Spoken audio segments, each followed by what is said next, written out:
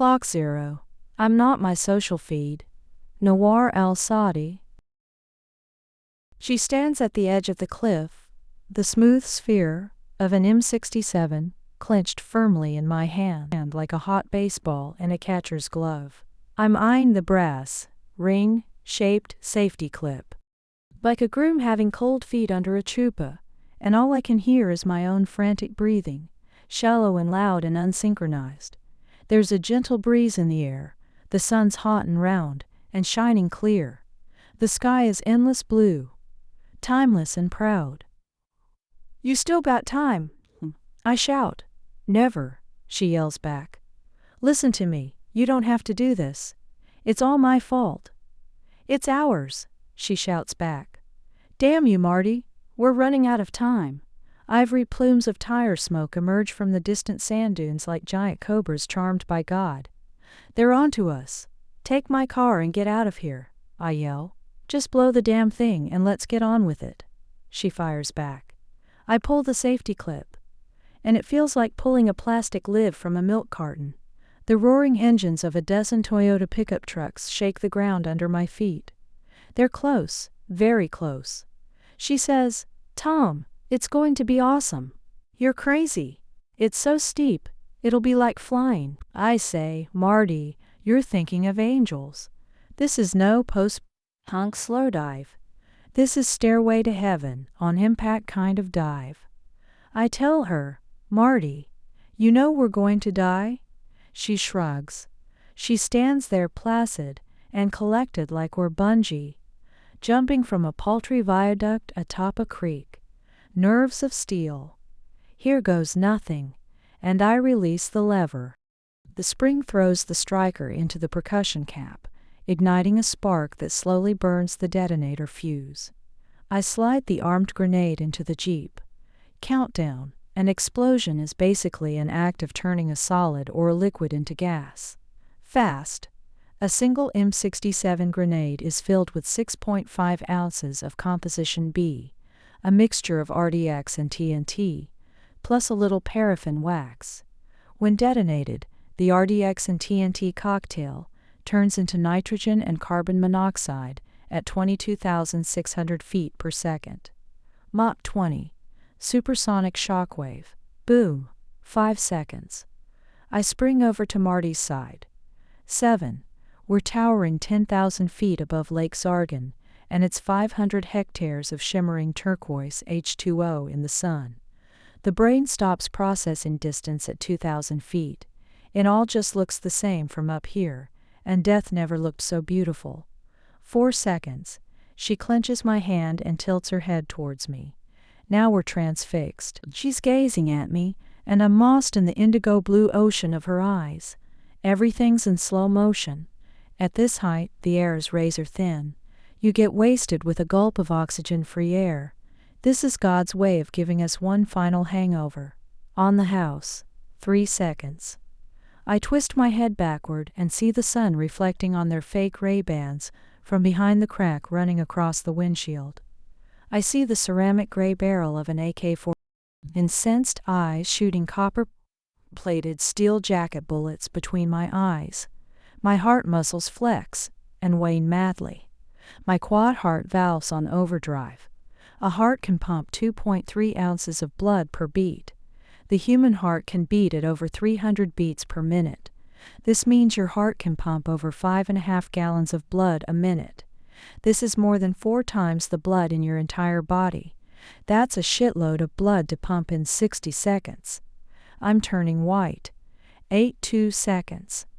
Beads of sweat roll down my temple and onto my cheek before dripping into the void, leaving drops of sweat in the dirt. My tongue is mountain rugged and dry. Grand Canyon. I taste iron. Marty's hair is flapping in the wind, and her baby face looks serene and peaceful and beautiful like a newborn baby seeing its mother for the first time. Marty says those who truly live never truly die. 1 second. Their pickup trucks squeal and doors slam shut, and their sweat and smell and cries and dust fill the air. They're so close I can feel the shadows of their guns pierce a hole in my spine. Marty tugs on my hand.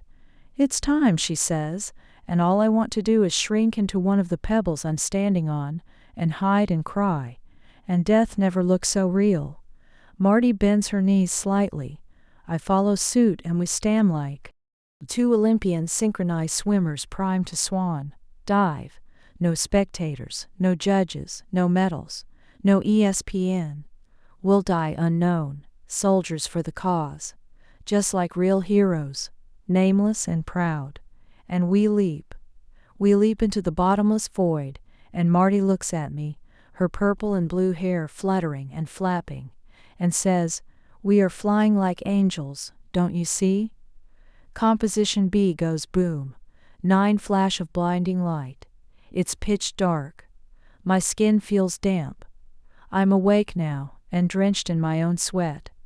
I cringe. Just a nightmare. What I feel now is disappointment.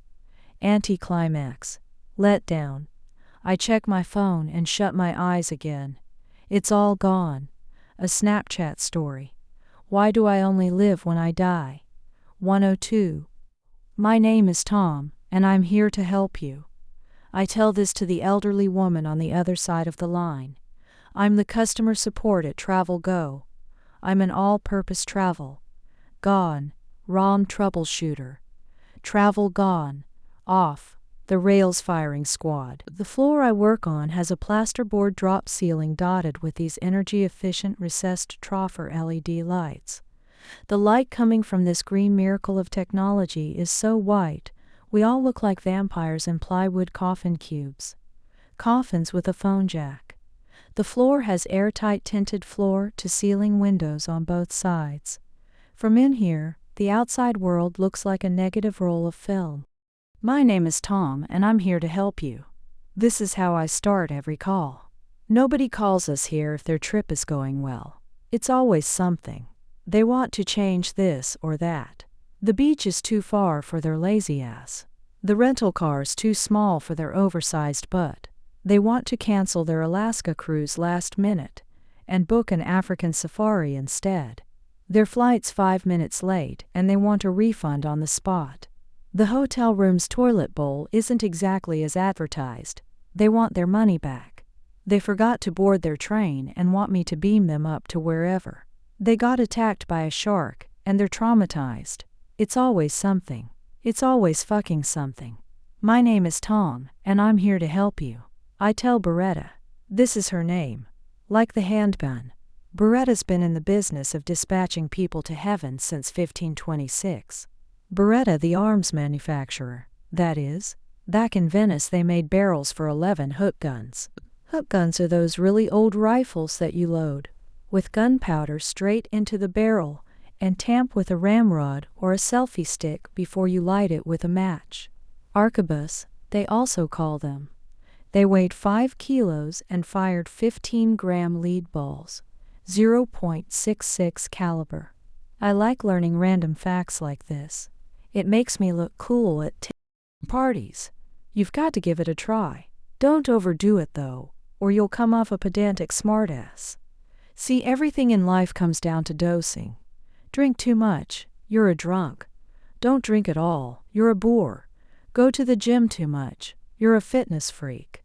Go to the gym too little, you're a lazy bum. Everything in moderation. The guy at the next cube has a cold. He's been sniffling all morning like a sniffer dog. From her exotic hotel, in some exotic island, amongst some exotic people, I punch in the 7 digits of her reservation number and go back to my phone to check my social feed. 12. I always like everything on my feed. Whatever it is, I like it. Jonathan climbs a tree. Like. Emma makes a funny face. Like. Dinah eats chips. Like. It's called feed etiquette. Social media decorum. I don't have tell you how much it sucks when you post something and nobody gives a shit. It makes you feel like a loser. A major letdown. You log in and you keep checking and waiting and hoping, and not a single thumbs up. Not a single comment.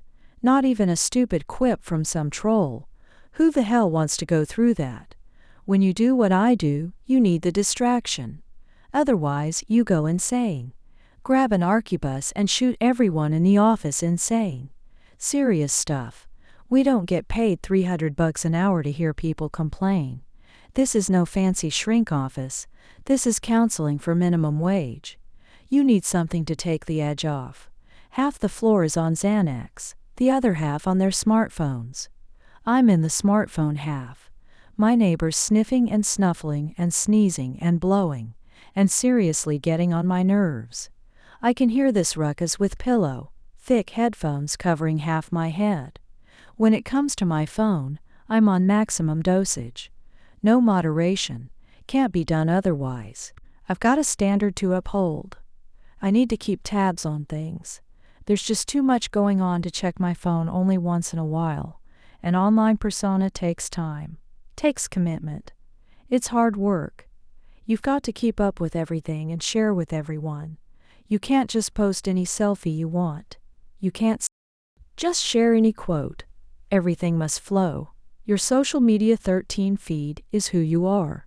It's your window display, your brand. You can't mess with that. It stresses me out sometimes. I'm so busy texting and updating and liking and tweeting and gramming and snapping that at times I can't think. I don't have time to think. Hotel Express pings. There it is, Beretta's reservation. Her customer file pops up too. Travel Go buys customer data from third parties. Data aggregators. Travel Go buys data on everything and everyone. Turns out Beretta's been a widow for 3 years. Her favorite songs, What's This Thing Called Love by Cole Porter, and she has a Pekingese dog called Daisy. Her file says she's 79. Based on the national average life expectancy, Beretta's only got 2 more years of Celebrex prescriptions to fill. Where she is now, the average life expectancy is 68. Where she is now, she's the living dead. I put Beretta on hold a little more with a lovely musical selection from Cisco Call Manager version 10.5 while I check my email. Nothing. Nada. Not even spam. No penis enlargement Groupon. No multi-million-dollar Nigerian inheritance. No phishing scams. Bummer. Email is so pass. Madam, I see that you've only paid for a standard no AC room, I say to Beretta's ghost. I can hear Beretta's crooked arthritis fingers crack as she clasps the phone hard and shrieks. I reserved and paid for a premium air-conditioned suite. You're already in a premium suite. I tell her. What's the problem? 14. I know what you're thinking. I'm messing with her. Yes, I am. I know what her problem is, but why solve it quick? If I solved it, then I have to take another call, and another, and then another. Not my style. I'm cultivating my golem effect. Bob, my boss, claims all customer calls are recorded. Don't know if I buy it. I think they just make shit up to dupe us into working harder. I mean, if they had all my shit on tape, why the hell I'm still working here? Statistically dead. Beretta says, the hotel's charging me extra for a premium air-conditioned suite. I already paid extra when I made the reservation 4 months ago. This is totally unacceptable, her voice changing from a shriek into a high-pitched squeal. Totally unacceptable, she says. Totally. This isn't what's showing in my records, madam. You only reserved and paid for a standard non-air-conditioned room, I say in a carefree voice with both eyes on my phone. For the life of me, I can't make out the color of this dress on my feed. Is it black and blue, or is it white and gold? Hashtag the dress. From 7,000 miles away I can hear Beretta's heart skip a beat, and with her screech-owl voice she tells me she can't sleep in a non-air-conditioned room. She tells me my customer service isn't up to snuff. She tells me how big of a disappointed her whole trip is. She tells me lots of things. I tune her out. I'm busy on my phone. I'm leaning white and gold. And after she's done listing her disappointments, I say, "Don't you have AC in the room now? What's the problem?" Sometimes I can't help but chuckle when I feign ignorance. Play dumb. Fake stupidity. Make believe I have a congenital brain defect. Not everyone takes it the same way. 15. Everyone has a tolerance limit. Some callers just keep explaining their problem to me, while I keep pretending I don't get it, and they just won't get angry. Book of job stuff. Some other poor souls just give up and stop calling. My favorites, though, are the exploders. Those who explode in a blue rage at the slightest hint of stupidity on my part. I hardly mind the abuse. In fact, I like it. They make me feel alive. I feel their anger. I want their fury. They see something wrong and unleash. Let go. Unload. They don't bottle things up. They unbottle them. Pop out like the cork of a bottle of champagne on New Year's Eve. I'm their one. 800 therapy. Ah, chew, ah, chew, ah, chew, ah, chew. I hear this non-stop sneezing sound, clattering like a washing machine on spin cycle. The guy just goes paroxysmal. Ah, chew, ah, chew, ah, chew, ah, chew. He's rattling my cube. What's with you? Are you dense? I'm telling you, they're making me pay extra for a premium air-conditioned room. I already paid for a premium air-conditioned room. Beretta's raising her voice, upping her game, and I'm starting to like her. This isn't what it says in my records, madam. It says you paid for a standard non-air-conditioned room, I say, and before she opens her shriveled lips again, I recite her Miranda rights, her right to remain silent, while I drown her in travel go fine print. IBM Xenon fine. Look it up. IBM Xenon 1989. I'll put Beretta on hold until you come back. 16. I know all of this sounds like great fun. Don't get fooled by the chitter. My department is just a glorified call center. There are perks though. We can piss whenever we want. And the coffee in the rec room isn't half bad. Hashtag dream job. What you've got to keep in mind is that there are only two kinds of people who work at call centers: students and mummies. Students, they do this to pay for college, and they're out of here pronto, Flash Gordon fast, as soon they get their degree, unless they drop out and join the second category, the mummies. The middle, aged and bitter about life, the never applied themselves people. They'll be here forever. Mummified. I'm in the latter category, except I'm skipping ahead a few years. Beretta is still on the phone. They told me I would have a premium air-conditioned room when I made the reservation. And we're back full circle. We've hit an impasse. I suggest Beretta speak to Martha in the customer satisfaction department. I tell her our relationship ends here, put her on hold and shout across the hall. Martha, code yellow on 3. Can you take it? Martha has the worst job in the world. She's TravelGo's last line of defense. This is where customers' demands threaten the bottom line. You don't want to do her job. Believe me, Martha's marching orders are to make customers believe they've eaten cake, while she keeps the whole tort. It's a zero-sum game, and she comes out ahead every time. Martha's where customers' dreams go to die. Black hole. She's persuasive. Martha's only 24. But she outranks me. She's 17 hectares her own semi-private office. 2 walls and a window. My company doesn't believe in walls. They've been tearing them down since I started working here 5 years ago. I believe in walls. Walls are the epitome of progress. The first thing nations do when they advance is build walls. I want to build many walls, bricks walls, concrete walls, clay walls, steel walls, wood walls, double walls, triple walls, laminated walls. You know walls, walls in every direction, and then I want to make a website where we all work with no walls, a kind of virtual open working space. I want to call it Officebook, and after it grows into a handsome unicorn, I want to cash out and buy an island with no walls. Hawaii, Bora Bora. Martha will be out of here as soon as she saves enough to pay for the last 6 credits of her applied psychology degree. Martha gestures for me to pick up the phone. I dial her extension and says, "Hey beautiful, we have an old lady in distress." She says, "I told you to dial me when you need me." Stock shouting across the hall. I apologize and I insta-message her a picture of the dress, and she says, "This thing is so yesterday." Martha tells me it's black and blue. 10 million tweets settled it. Hashtag black and blue. Are you kidding me? And I'm flipping my phone every other way, landscape and portrait, up and down. I can't believe my eyes. Black and blue? No way, I say. I have a thing for Martha, and she has a thing for me. Marty, eyes, long, wavy, chestnut hair, dyed purple and blue. Marty's edgy and always dressed in black. Takes that whole black hole thing to heart. Vinyl, fish stockings, platform boots, the works. And I'm back checking my feed. Nat bought herself a new cat. Like. Jonathan's climbing a hill. Like. Ethan's sitting on a bench. Like.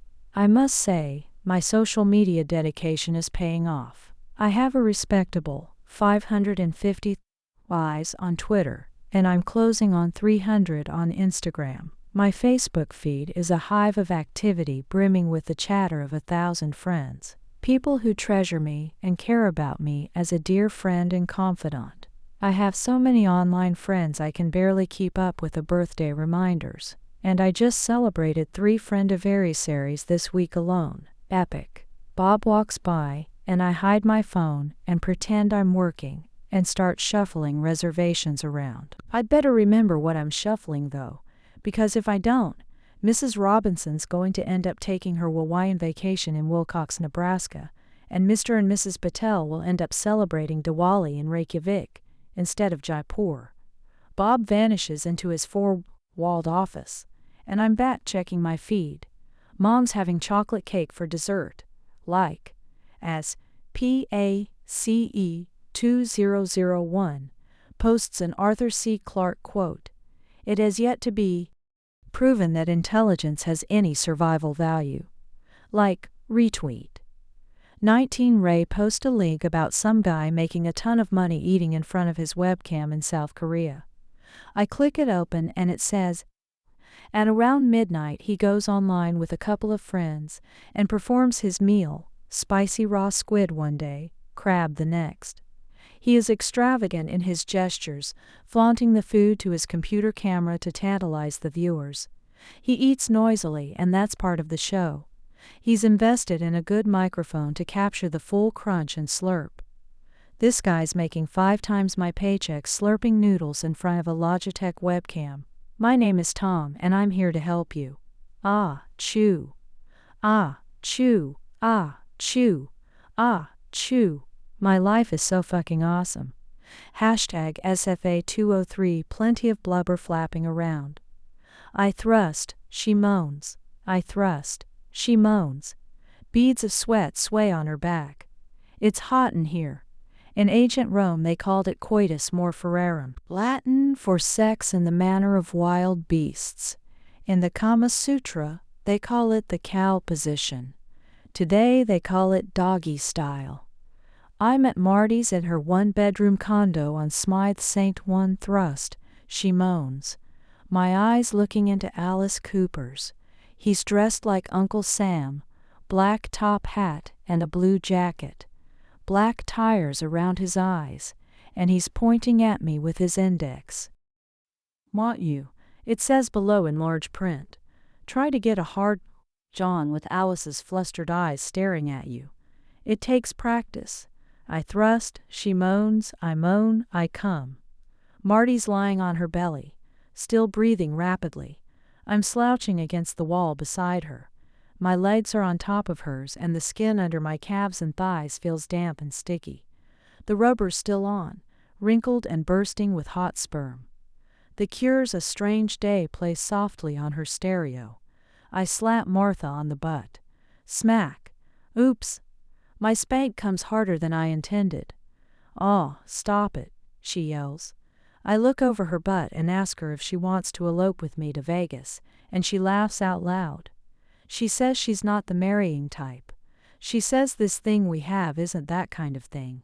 She says even if she did want to do that kind of thing, she wouldn't do it with me. She says I'm still a little kid inside. She says, go flush your babies before they mess up my bed. 21, I jump out of bed and head to the bathroom to wash up, dick in my hand, and careful not to spill my offspring on her sandstone beige cable carpet. A neighbor with a cigarette in his hand spots me from the window. I give him the finger. He rolls his eyes and takes a puff. The way they stick these condominium totem poles so close, you don't have any privacy anymore. The other day I got back from work and saw my neighbor across the street jerking off in his kitchen with a phone in his hand. This wasn't as bad as the day I saw this middle-aged couple put on Teletubbies costumes and go at it wild beast style. Watching live, give Tinky Winky head takes a toll on your mental equanimity. The red light on my phone flickers and I start drooling like Pavlov's dog. I put the bathroom on hold and I walk up to the build-it-yourself compressed wood dresser where I left it. I grab my phone in one hand and my other hand's making sure the rubber doesn't slip. I thumb it open. Kim's having cocktails, like at Shaw Cable. We wish you a wild evening. Like some redhead Megan I tindered with the other day dropped me a message. You want to have drinks tonight? Wink face emoji. Disintegration plays. I rest the phone back on the dresser by the blue frame with a picture of Marty's kid nephew and gate to the bathroom. I throw the condom in the toilet and semen trickles down from the cone of my dick. That sweet pancake smell again. I grab a tissue, dry my junk and throw it in the toilet too. The tissue, that is. I take a leak. Piss splashes and drums against the latex, like rain on the windshield of a speeding car, and ricochets against the rim of the rose toilet seat. 22 flush. Wipe the seat. Flush again. I wash my hands thoroughly while looking at my face in the mirror. My stubble's bursting out and giving me a manly 5 o'clock beard. It's just perfect. I grin at the mirror and check out of the bathroom. Back in Marty's room, The Cure's Robert Smith sings, "Oh, I miss the kiss of treachery, the shameless kiss of vanity, the soft and the black and the velvety, up tight against the side of me." Marty's under her fuchsia wool blanket now, and typing something on her phone. My phone light's flickering. I grab it. Megan again. "Hey, where are you?" Frowny face emoji. I put my Galaxy S7 Edge back on the dresser with its sleek curves and its pin. Sharp screen bleeding on the sides. Talk about a chick magnet. I always have the latest and hottest phone. You don't want to fall behind status-wise. Believe me, you know the feeling, don't you? That feeling when you slide out the hottest phone from your back pocket and you see their eyes drool. This is when you know you made it. This is when you know you're worth something. My hands are itching for the latest iPhone. They say it'll have 4 LED flashlights, 2 in cool colors and 2 in warm colors, and an ambient light sensor that will make your photos to die for. I'm super excited. I got my guy on TaskRabbit primed with his tent and camping gear. Last time I was the first at Travel Go to walk around with the S6. Man, did I score that week? 23. I can't confirm it, but a guy in the know told me the other day the next iPhone won't have a headphone jack. I didn't believe him, but he swore it on his dead father's grave it was true. I told him that I'd gutsy move. We're talking real courage here, real fucking courage. I jump on Marty and try to grab her phone. She pushes me back. "I need to do this," she says. I try to sneak a peek at her screen. She pushes me away. I give her a sullen look, but her eyes are fast back on her phone. It's only Tuesday and I don't think I can take it anymore. Reservations, modifications, cancellations, credit cards, overbookings, transfers, happy customers, angry customers, shitty customers, day in and day out. What's the fucking point? #shoot me, just hoot me. I tell Marty, I can't take it anymore. I'm closing in on 30 and I haven't done anything with my life. When my dad was my age, he had 2 kids and ran his own drugstore. She's still on her phone. My phone's light's flickering again. I try to leave it alone and say, "Marty, I'm dying here." Hold on. Flickering. Flickering. 24. Damn, why did I leave my phone on the dresser? I'm too comfy on top of Marty's folds to go grab it. I attempt some kind of telekinesis, the Force-style voodoo. I stretch my arm forward and point my hand at my phone and command it to leap over. It doesn't. Flickering. Flickering. "Okay, what is it?" she asks. her eyes still glued to her 5-inch screen. I can't keep working at Travel Go, talking to assholes all day. I want to do something big. Like what? I don't know, become a drug kingpin. What do you know about drugs? She says. Dave, my roommate in college, he was doing his master's in chemistry. He used to say if he didn't find a job after graduation, he'd start cooking in his parents' basement to pay his student loans. He taught me a thing or two. He told me with my dad's drugstore we'd have access to everything we need. She shrugs and says, You, a drug lord? No way. Maybe you should change jobs. Who the fuck wants to hire a history major? I wouldn't even hire me. Why did you major in history? 25. Good question. Flickering. I don't have a good answer for her. It kind of just happened. I mean, for a long time I didn't ask questions, I just went with the flow. It was like watching a bad movie on TV. That, for some reason, you just have to watch to the end. You've got to figure out what happens before you shit all over it. History is just like that for me, but with one crucial difference. History just keeps on going. One awful flick running all the way to the big crunch. The end rewind. Starts over. My European history teacher was a big fan of Churchill. Every class he'd chalk a quote on the board. My favorite, History will be kind to me for I intend to write it. I love a good quote. I guess that was another clincher for me. I studied history for the quotes. Flickering. Marty's back typing something. I have to check my phone. The blinking red light is literally poking a hole in my soul. I clumsily climb down the bed and elbow all over Marty. Watch it. It's Jerry's birthday today. Wish him a happy birthday, my phone says. Who the fuck's Jerry? Oh yeah, I forgot to say, half the people I wish happy birthday to, I don't even know who they are. I think I may have even wished happy birthday 26 to a couple of people who might have been dead. At some point there will be more dead people on social networks than those alive. This is what the math says. It's inevitable. Social graveyards. And Robert Smith says, how the end always is how the end always is. How the end always is. And now I'm just feeling down and blue, and I say, Marty, I think I'm going to go. All right, she mumbles. I slip my pants on. Throw Marty an air kiss and slam the door shut. I don't even know if she noticed, her head still fused with her phone. I text Megan from the lobby, and we agree to meet in an hour at Earl's. Hearts and kiss face emojis flying back and forth. At Shaw Cable wished me a wild evening back at Marty's. Things are looking up. Cable company wishes always come true. It's 7:38 p.m., still a bit hot outside. I walk slowly. Got time to kill. It's busy on Robson. The sun is sinking behind tinted skyscraper glass. A jetliner draws a thin contrail, like a knitted white ribbon across a creamy pink aquamarine blue vanilla sky. A few feet down the street, and under a row of designer bags at a Nordstrom window, I see a bony, sallow old woman selling bootleg DVDs on a tarp. Never seen her before. I stop and pull out my phone. I snap a picture of the sky and float it to the cloud. 27, #Vancouversky. This'll get me a few likes. I slide my phone back in my pocket and see a flock of Asian teens swarming around. Asians always walk in groups. I guess it's a cultural thing. Sometimes I imagine them flocking on Robson wearing bird masks. Dead ahead I see a fit guy in sweatpants and a sleeveless shirt with headphone cords dangling out of his ears, like yarn threads FaceTiming on his phone. He's racing towards me, and I hold my ground.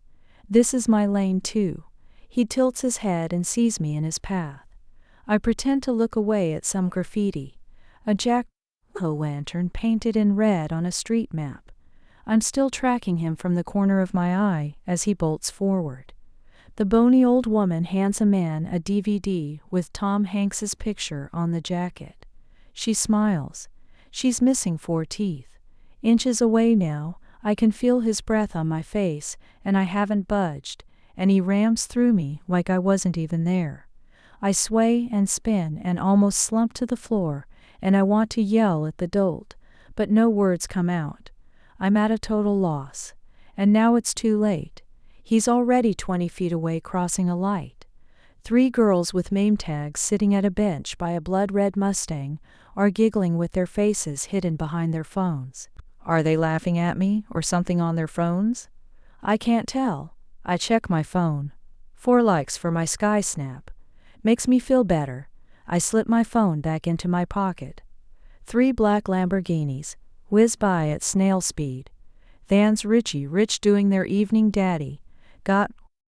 I stop at a Starbucks to take a piss, and a rough-looking barista hands me the key attached to a heavy chunk of wood, 28, and makes a face. Mischief in her eyes, she says. This isn't some piss-hole pit stop. I grab the key and go take a leak. Picasso. On top of the stainless steel urinal there's a scratched plastic frame with a poster for a Picasso exhibit at the Vancouver Art Gallery. I can't make out what the scratched letters say. I think it says pitch black. A guy unlocks the door and comes in with his phone tucked under his armpit. He's surprised to see me and I him. I thought this was a one-pisser. At time kind of deal. It must be that stupid bitch at the counter playing a prank. He shrugs and puts his chunk of wood on the sink. He walks to the toilet bowl, and with the toilet seat down, unzips his pants, grabs his phone, and starts typing something with both hands. No aim. His penis loose. Free. Time to go. I zip up quick, rinse my hands, leave the key on the pickup counter, and bolt out of there. I hit the bar at Earl's. I have a cold lager sleeve in my hand, and my phone face up by the coaster. A football game's playing on the big screen. I don't know who's playing, and I don't care. Photos of Trump and Putin are displayed on the doctor news bulletin on another screen. Lonely faces and eyes are glued to screens big and small everywhere. The guy next to me's flirting with a girl on his touch screen. Sexting. I can make it out from my upholstered leather stool. He types, I want to put my lips on those nipples so badly. He types, I want to circle my tongue around them and suck on your breasts. Whoever's on the other side types, oh baby, I need you. I tilt my head and glimpse a mound swell under his belt. My notification light twinkles. I thumb my phone open. Jessica and Emily and James overlay their FB profile photos in 29 red, white, and blue stripes, and Oliver, who's backpacking in Europe, says, I am safe. Birdie's madly flapping its wings. #Terror in Paris is trending up quick, and the news bulletin on the TV screen flashes breaking news in white print on a red background. Ms. Walker took us to Paris on a field trip a few years back for my art history class. The City of Light. I was really surprised how small everything was. The first day we arrived, I lost my wallet near the hotel in Lamar. My friend said he saw pickpockets snatch it and vanish in the dense crowd. This is what happens when everything is clogged up and small. It took the receptionist an hour to direct me to the police station. He didn't speak a word of English. A week in the has-been continent, and I couldn't be happier seeing that red maple leaf on the tail of the Boeing 777 whisking us back home. I belt down my sleeve. Megan texts me last minute and says she can't make it. Her dog's feeling ill. She drops me a sad face emoji. I slam my glass down on the polished oak. What a fucking waste of time. I'm emoji's pissed off face. That's when he showed up. Daniel Drake. He pops up out of nowhere. Tall and stylish with silver-grayed hair, wearing a white tie-less shirt under a classic fit Hugo Boss suit. Outer space black. 4-button detail at the cuffs. He leans in my direction and says, looks like you're having a lousy day. What you need is a real drink. And he orders us 2 Jameson shots. 30. Excuse me. Do I know you? I don't think so, he says, his eyes ash gray. The bartender plonks 2 ambers on the oak. Hugo Boss lifts his shot glass and I lift mine. Straight up, he says, and my tongue feels like I'm sucking wood. A smooth finish hits my throat. I order another round. No chasers, just shots. He says his name is Daniel Drake and gives me a firm handshake with a hand that feels as cold and as hard as a brick of ice. Sine me too, he says. What does that mean? Sign me too's been written on every Jameson bottle for centuries. It means without fear, he says. Are you without fear, Tom? I went bungee jumping once when I was in college. That's not what I'm talking about.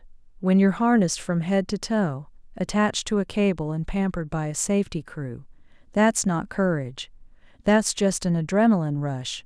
You want real courage. Drop the harness and dump the crew. I thought my bungee jump was a big deal. I still remember it like it was yesterday. My heart pumping, hands shaking, dangling hooks flapping around while I waited my turn. The crew telling me to chill out while a guy scribbles a number in bright green on the back of my hand. The guy pats me on the back and says they've done this 1,000,000 times. Then it's my turn. Feet bound, I waddle over towards the ledge. A piece of the grip tape peels up, and a guy behind me holds my 31 harness, like a kid holding a bride's wedding dress. And I tell myself, this is happening. My kick-ass Instagram moment. I bend my knees and steal a glimpse of the emptiness underneath. Adrenaline goes rushing in my veins, and then I just jump. I plummet down, the wind ripping through my hair, weightless and plummeting, soaked wet in adrenaline and plummeting. The ground comes rushing at me, and just before I turn into gel, every blunder, every trifling faux pas, and everyone he'll ever know will forever fester in his pocket. He pauses. No human being should grow up like that. 32. I sit there looking at the little boy swiping a screen as big as his head, and Daniel Drake turns back to me and says, "What? We are some gigantic social engineering experiment. We're all just lab rats. We're all being turned into check-and-click junkies. A clickbait generation," he says. "Think crackheads. Think speed freaks." I say, "Why do you care so much?" This is when he tells me about his behavioral research at Cyber Marketing Logic. This is when he tells me about the dirt of the technology, smartphone, social media industrial complex. About the digital drug money. His task at CML was to crack the magic formula. That's what he called it. The formula to pump us full of dopamine and have everyone chock full of oxytocin. The formula to turn us all into check and click junkies, into clickheads, into checkheads, into feed freaks. I say, "Did you crack it?" And he says, "Did you take a good look around?" This was my first encounter with Daniel Drake, the meeting that sparked the revolution. I still wonder to this day if Daniel knew what was going to happen, or if it all just sort of spun out of control and happened by accident. But if there's something I learned about Daniel Drake, it's that he doesn't believe in accidents. He orders us another round, looks me in the eyes, and says, "Do you want to start a revolution?" And my mind goes blank. 33344 Bob's waxy pat glitters from under his comb-over, pounding like it's being perforated with a drill. The projector lights beaming in 1280 x 800 native resolution. My eyes squinting. I don't know what the hell I did last night. My brain feels like a ball of tangled copper wires. What I want to do now is to walk up to the NEC 35 projector box and smash it to pieces with a sledgehammer. Reduce it to bits, dice it into chunks, destroy it beyond recognition. Bob's clobbering the room with PowerPoint slides, growth rates, response rates, satisfaction rates, target rates, conversion rates, cancellation rates. Every week Bob locks the customer service division in the conference room to review last week's numbers and set next week's target numbers. Every week I'm emojis pouting face. Bob's flipping his slick slides on the 92-inch polyester screen. And what I want to do now is to walk up to the cream-white NEC 35 projector box and sink it in hydrofluoric acid. HF. My dad used to say HF makes other acids look like citrus juice. HF can chew through anything. Rock, glass, metal, ceramics, concrete, you name it.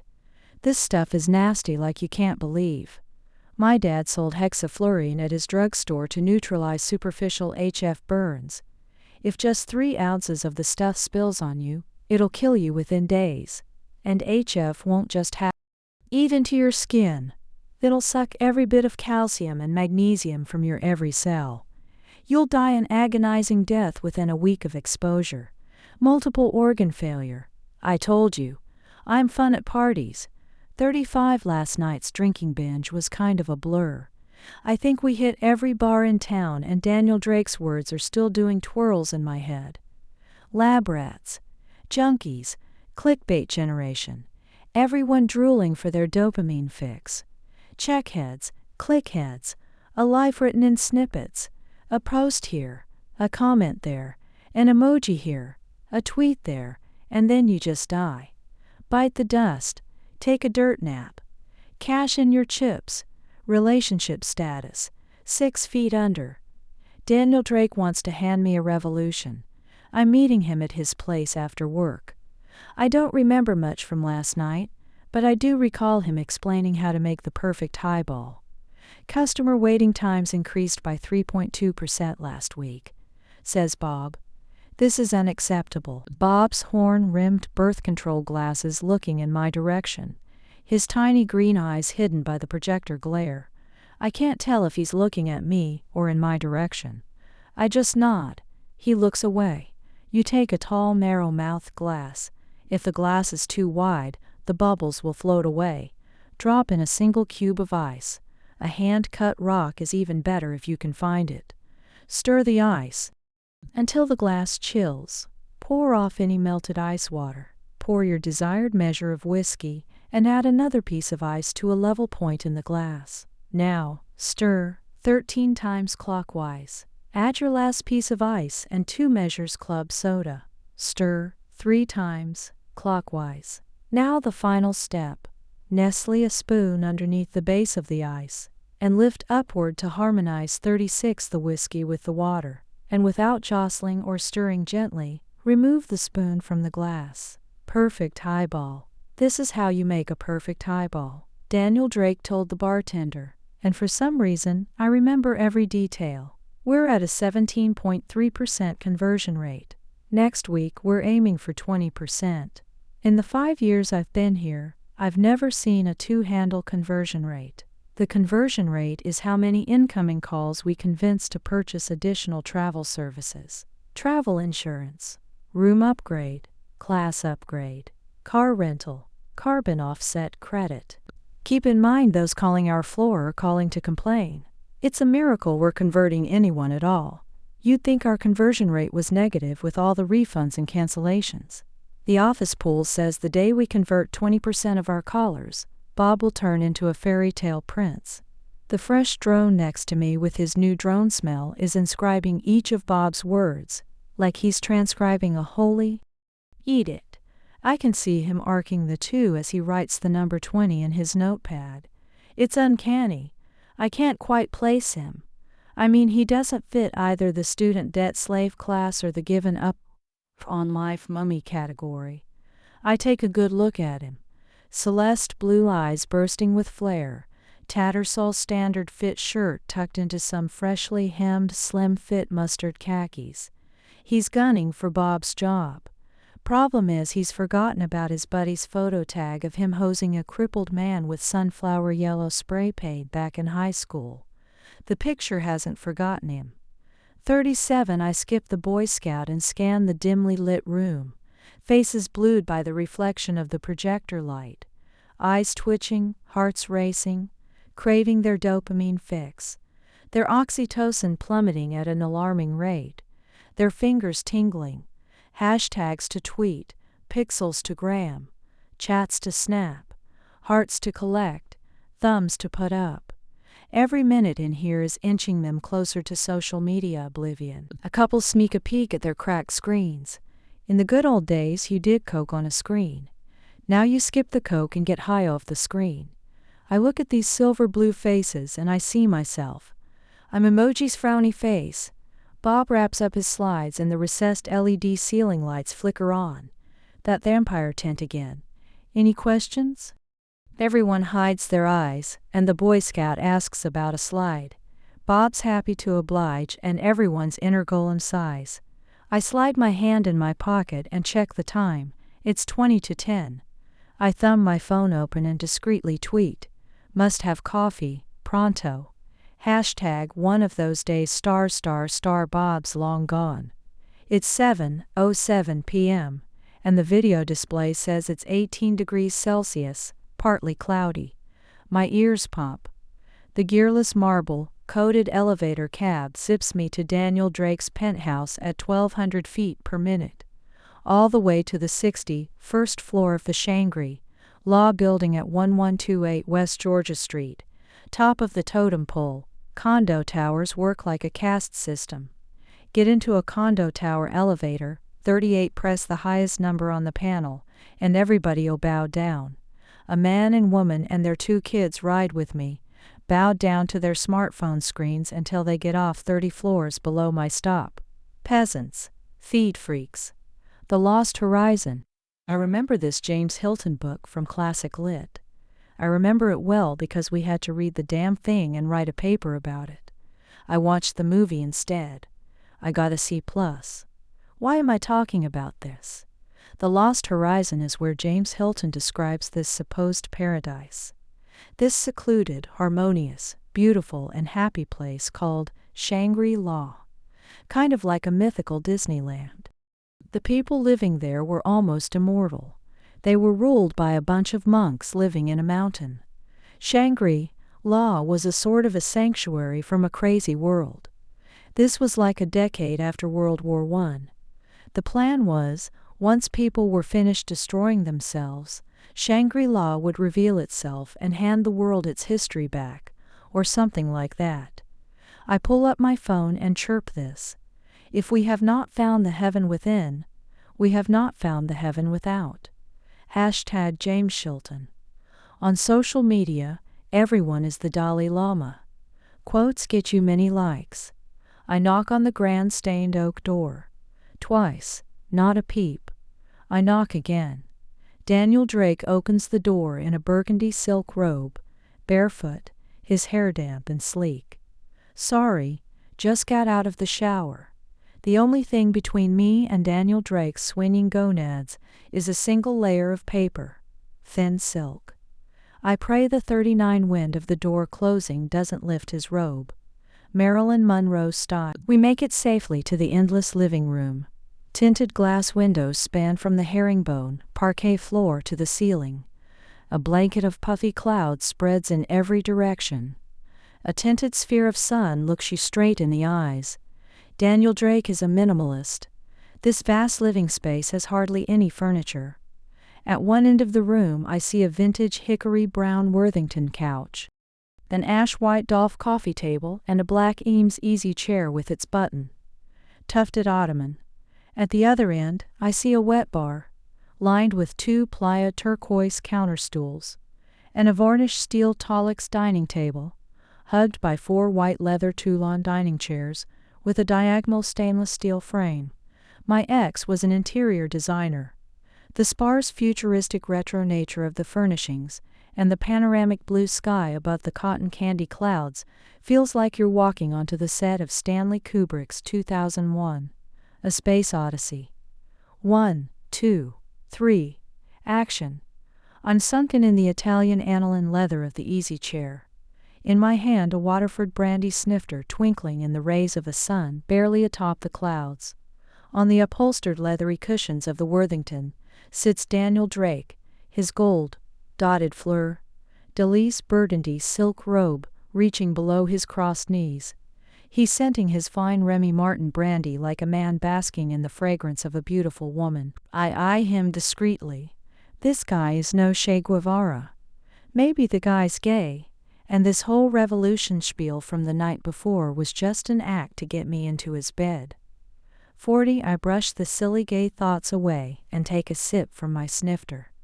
When I was a kid, I was too scared to sleep in the dark, so my mom put this orb-shaped red night light in my room. Type you plug into the socket directly. Things were fine until one day they showed Space Odyssey on the movie channel, and all I could think about that night, and every night afterward, was that crazy spaceship computer hell. I'd hide under my Transformers blanket thinking Hal was watching me through the nightlight in the electrical outlet, an inch above the baseboard, whispering in its soft, creepy voice.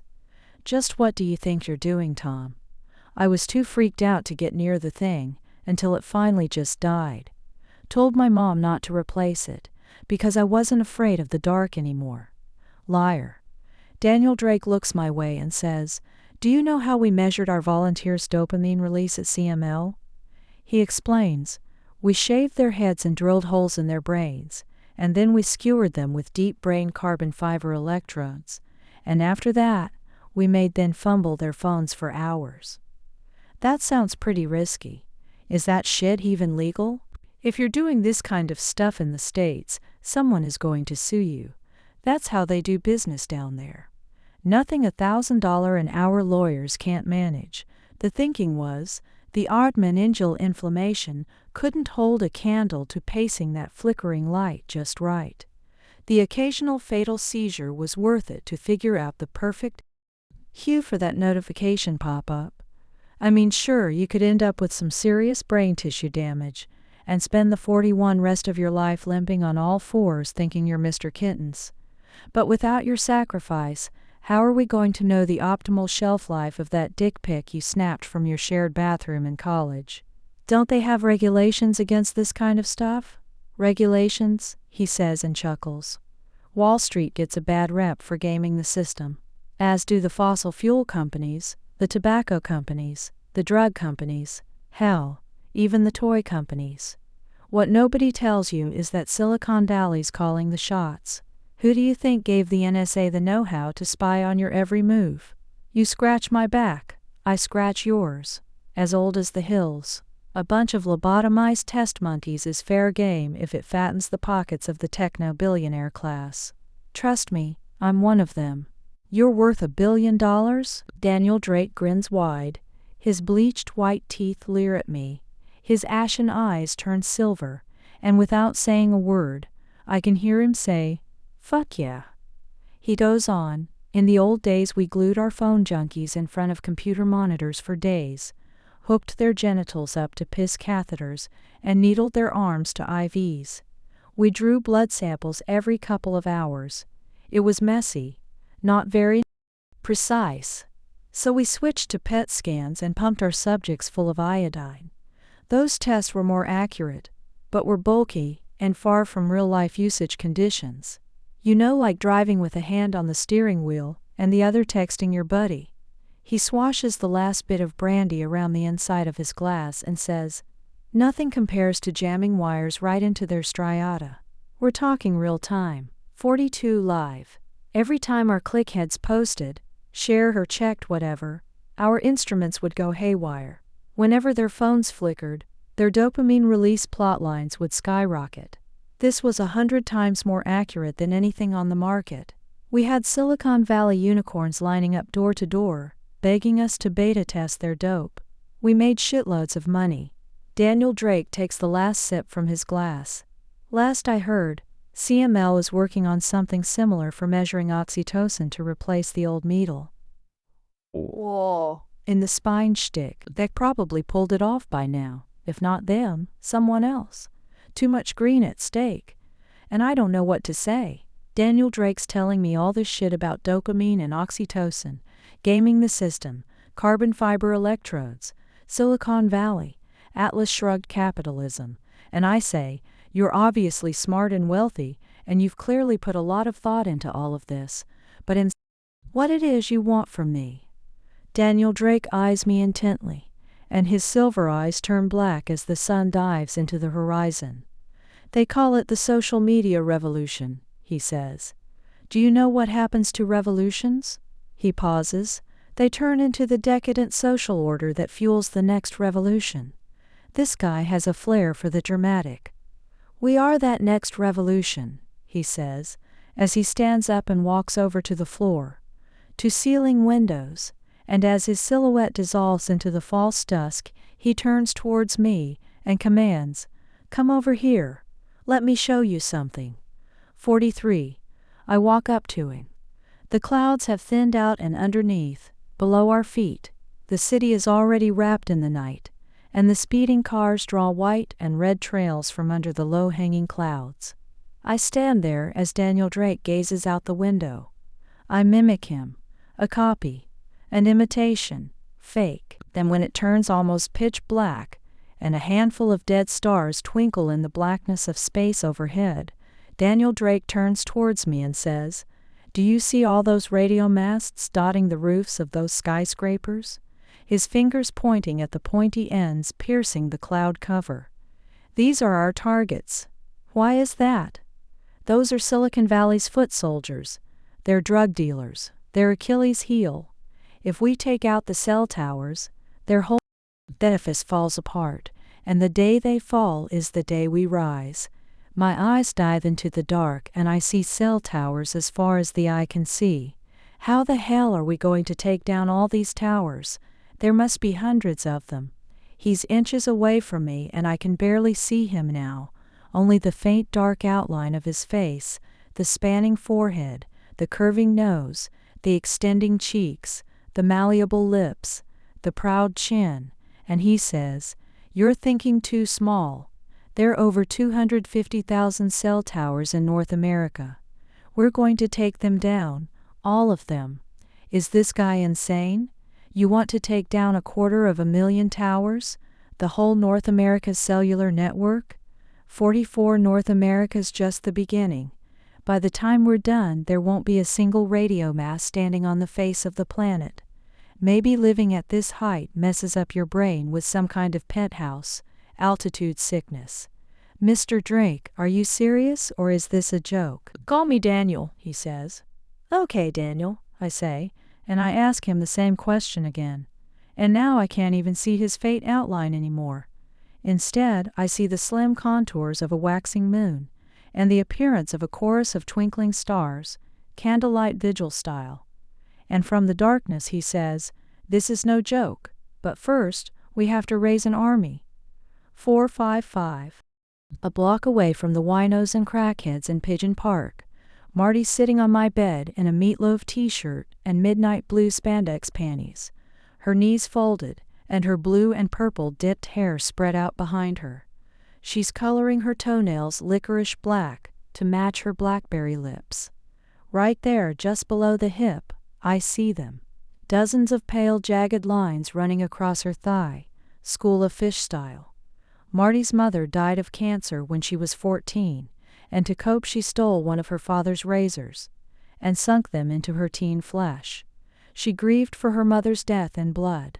Her father worked 2 jobs and had no clue what his daughter was up to in her bedroom. When the slicing got old, she turned goth. Her best friends stopped tagging her, and cyberbullies and trolls called her a witch. "Die, you dirty witch. Die, die, die. #drop dead," they said, again and again, until she carved the word death on her skin. I can't make out the letters anymore. Just a jumble of pale scars now. I'm sitting next to her in my boxer shorts, and my studio's a pigsty. Dirty dishes in the sink, clothes and shoes thrown on the floor, crammed full garbage bin, dusty books and DVDs on shelves, tangled socks climbing out the dresser, souvenirs, 46 gift cards, chargers, wires, old phones, iPod, iPad, iMac, television set, candy, Kleenex box, bought bulky speakers, empty picture frames, printer, my collection of Simpsons and Star Wars figurines, and 1,000 other little things floating around. I've been carrying this shit in cardboard boxes from place to place all my life. Collected one Visa swipe at a time. Next time I move, half of this room is going in the garbage. Marty's flexing her toes and she looks happy with herself. "What do you think?" "You have cute little toes. I want to bite them off your foot." She smiles. takes a quick glance at her phone and dips the little paintbrush in the little bottle of nail polish, proceeding to blacken the nails on the other foot. I examine my place some more and look at my history books. The French Revolution, a bloody history. Daniel Drake says his revolution will be bloodless. No revolution worth its name was dry. Daniel's either a liar or a fool. During the French Revolution, over 40,000 people were beheaded with guillotines, decapitated. Talk about head count. I turn to Marty and say, "Did you know back during the French Revolution chopping heads was a festive event?" She's meticulously coloring her left pinky toe. No kidding. I'm dead serious. People would gather at the Place de la Revolution, sing songs and tell jokes and recite poems. They'd 47 buy souvenirs and grab a bite, and women would watch and knit. Even the condemned played along, making smart-ass quips and dancing their way up the steps of the scaffold. Some crazy shit. 1 second you're looking at a basket with your head firmly attached to your body, and another second you're in a basket sucking wicker, looking up at your own opened-up neck, spurting fresh blood all over your face, mobs cheering for your death. Brain activity lasts for 4 seconds after decapitation. 1 Mississippi, 2 Mississippi, 3 Mississippi, 4 Mississippi. That's how long it takes for God to do the paperwork. Marie Antoinette, the let them eat, Saker, tort queen. She was shaved bald, her hands tied. She was chucked into a tumbril and paraded through the streets of Paris before they took her to the scaffold. When she walked onto the platform, she stepped on the executioner's foot. He cried out and she said, "Pardon me, sir. I didn't mean to do it." #guillotine. The crowd burst into laughter when the guards took off the white cap, covering her bald head to prepare her for the execution. They laughed until the blade came down, and blood washed over her pate, and their laughs turned into cheers. Her husband Louis XVI had it worse. They dropped the blade twice before his head fell off. #ouch 48. You know what would have been awesome? Marty says, now coloring her left ring toe? If they had smartphones back then. She tilts her head sideways, examining her toes. I'm trying to picture it in my head. Thousands stretching their arms, clasping their phones high above their heads, pushing and shoving and clamoring for that money shot, for that instant when the head is severed from the body, for that moment when death is born. Marty says, I bet you someone would stream it on Facebook. I'm thinking Instagram, and I wonder what kind of filter would best match a decapitation. An enigmatic Brannon, a spooky Sutro, or a vintage gingham. I can't make my mind. It's a tough call. I wouldn't want to be defined by the wrong tint. Not for something so special. Deep down, I know I'm leaning for a nostalgic look. My friends would expect nothing less. I definitely settle on gingham. Many years back when my parents took us to London, we stopped by the Madame Tussauds Wax Museum. Madame Tussauds was pretty handy with waxwork. Turns out Madame attended guillotine executions to make death masks of the severed heads in the basket. She melted hot wax over the freshly severed heads of His Lordness Monsieur le Marquis and Her Loftiness Madame la Comtesse, and took their death masks on tour. #Waxgram. Marty, I dreamt of you a couple of nights ago. I tell her about the dream I had the other night.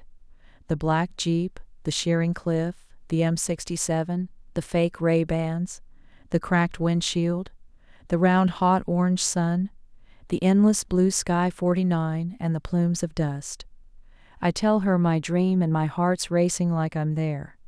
Everything's so real, everything in slow motion, everything I want to be. It's so steep, it'll be like flying, she says. I can see myself saying that. Marty, this is what I'm talking about. We've got to do something with our lives. We're not living. We're pretending. We're masquerading as living souls. We're the body doubles of our own lives. Tommy, these things only happen in movies. She calls me Tommy sometimes. I like it when she does because this means she's into me. What if I told you we can make it real? Damn it. She's accidentally knocked over her bottle of nail polish and spilled liquid licorice on my aqua blue fleece blanket. I'm so sorry, she says. Don't worry about it. I'll throw it in the laundry. As she gets up to grab paper towels from the shelf, I say, this whole place needs to go to the laundry. She proceeds to carefully wipe out the stain. Do you have any acetone? She asks. When your mom checks out early, you learn a thing or two about fighting stains on your own. Marty says the best way to remove nail polish from fabric is to place the fabric face down on paper towels and blot the backside of the stained area with acetone. She says, don't use acetone if your fabric contains acetate or triacetate, unless you want to melt a hole in your blanket. The blotting action will transfer the stain to the paper towel. She says, 50 rinse the stained area in the sink. Then place it face down on the clean set of paper towels and blot it with acetone again. Rinse and repeat. Keep doing it, she says, till the nail polish stops transferring to paper towels. She says if the fabric doesn't react well to acetone, I can use hydrogen peroxide. Hydrogen peroxide can act as a bleaching agent, though, so that introduces another set of problems. Hairspray can also do the trick, she says. You spray it on the bristles of an old brush and scrub in a circular motion. A bug repellent is equally effective. She tells me all of this, and I don't have acetone or hydrogen peroxide or hairspray or bug repellent. Despite the clutter, my home is greatly lacking in basic necessities. Marty says every household needs to have a nail polish removal emergency kit.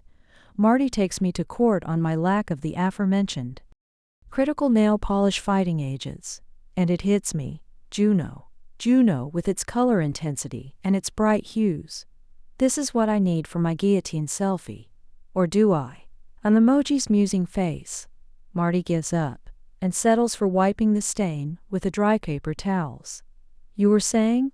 I was saying, we can make it real, and I tell Marty about Daniel Drake, his magnetic ways, and his grandiose plan to rid the world of its technology addiction, his plan to blow up the global cellular network, his $1 billion, his space castle, and his paper, thin silky burgundy robe. She wipes methodically while she listens and says, this sounds fishy to me. Are you sure this guy's for real? 51. I think so. He seems to know his shit. I don't think he's messing around. Maybe there's more to him. But one thing I know, he's very charismatic. Window cleaner? She blurts out. Check in the cupboard under the sink. She jumps up to check. Yes, this should do, she says, and grabs the window cleaner and sprays the stain.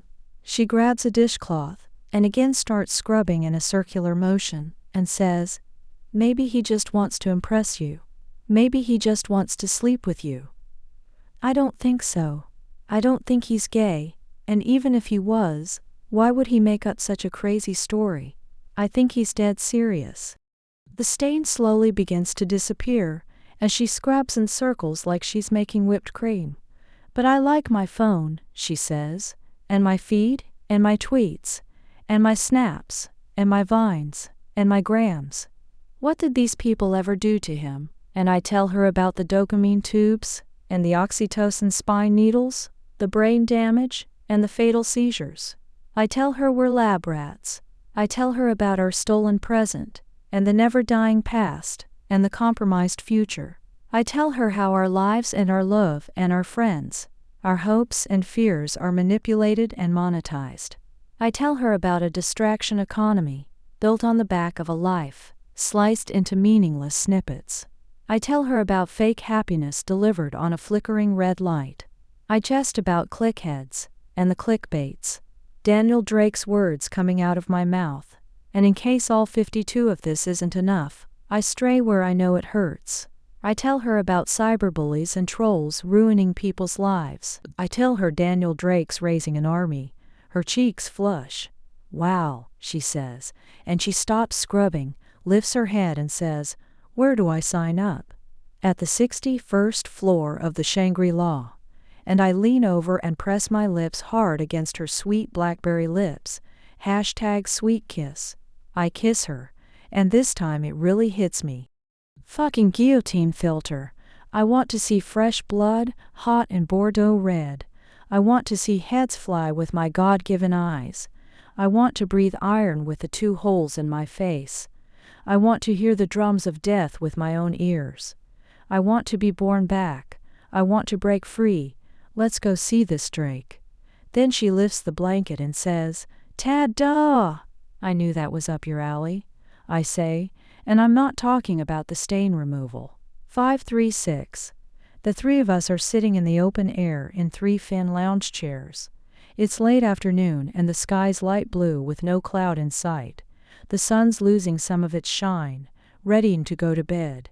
We're by Drake's oaken roof deck sky pool, and wrapped around us is a 3-story high, 2-inch thick, crystal clear glass and steel frame fence. Daniel's dressed in blue jeans and a black sweatshirt. Steve Jobs minus the turtleneck collar. On the reddish-brown teak coffee table sits 3 chilled Vespers with a lemon peel curled on the side of each goblet. At this height you can hear the wind whistle. You can feel the town breathe. Inhale, exhale. You can't help feeling you're suspended mid-air, floating wingless in a chair, and from his drifting throne Daniel says, "Tom's told me lots about you."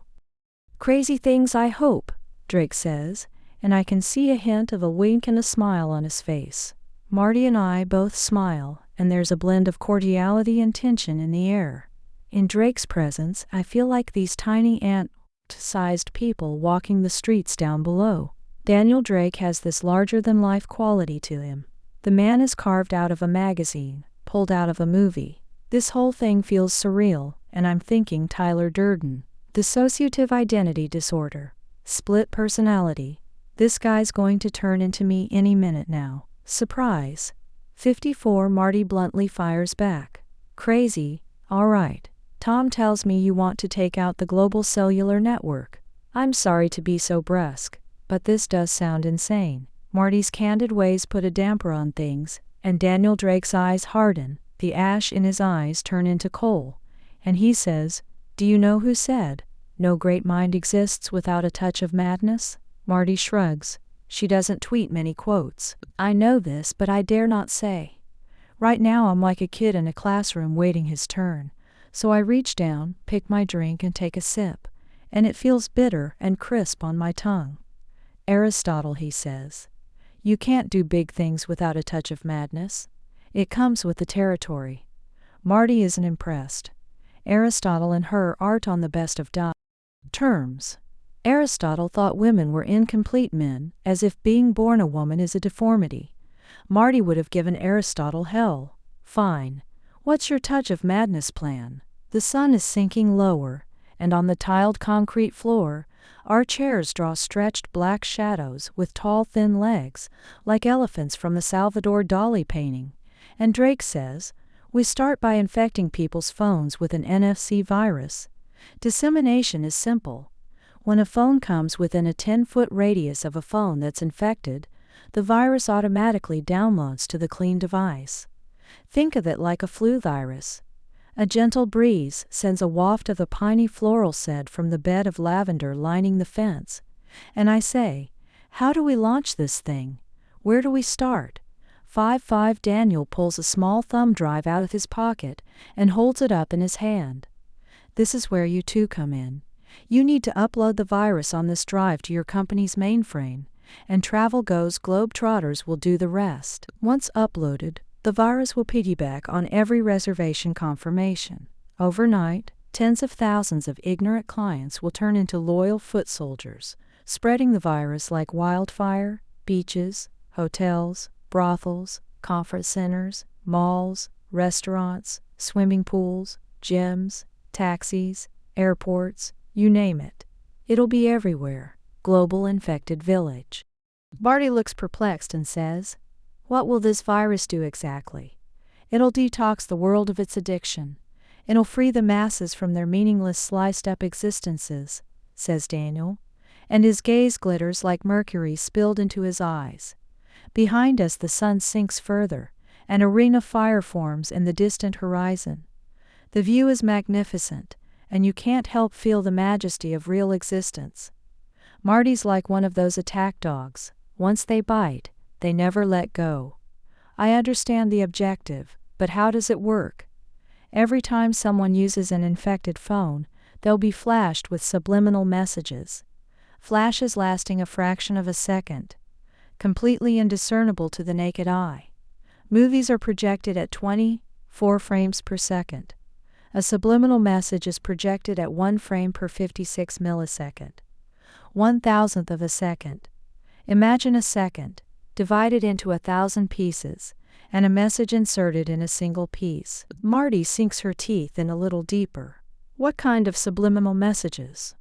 On October 31st, a flurry of subliminal messages will instruct people to take down all cell towers wherever they may be, and by whatever means necessary. In just over 60 days, if our plan is successful, the skyline of this city and every other major city won't look the same. He pauses as if for dramatic effect and continues, October 31st is the day we reset the clock to 0. At 1 frame per 4 milliseconds, a human eye has a 1 out of 2 chance of catching what's projected on a wall. At 1 frame per millisecond exposure, you'd swear you were looking at dry paint. Marty's mulling over Drake's every word, examining his every move. I know Marty well enough to know when she's in doubt. I've seen her shoot down thousands of customers pleading their case. Something's on her mind. She ain't buying what Drake's selling.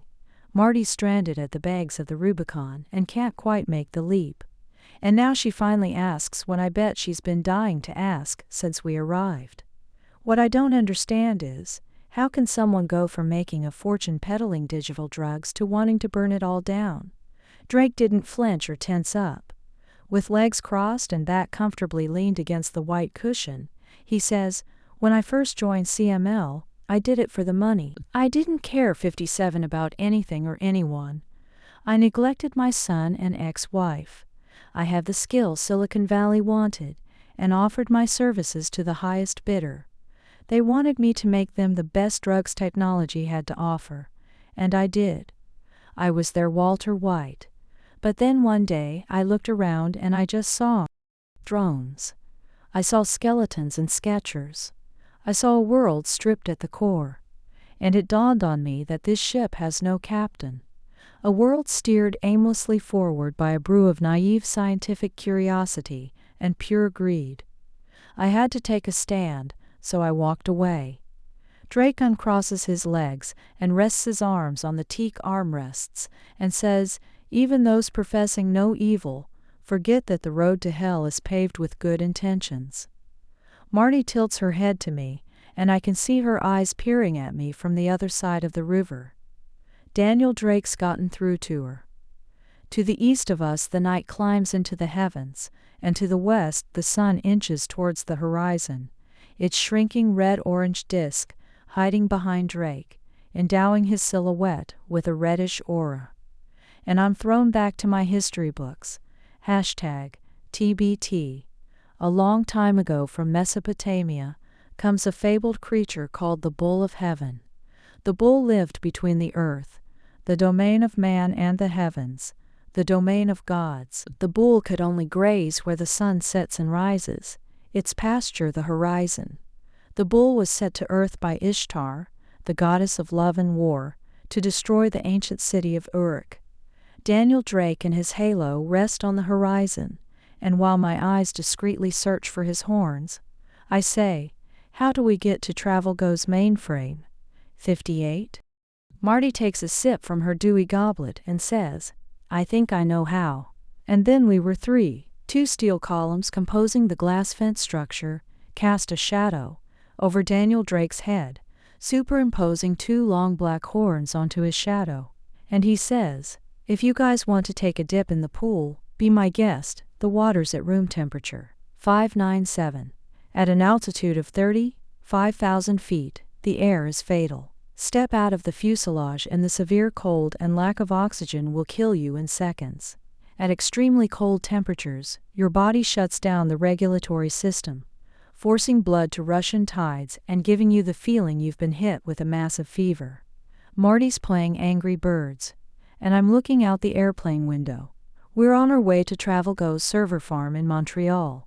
Marty talked Bob into sending her and me to our data center in Quebec, under the bogus excuse that our customer interaction data needed reviewing. She told him she wanted to undertake a comprehensive audit to figure out why we're not hitting his 20% customer conversion rate.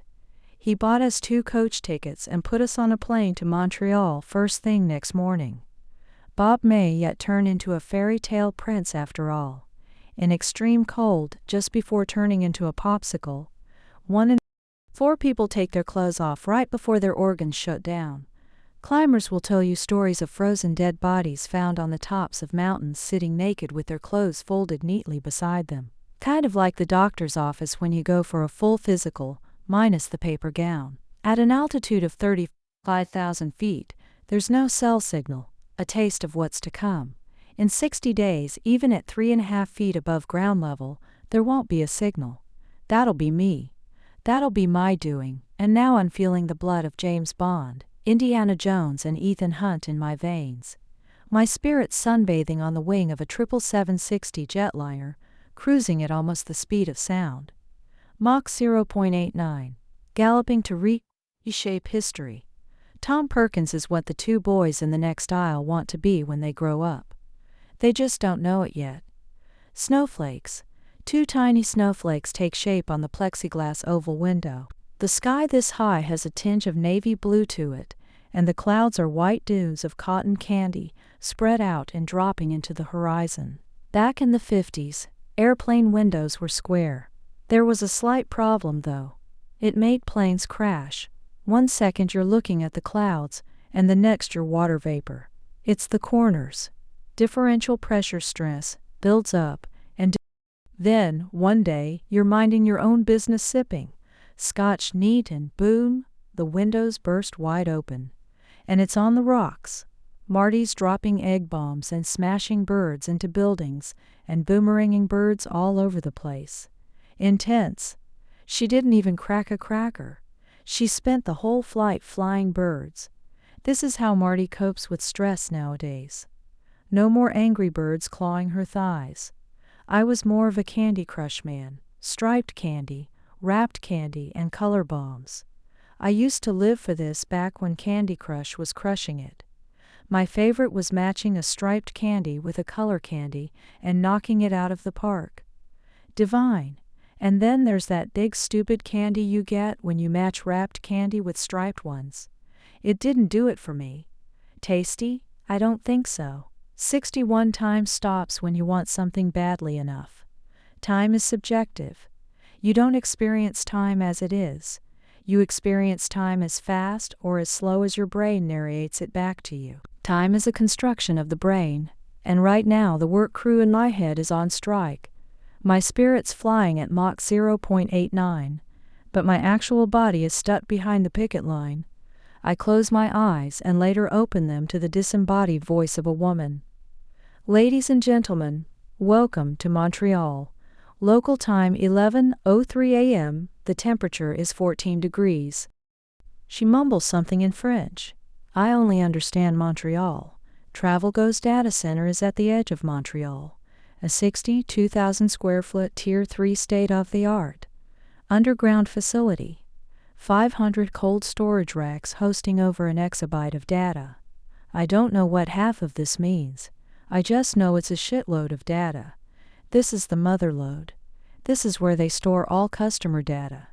Home addresses, credit card numbers, emails, phone numbers, room types, bed size preferences, favorite Kama Sutra position, favorite in-flight meal selection, kosher, halal, vegetarian, ovo, lacto, vegan, travel history, IP addresses, passport numbers, rental car preference, compact, standard, speciality, air travel, first class, business class, steerage. All of the above resting comfortably in an EMC Isolon cluster in a pleasant 20 degrees Celsius environment. You weren't thinking that was it, were you? We still got all the third-party data. TravelGo spends a fortune buying from data aggregators. Your age, marital status, parental status, 62 current work, previous work, education, music, movie and TV show preferences, places you go to, news you read, celebrities you worship, friends you have, friends you don't have, languages you speak, religious beliefs, place of birth, weight, pets you own, pets that own you. You want to read or you pretend to read, your favorite sport teams, banking history, household income, outstanding mortgage balance, health status. You get the idea. For your safety and comfort, please remain seated with your seatbelt fastened until the captain turns off the fasten seatbelt sign. At this time, you may use your cellular phones if you wish. She mumbles something in French. I only understand telephone. A cacophony breaks out. Hundreds of phones vibrate, and chime, and ding, and whistle, and ring. Suspended animation over. Life can begin anew. A handful of belt buckles go undone. Premature unbucklers, every time. On behalf of Air Canada and the entire crew, I'd like to thank you for joining us on this trip, and we are looking forward to seeing you on board again in the near future. Have a nice day. She mumbles something in French. I only understand Air Canada. 63. I feel slightly nauseated. The acidity of the plane's tomato juice lingers on my tongue. I never drink juiced tomato at ground level. Hurling in a metal tube above the clouds makes me yearn for cold tomato soup. Party fact opportunity. You may want to write this down. When you're a mile above sea level, cabin pressure reduces the amount of oxygen that goes to your blood. The mucus in your nose expands, and your odor and taste receptors go numb. That's why everything in a plane tastes like cardboard. Life of the party. Guaranteed eyebrow lifter. Star. I didn't know any of this data center stuff until Marty filled me in during the drive from the airport to the server farm on Boulevard Cure, La Belle. Then, just before the cab stopped in front of the data center gates, Marty crushed me like a candy.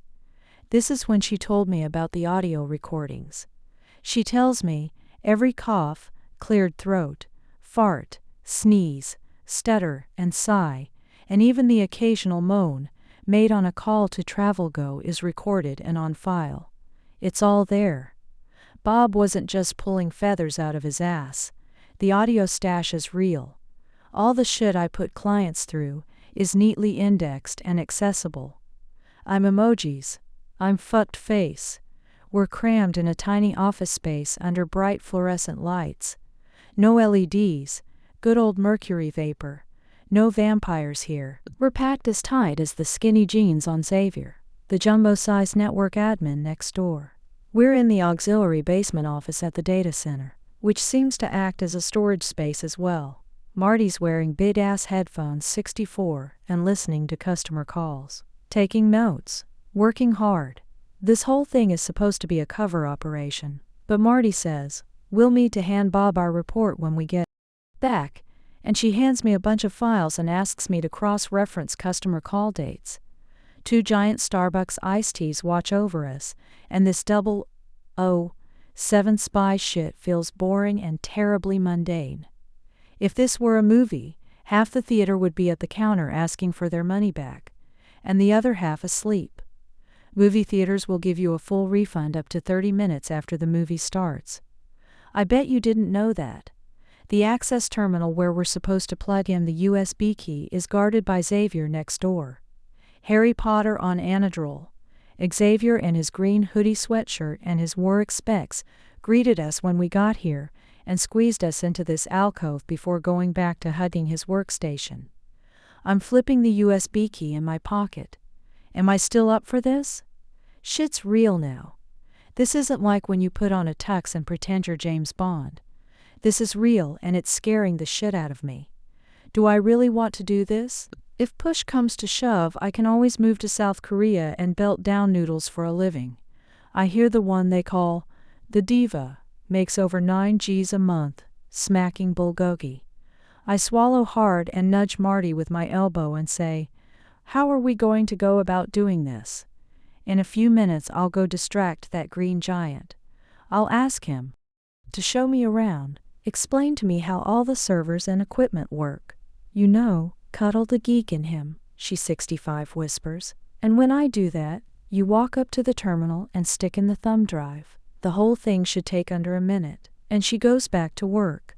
Marty looks calm and composed, not breaking a single bead of sweat. When you've got guts to blade a crosswalk on your thighs, you can do anything. I'm a nervous wreck. I'm quizzy and my palms feel like they've been dipped in holy water. This thing's moving along and I'm turning white like when I'm showering in LED light back at the office. Marty sees me decomposing in real time, and she takes off her headphones and says, "Don't worry, it'll be a breeze." My own Katniss Everdeen. Marty gets up and makes her way to Xavier in the server room. She's quick and nimble despite her chubby look, whizzing around like a purple hair-streaked butterfly. Wait here for a couple of minutes, and then look inside. If no one's there, go for it, she says before bolting out. From the crack of the door, I see her approach him. She moves fast. They're already talking and giggling. Marty's doing her customer satisfaction thing. She's doing her dance, and she lures him out like when a seagull does a rain dance to catch worms. He leaves his desk and takes her on tour. My time to shine. I open the door slowly and try to play it cool. A Trenta-sized paper cup clasped tightly in my hand. I feel the lenses of 1,000 CCTV cameras on me. The coast is clear. No guard at the fort. No excuse. I walk in strides and slide into the comfy leather chair, still warm from Xavier giant ass. I feel tiny. I rest my feet on the chrome cross, 6-6 shaped base, and place my giant cup by the keyboard. I look at the monitor. Looks like Chinese to me. Luckily I can tell what a USB key port looks like, and in a swift play of the hand I slip the thumb drive out of my pocket and lift the cup with the other. I slide the drive into the USB port and use the Trenta cup as a barrier to cover my moves. My gaze flicks to the file upload progress bar, and the first word that comes to mind is frozen. The second word that comes to mind is stuck. The next several words that come to mind are a derivation of fuck. I'm sweating bullets and my heart's pounding hard. Bloodless revolution my ass.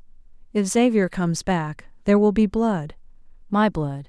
If Xavier catches me, he'll shove the thumb drive up my ass. This fucking progress bar's jammed. The word abort comes to mind.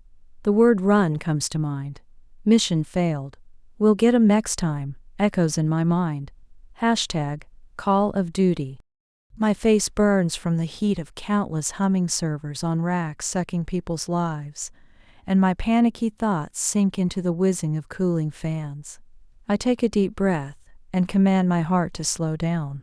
My blood pressure takes a dive, and I feel palm trees and white sand serene. There it is. There is my soul proudly strolling down the beach. It comes to me and says, "Tom Perkins, you're changing the world. Tom Perkins, you're making history." My soul says, "Think of the storming of the Bastille. Think Lexington and Concord. Think Petrograd. Think liberty and freedom." And all of a sudden, the progress bar unlocks. Little white bricks line up at light speed. Done. Full bar. 67 mission accomplished. I rush back to the storage room. I'm all psyched and gritty with adrenaline rush after glow. The thumb drive's back in my pocket, and I'm jammed up with folders and abandoned CPUs and switches and spare cooling fans under white fluorescent lights, and victory never felt so crammed. Marty walks back in from her tour, her eyes wondering if we're game, and my glowing face says, "Buckle up." She squeezes by my side and winking at me she whispers, "Tom Perkins, you badass." Then she flips her hair and dives back into her giant headphone cans and says, "We still got work to do." The rest of it was like I was high. I remember us leaving the server farm and hailing a cab back to the airport, just after tossing our cell phones into a garbage bin. And for the first time in as long as I could remember, I didn't have a cell phone in my pocket. I was there. I was really there. Everything felt more real. The cab driver's midnight blue turban in my face. The red and yellow and orange maple tree sprinkled hills. the chugging of cars on the road, the worn-out leather rubbing under my pants, the filmy Bollywood dance tunes, the lemony smell of cheap air freshener, the feel of Marty's snow-white skin brushing up against my hand. I was plugged back and I loved it. I loved every minute of it, because for once I wasn't dispersed into 1,000 moments. Because for once, a single moment was my world. 688, Peter Jennings sunk into the gray moquette fabric, seat 250 feet below sea level, while cruising at 100 miles an hour through miles of darkness. The Eurostar from London to Paris always made his ears pop at the 31-mile stretch below sea level. Peter didn't expect to visit Paris during his stay in London this time around, but the lead guitarist of the band he flew to London to see OD'd and had to be rushed to the ER in the middle of the night, and the hard rock concert was called off. Peter looked into switching his return ticket to the States to an earlier flight, but when that proved to be a hassle, he hopped on a train to Paris to catch another concert. Rock and drugs. Bread and butter, even the Beatles admitted taking LSD. Comes with the territory. This is what Peter was thinking about while listening to the clickety-clack sound of the train as it raced over the tracks. Clickety-clack. Clickety-clack. At this depth, cell phone signals flatline, and for the 20 minutes it takes the train to speed through the tunnel, passengers find themselves hurled back into the pre-cell phone era. This is when Peter noticed a pretty redhead reading a fashion magazine across from him and struck up a conversation. Clickety-clack. Clickety-clack. "Hello, I'm Peter," he said. The redhead lifted her head from the magazine and eyed him. They say it only takes 7 seconds to form an 69 impression of a person. She eyed Peter for a few seconds. He made the cut. "Hi, I'm Megan Cody," she said in a British accent. He nodded and said, "So, what brings you to the City of Light?" Megan told him she was there on business, to check some impressionist artwork for her employer. She told him she worked for an art auctioneer, and then asked him what he did for a living. "I'm what they call an influencer." "Oh, what's that?" "I have a large following on Instagram, and brands pay me to promote their products to my follower base." "You mean you just post on Instagram for a living?" "Yup." "What do you post about?" "Music mostly. Bands and concerts and such." "And they pay you for that?"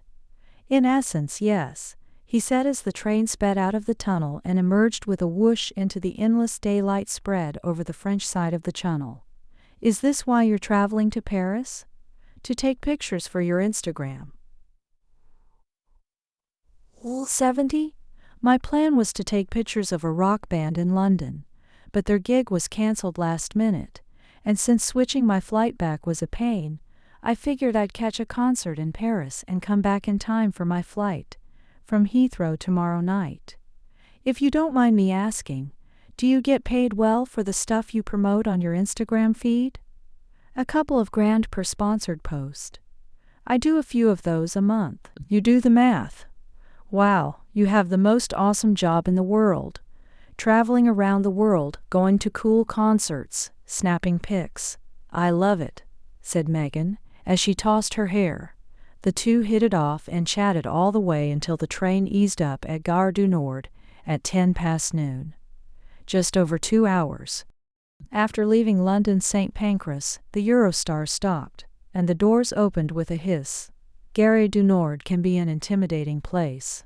This shabby station is in a sketchy part of town, and the place crawls with pickpockets and fishy characters.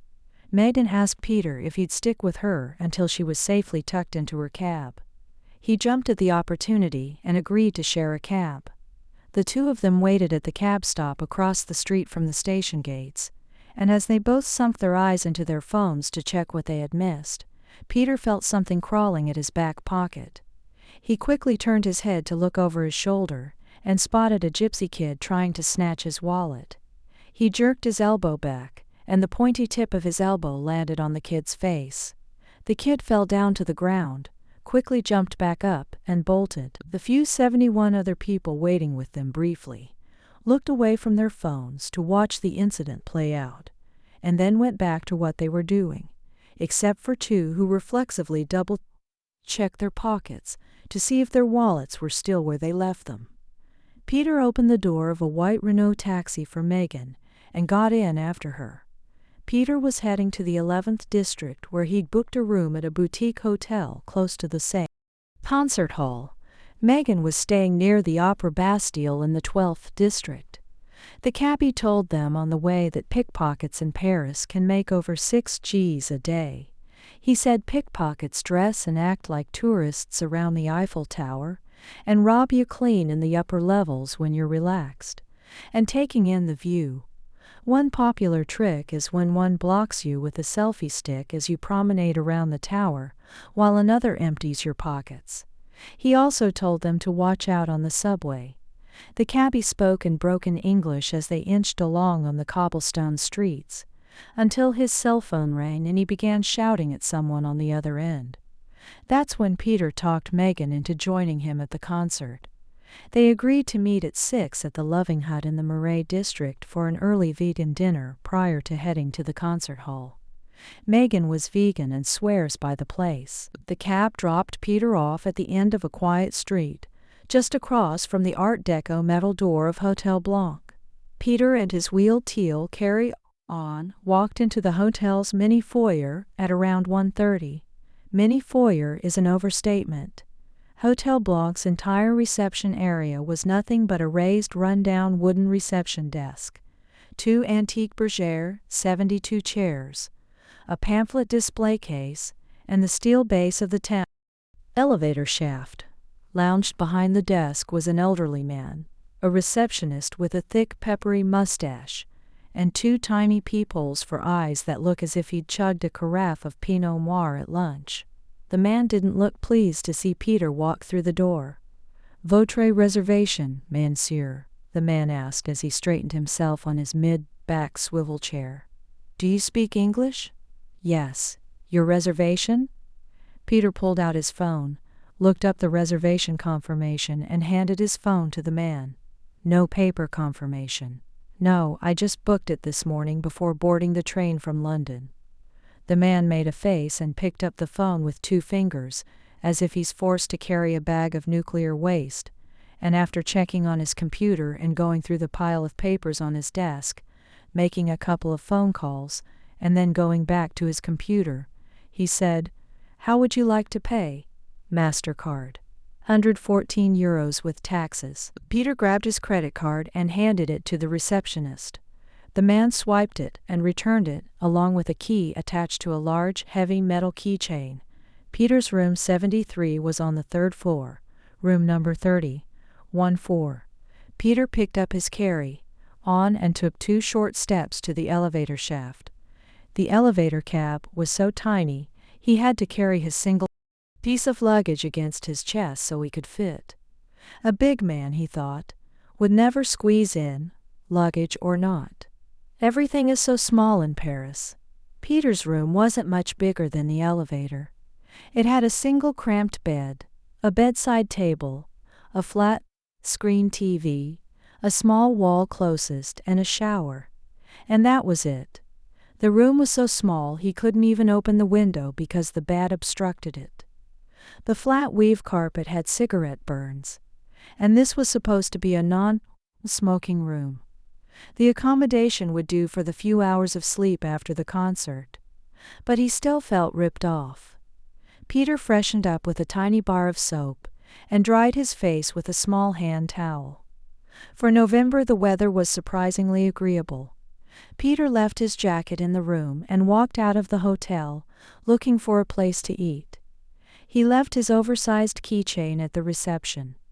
Peter strolled along Boulevard Voltaire and snapped a few pictures for his followers. He promised them a great set of pics for the evening. He picked a brasserie and feasted on steak frites and a glass of Bordeaux as Edith Piaf's La Vie en Rose played on the radio. Despite the Parisians' rough ways and the gypsy pickpockets, there was something magical about Paris. The city had this charming beauty that he felt in his heart, and that he just couldn't put his finger on. After lunch, Peter had a few hours to kill before meeting up with Megan. He had an idea that he was sure would be a 74 delightful surprise for his loyal followers.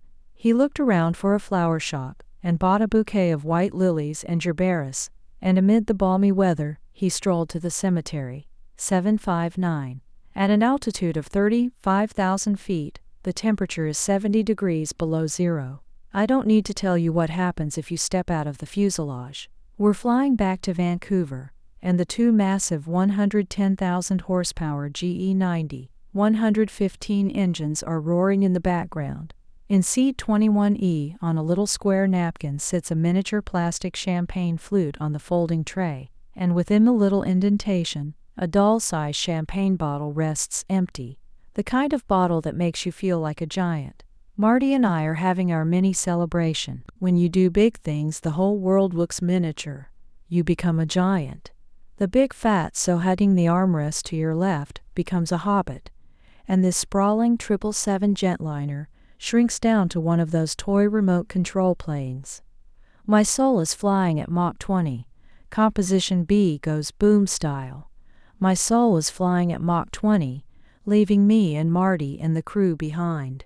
Nothing comes close to the high you get when you write history. Take opium, meth, heroin, crack cocaine, LSD, MDMA, speed, DMT, Robitussin, Salvia 90X and G13, puree them all together and inject the mixture into your spinal cord, and it won't even come close.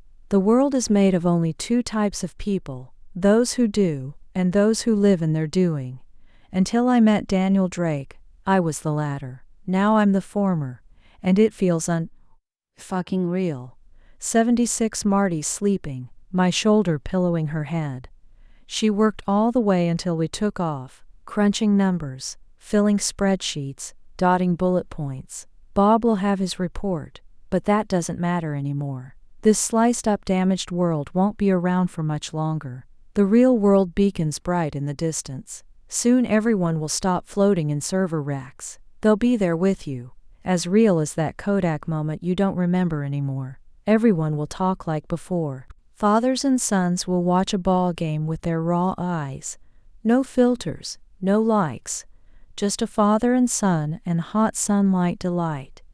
Daughters will confide in their moms and hug and cry and sleep on their lap with no phone in hand. Your social network will be flesh and blood. No pixels, no ads. My name is Tom, and I'm bringing the world back. I signaled the air waitress to bring me another chilled miniature champagne bottle. I'm too giddy to sleep, and I'm staring at the video display lodged in the reclined backside of seat 20E. Altitude 34,988.3 feet. Heading 262 watts. Ground speed 419 miles per hour. The screen alternates between the flight stats and a map of the world with a tiny white plane trailing a yellow line. The world stretches 8 inches from end to end. This is how small the world feels to me. The tiny paper plane hardly moves, kind of like my life, until today. Time remaining 2 hours 55 meters. 77 estimated arrival. 6:24 a.m. Distance. Remaining 1,229 mil. The air waitress cracks open my Lego-sized champagne bottle, pours me a full baby portion, and vanishes in the dark. The plane's asleep. I can never sleep on planes. I'm not one of those people who jump out of planes bright-eyed and bushy-tailed. I'm the dim-eyed and wispy-tailed kind. The fatso to my left chokes on his spit and wakes up coughing his lungs out. He can't sleep anymore, so he turns my way and starts yammering. His name is Sergey. He tells me he's been choking a lot at night. His doctor thinks his salivary glands are producing too much saliva. Hypersalivation. The doctor told him to suck on ice and avoid excess sugar. Good luck with that. The doctor told him to snack on salted nuts. He signals to the air waitress. I know they're not called that. He asks her to bring him more microwave, heated nuts, and extra salt. He tells me he's a flight accident investigator. I ask him how that's working out for him, and he says it's like solving puzzles. I've got nothing, and our conversation reaches a premature death. I pick up an Air Canada en route magazine from the seat pocket in front of me to peruse, and the whole thing is an Instagram commercial. 10 top Canadian Instagrammers you should be following. 2 Instagram masters face off to see which smartphone is the best for photography. 78. What the hell is an Instagram master? Sergey taps my arm and says, "You do know that 70% of your body's cells are made of water, right?" I say, "Yes, I do know that." Now imagine dropping a water balloon at terminal velocity from where we are. What do you think would happen to it? It explodes. Bingo, he says. This is exactly what happens to the cells in your body upon impact in an airplane crash. They explode and your insides turn into goop. I give him a polite, "This is fantastic information" nod, reach for my bubbly, chug it in one gulp, and go back to flipping through my magazine. Just more smartphone and social media and app ads masquerading as editorial content. Top 4 apps to make smartphone shooting a snap. If you're taking a selfie or a video, don't shoot without one of these tools. Here is how to gain Instagram followers with a better feed. What is with all of this social media smartphone app crap on every page? It hits me. This is social media withdrawal therapy. With no cell phone coverage at 30 to 5,000 feet, this is as close as it comes to getting your fix. An oasis in a social media desert. National Geographic for the social media age. If the plane hits the ground at a slower speed and you're wearing a seatbelt, you'll bruise badly where the strap holds 7-9U in place, Sergey tells me. But if you weren't leaning down, things could get ugly. There's a good chance that your 20 to 5-pound head ends up in first class. He cocks his head towards my ear and whispers, "I've seen a body torn in half by the lap belt." I listen with mild interest and indulge him with a question. "So what's the best way to prepare for a crash?" "Pass out. Hypoxia. Oxygen deprivation. Your best bet is catastrophic decompression at high altitude. You would lose consciousness in under 30 seconds. If a crash is inevitable, whatever happens, don't wear the oxygen mask." And he waves his hand upward, pointing overhead. I figure I might as well return the favor, and decide to give him a tip of my own. I lean towards him, clasp his blubbery forearm on the armrest and tell him, "Whatever happens, don't fly on Halloween. Lock yourself in your home, and no matter what, don't use your phone. If I were you, I'd flush my phone down the plane vacuum toilet right now." Sergey looks at me completely dumbfounded. He can't tell if I'm being serious or just blowing a bunch of hot air. Maybe you should take it easy on the champagne. Party fact: on older planes they used Anatech made from formaldehyde and bleach to flush waste into storage tanks. It smelled like poison and had a dark bluish-purple tint. Problem is, once in a while the thing would leak, and a frigid ball of blue shit would form on the exterior of the plane. When the plane dropped in altitude, the ball would partially thaw and plummet to the ground. Blue ice, they call it. Blue balls of ice 80 and shit would smash into cars and tear through roofs. There hasn't been any confirmed fatalities. Don't despair, quite a few of these old planes are still in service. End of fact. All of a sudden there's a violent jolt, and the plane starts shaking. The little seatbelt sign flashes yellow and green. Marty's head slips off my shoulder, and she wakes up trembling in her seat. And now we're both wiggling and swaying under the flickering reading light. The plane shakes and Sergey's nuts fall into my lap. Warm and gritty with salt. Falling. Butterflies. A butterfly melee in my stomach. The plane's losing attitude, and my ears pop as I levitate off my seat and float under the seatbelt like on Space Mountain. We've hit an air pocket. Please remain seated and buckle your seatbelts. The pilot blurts out over the plane's PA system as the little paper plane on the 8-inch screen swirls in every direction. I hear screams and gasps and see hands clasping hands between the seats ahead of me. Sergey sweating by the bucket load. Falling. The video display now reads, "System error" in white on a black background, and Marty's holding my hand. I hear wailing and whimpers. They'll die forgotten, disconnected. Those 6 last meaningful seconds on Vine. Lost. Never 81 uploaded. That slimy poutine in 1334 x 750 pixel resolution. Poof. Gone. That last "We're boarding now" update didn't go through.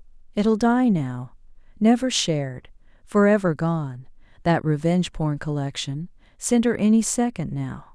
That ripped MP3 playlist. Ripped to pieces. MP3s to ashes. That selfie snap on your feed, the one with the crossed eyes, is the last portrait you'll ever have. Epitaph. A few seconds pass. Heart still beating. A few more seconds. Head still attached. More seconds. Still not dead. The little paper plane resurrects like a phoenix, and Captain whomever says, "Good news, folks. We've passed the turbulent zone." Die. Another day. Second life. Everyone claps. I take a deep breath and check on Marty. She's fine. I press the little button with the symbol of a flight attendant. Holding a tray, and a sumptuous blonde appears from the dark in her navy blue uniform and a red shawl. I want one of those buttons at home. She looks impeccable, not a tiny bit shaken by her near miss to where even Pokemon can't go. I order 2 more mini champagne bottles, and when Marty says we've already had enough to drink, I tell her, "Drink up before we all turn into goop." 8210. A week into my smartphone social media sobriety, and I'm in the hornet's nest, deep behind enemy lines. I'm at the British Ballroom at the Vancouver Fairmont, attending a social media marketing in the 21st century seminar. I'm attending it as part of TravelGo's 360 employee training program. This is where I learn what Paul does in marketing, while he learns what I don't do in customer service. In the past, they just dumped us in each other's department and prayed that we don't fuck everything up. We did fuck everything up, and that was the end of that. Then came the new and improved 360 V2. Now they send us up to seminars where the scope of fucking up is limited to spilling coffee on the guy sitting next to you. If I'm not mistaken, this has happened already. Twice. This avant-garde event has a decisively Victorian feel to it. Relief ceiling, crystal chandeliers, hand-finished inlay carpet, gilt chairs, pastel brocade curtains with golden tie-back tassels. High-tech hip meets old-world decadence. Your presenter today is Justin. Justin has more ready to pop white on pink pimples than I have hair on my balls. The guy's no older than 20. He calls himself social media expert.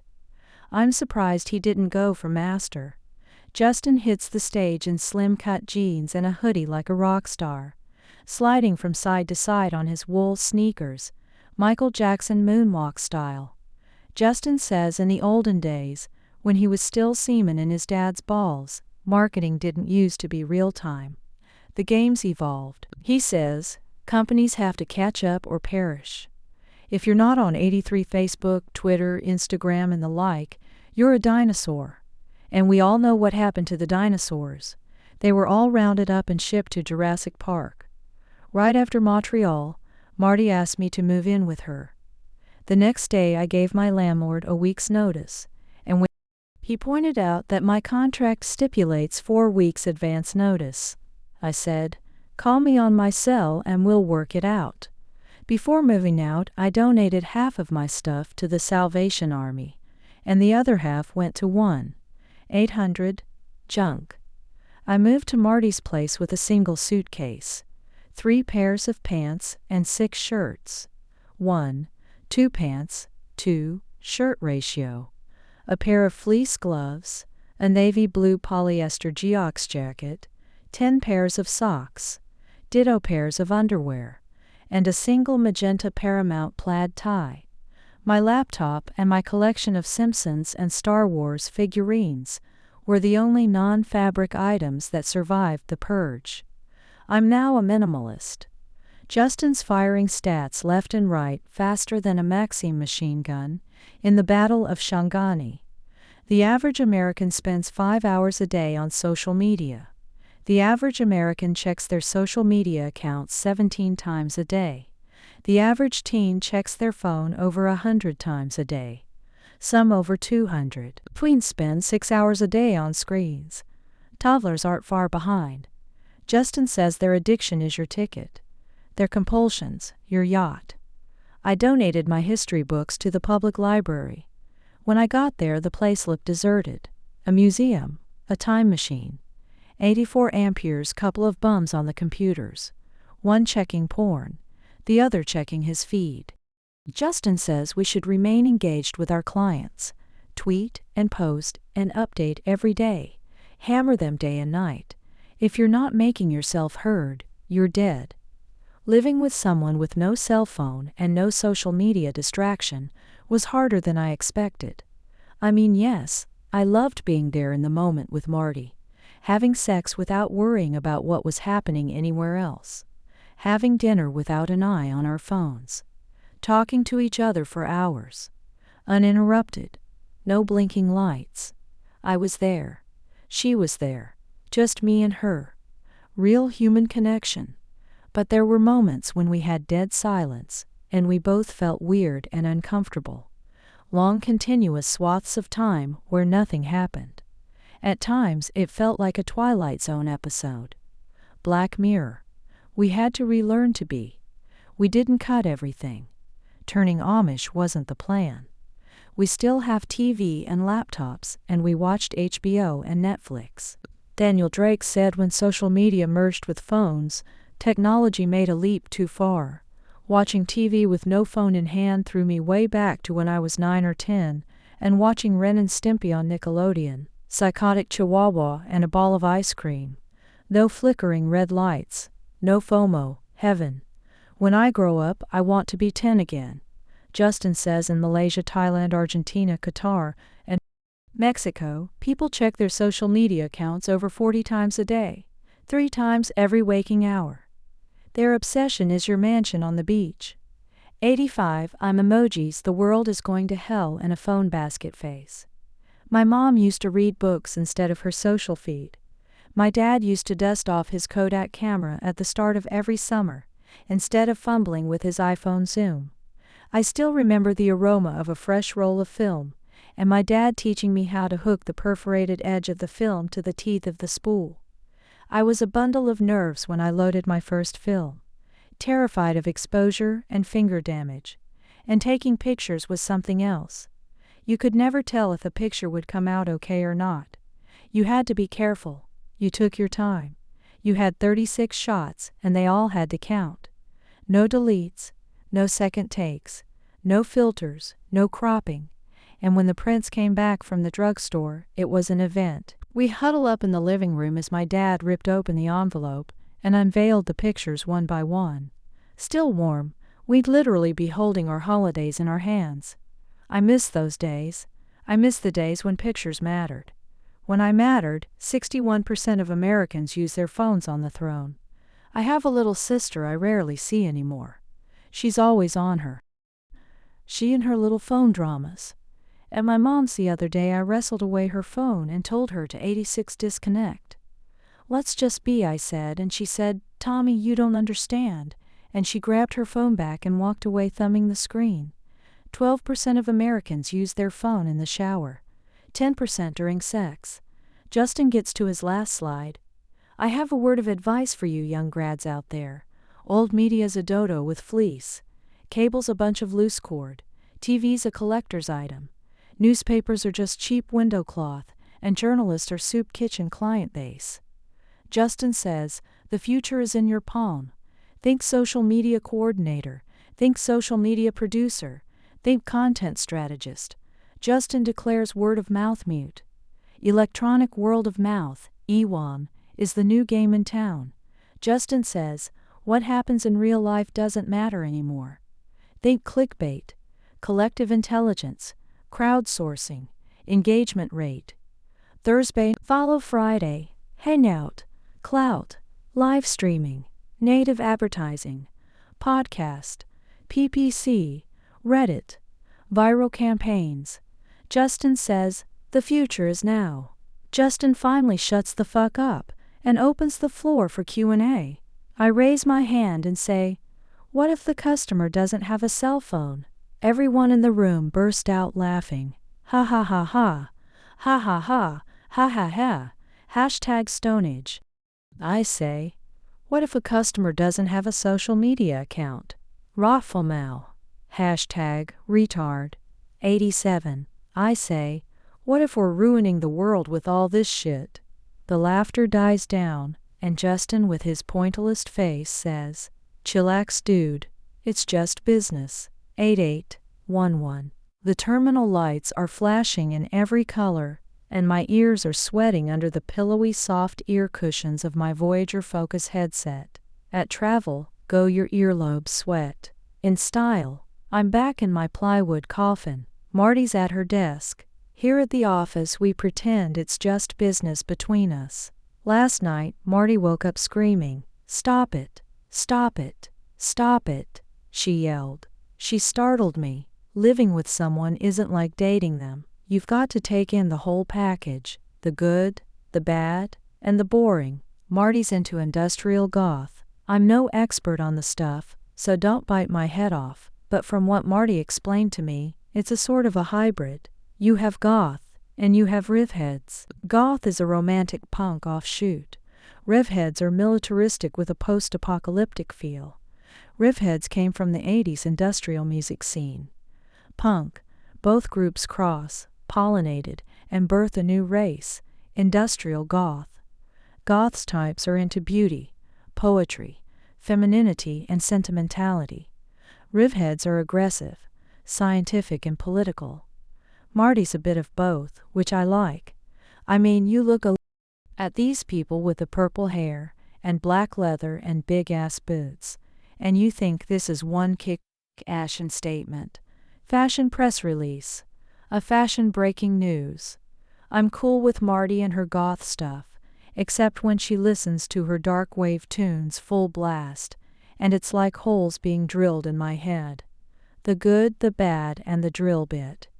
89. I'm taking calls and shuffling reservations in my 6x6 cube, and I can't take any of it seriously. Not that I did in the past, but this is a new low. In 6 weeks, this world will be turned upside down because of me, because of what Marty and I did in Montreal. And I want to climb over my desk and scream it from the top of my lungs. But I can't. Daniel Drake's insisted on absolute secrecy. Drake says nothing's certain until the virus is propagated beyond the point of no return. Drake says the point of no return is 2 weeks after initial contamination. Today is the last day of week 2. The other day I was sitting with Marty on her red Jacquard sofa. No phones, no tablets, TV off. Plenty of time to talk. She opened up. A bundle of paper mache bones wrapped in leathery blue skin. That was all that was left of her. Tubes popped from her every hole, and the morphine drip pretty much wiped her mind clean. Marty was talking about her mother's last days in the hospital. My roommate Dave, remember him? The chemistry major wannabe drug dealer guy. Yeah, that guy. He told me that morphine is named after Morpheus, the Greek god of dreams. Morphine's cousin heroin was sold by Bayer in the late 19th century as cough syrup. They called it a miracle drug back then. You could buy it in pill form or as an elixir mixed with a glycerin solution. Good times. Dave showed me how to make heroin. Heat equal amounts of morphine and liquid coal tar in a glass container. Do not boil. Wait 6 hours and you get a brown powdery substance. Add warm water. And some chloroform 90, if you're looking for a pure color, and stir rigorously until fully dissolved. Filter the solution. You can use an old t-shirt over a bowl. Mix in a dash of baking soda and filter the mixture some more, until you end up with a brownish sludgy substance. End of phase 1. Now add muriatic acid and liquichar or actidose. Let the mix settle for 30 minutes. Filter a couple more times. Add diluted ammonia and filter again until you get an almost solid white base. Now you're ready for the final step. Yippee! Dissolve your base with muriatic acid and acetone. Filter the solution using a paper filter, this time over a metal bowl. Finally, allow the filtered liquid to evaporate, and you're left with an off-white powder that Bayer calls heroin. If anyone asks, just say you have a cough. Morphine, heroin, and codeine all come from a single flower with 4 mauve petals. Sometimes the petals are white. The Sumerians called it Hul Gil, or the flower of joy. Today they call it the opium poppy. This innocent flower with its grayish-green stem and lobed leaves has killed more people than Christianity, Islam and Judaism combined. Sometimes what kills you comes in small packages. Marty said at times her mom would open her eyes and be confused about where she was or who she was with. It was either her mind or unbearable pain. They went with the former. Marty's dad couldn't take it and always found some excuse to leave the room. Not Marty, though. Marty sat by her mom's side day and night. She caressed her corded blue arm and assured her she'd see her in heaven far above. She told her not to worry, that she'd be strong. She told her how much she loved her. "I love you so much, forever I will." 91. Marty hid her tears. She didn't know if her mother could even see anymore. But she knew she had no problems with her ears, and sobbing wasn't what she wanted her mom to hear. So she locked up the tears and sung her baby tunes. Rock, a bye baby, on the treetop. When the wind blows, the cradle will rock. When the bough breaks, the cradle will fall, and down will come baby, cradle and all. She sang all night, and when Marty shut her eyes, she dreamed of edges and blades, while machines hummed on and off, pumping flowers of joy into her mom. And one night the machines played their tunes, but her mother danced no more. The nurse came in and told Marty her mother's soul had left the building. Marty kissed her mom on her shriveled lips and went straight home. That's when she grabbed her father's razor blades, locked herself in her room and drew grooves into her thighs. She hurt so much she could barely feel the cold steel slicing into her flesh. The next day, she cut herself some more, and the next day, even more. She didn't want to hang out with her friends anymore, and skipped many days of school. One day when she was sitting sad and alone, on the stone church steps, a girl with coal-black lips, with skin white as snow, dressed in a black vinyl skirt, fish stockings and a black top, towered over her in big platform boots, and asked, "What's wrong?" Marty opened up and told her everything. The stranger in black then hugged her right there on the stairs, and for the first time since her mom's death, she cried. Not even when they buried her mom did she cry. Not even when her dad 92 wept did she flinch. The girl in black hugged her tight, tight, tight, and Marty cried. Cried. Cried. The church steps flooded with her tears, and when her eyes finally dried, the vinyl angel pulled black lipstick from her bag and painted Marty's lips coal black, turning her into a baby bat. The next day she went to Hot Topic and painted her wardrobe black. At school no one said anything to her face, but after she went black, she stopped getting tagged. Friends called her a faker. They said it was all an act. Then came the fake online social media accounts. Teens cloaked in pixels said she was a witch. They scorned her and cursed her, and mocked her to no end. They photoshopped pictures of her doing crack. They taunted her, banished her from their hangouts, and wished for her to die. Every morning she'd wake up in bed with her phone buzzing with death. Die witch. Die witch. They called her the fat-ass bitch with no class, until one day she stood in front of the mirror and carved death on her thigh, and with hot blood running down her leg, she snapped a picture and sent it back. That was the last time they messed with her. Kids will call you crazy, but won't dare if you really are. Marty told me all of this in one go, and she cried, and like that church girl did, I held her tight, tight, tight, and told her no matter what, I'd be there for her. I was falling for Marty hard, 93 harder than a gazillion Justin Bieber Twitter fans ever could. And with Marty taking over my mind, I'd already forgotten half the names of my so-called Facebook friends.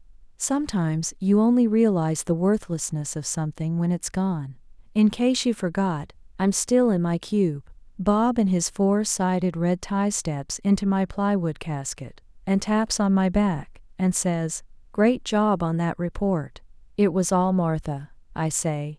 "That's not what Martha says. Don't sell yourself short." This isn't the first time Marty stuck up for me. You know how I give clients the runaround? I wondered out loud to her the other day why none of that shit surfaced when we did the audit back in Montreal. Who do you think sends the office audio files to the server farm? Turns out Marty had been editing my recordings before they got stacked in the server racks. She'd been cleaning my shit for years. If any of my uncut recordings had made their way to Bob, I'd have been canned a long time ago. Turns out she cared too much for me to let that happen. That's how cool this girl is. As special as they come. My angel in black. 9412. I'm staring at the twinkling stars in the fold of night. She's typing something on her phone. This is one of these rare nights when you can see the stars in the night sky. This is one of these nights where everyone feels like being in a penthouse above the clouds. 1, 2, 3, 4, 5.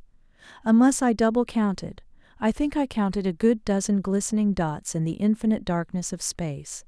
They say in September you can see the constellation Capricornus with the naked eye.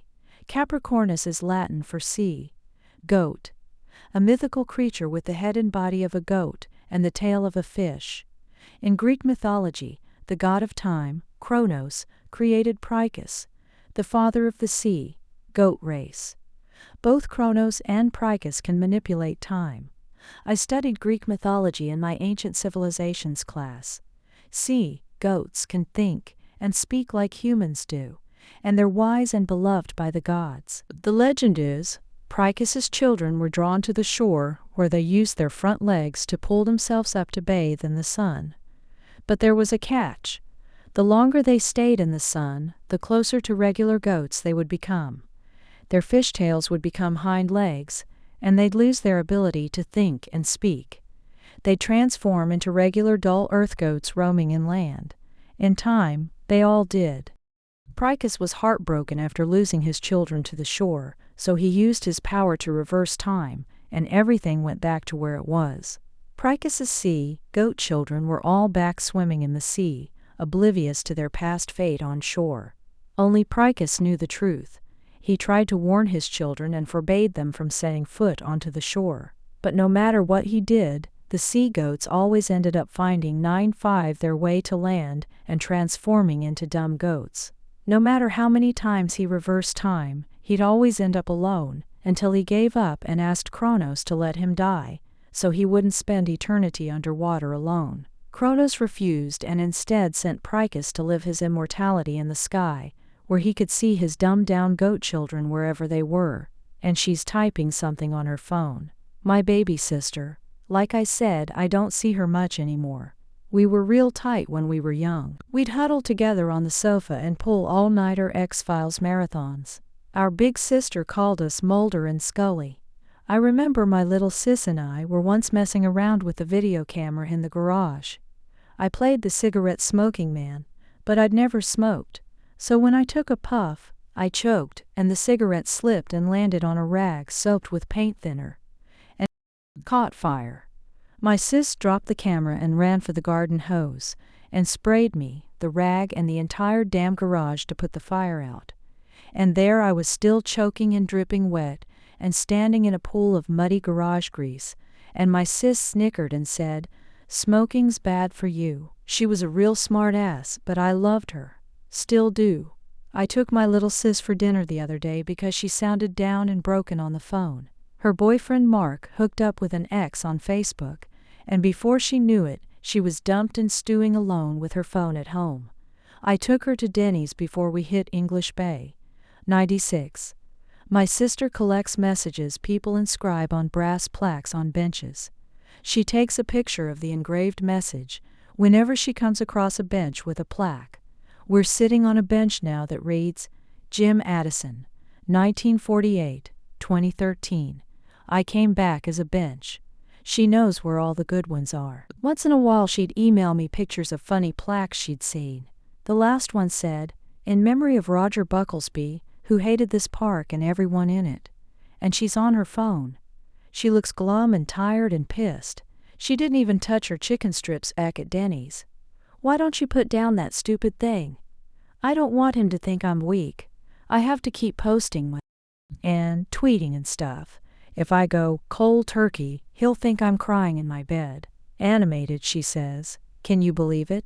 This bitch Trisha unfriended me after me and Mark split up. I thought we were friends. I've had enough. I wrestle with her to confiscate her phone. She resists, but she has no chance. After securing the phone, I say, repeat after me. I'm not my social feed. She stares at me, eyes and mouth open wide like I'm some nut job. I say again, repeat after me. I'm not my social feed. She echoes, I'm not my social feed. I'm not my social reel. She echoes, I'm not my social reel. 97. I'm not my tweets. She echoes, I'm not my tweets. She says, what's gotten into you? Holding on to her phone, I say, your life's been hijacked by geeks in hoodies and jeans. They don't give a shit if you're living your dreams or your life's falling apart at the seams. They just want you checking and clicking and hooked up on dopamine. They want to social engineer your life. They want to curate your feelings and position you just right for that perfect ad. The more you live through them, the more life they suck out of you. And I say, repeat after me. I'm not how many followers I have. She echoes, I'm not how many followers I have. I'm not how many online friends I have. She echoes, I'm not how many online friends I have. I'm not how many likes I get. She echoes, I'm not how many likes I get. She says, but if I disconnect, I'll miss out on what's going on. If you don't disconnect, you'll miss out on your life. And when you look back at that made-up social media reel of your life, you'll feel hollow and bitter inside.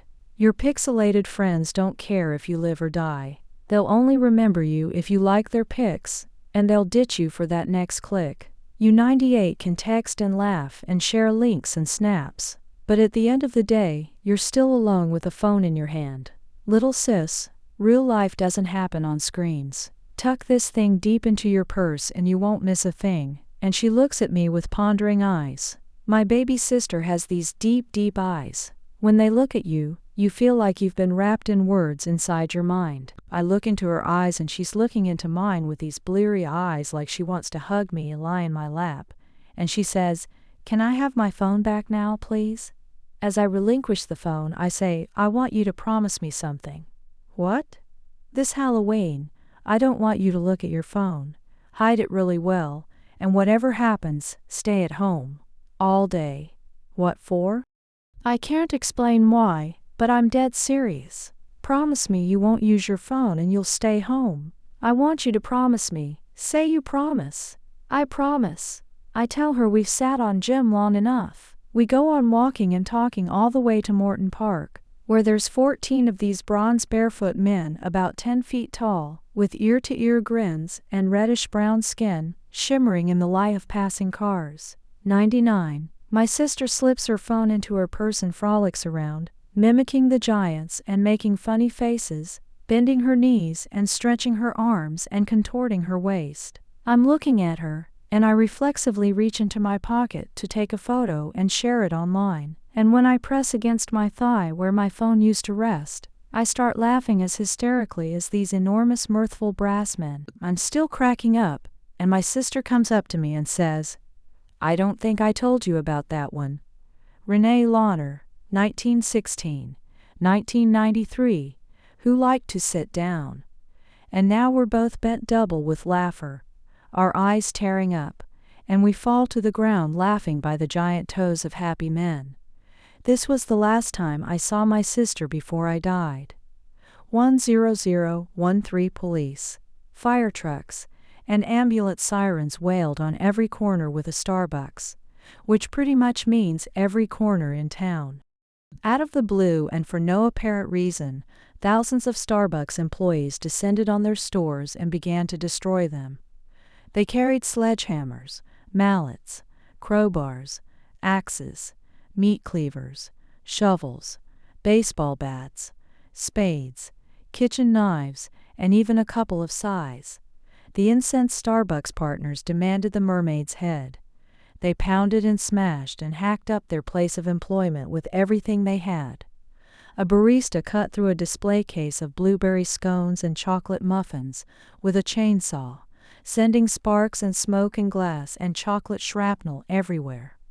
A shift supervisor emptied a nail gun on a clover brewer, turning it into a steel porcupine.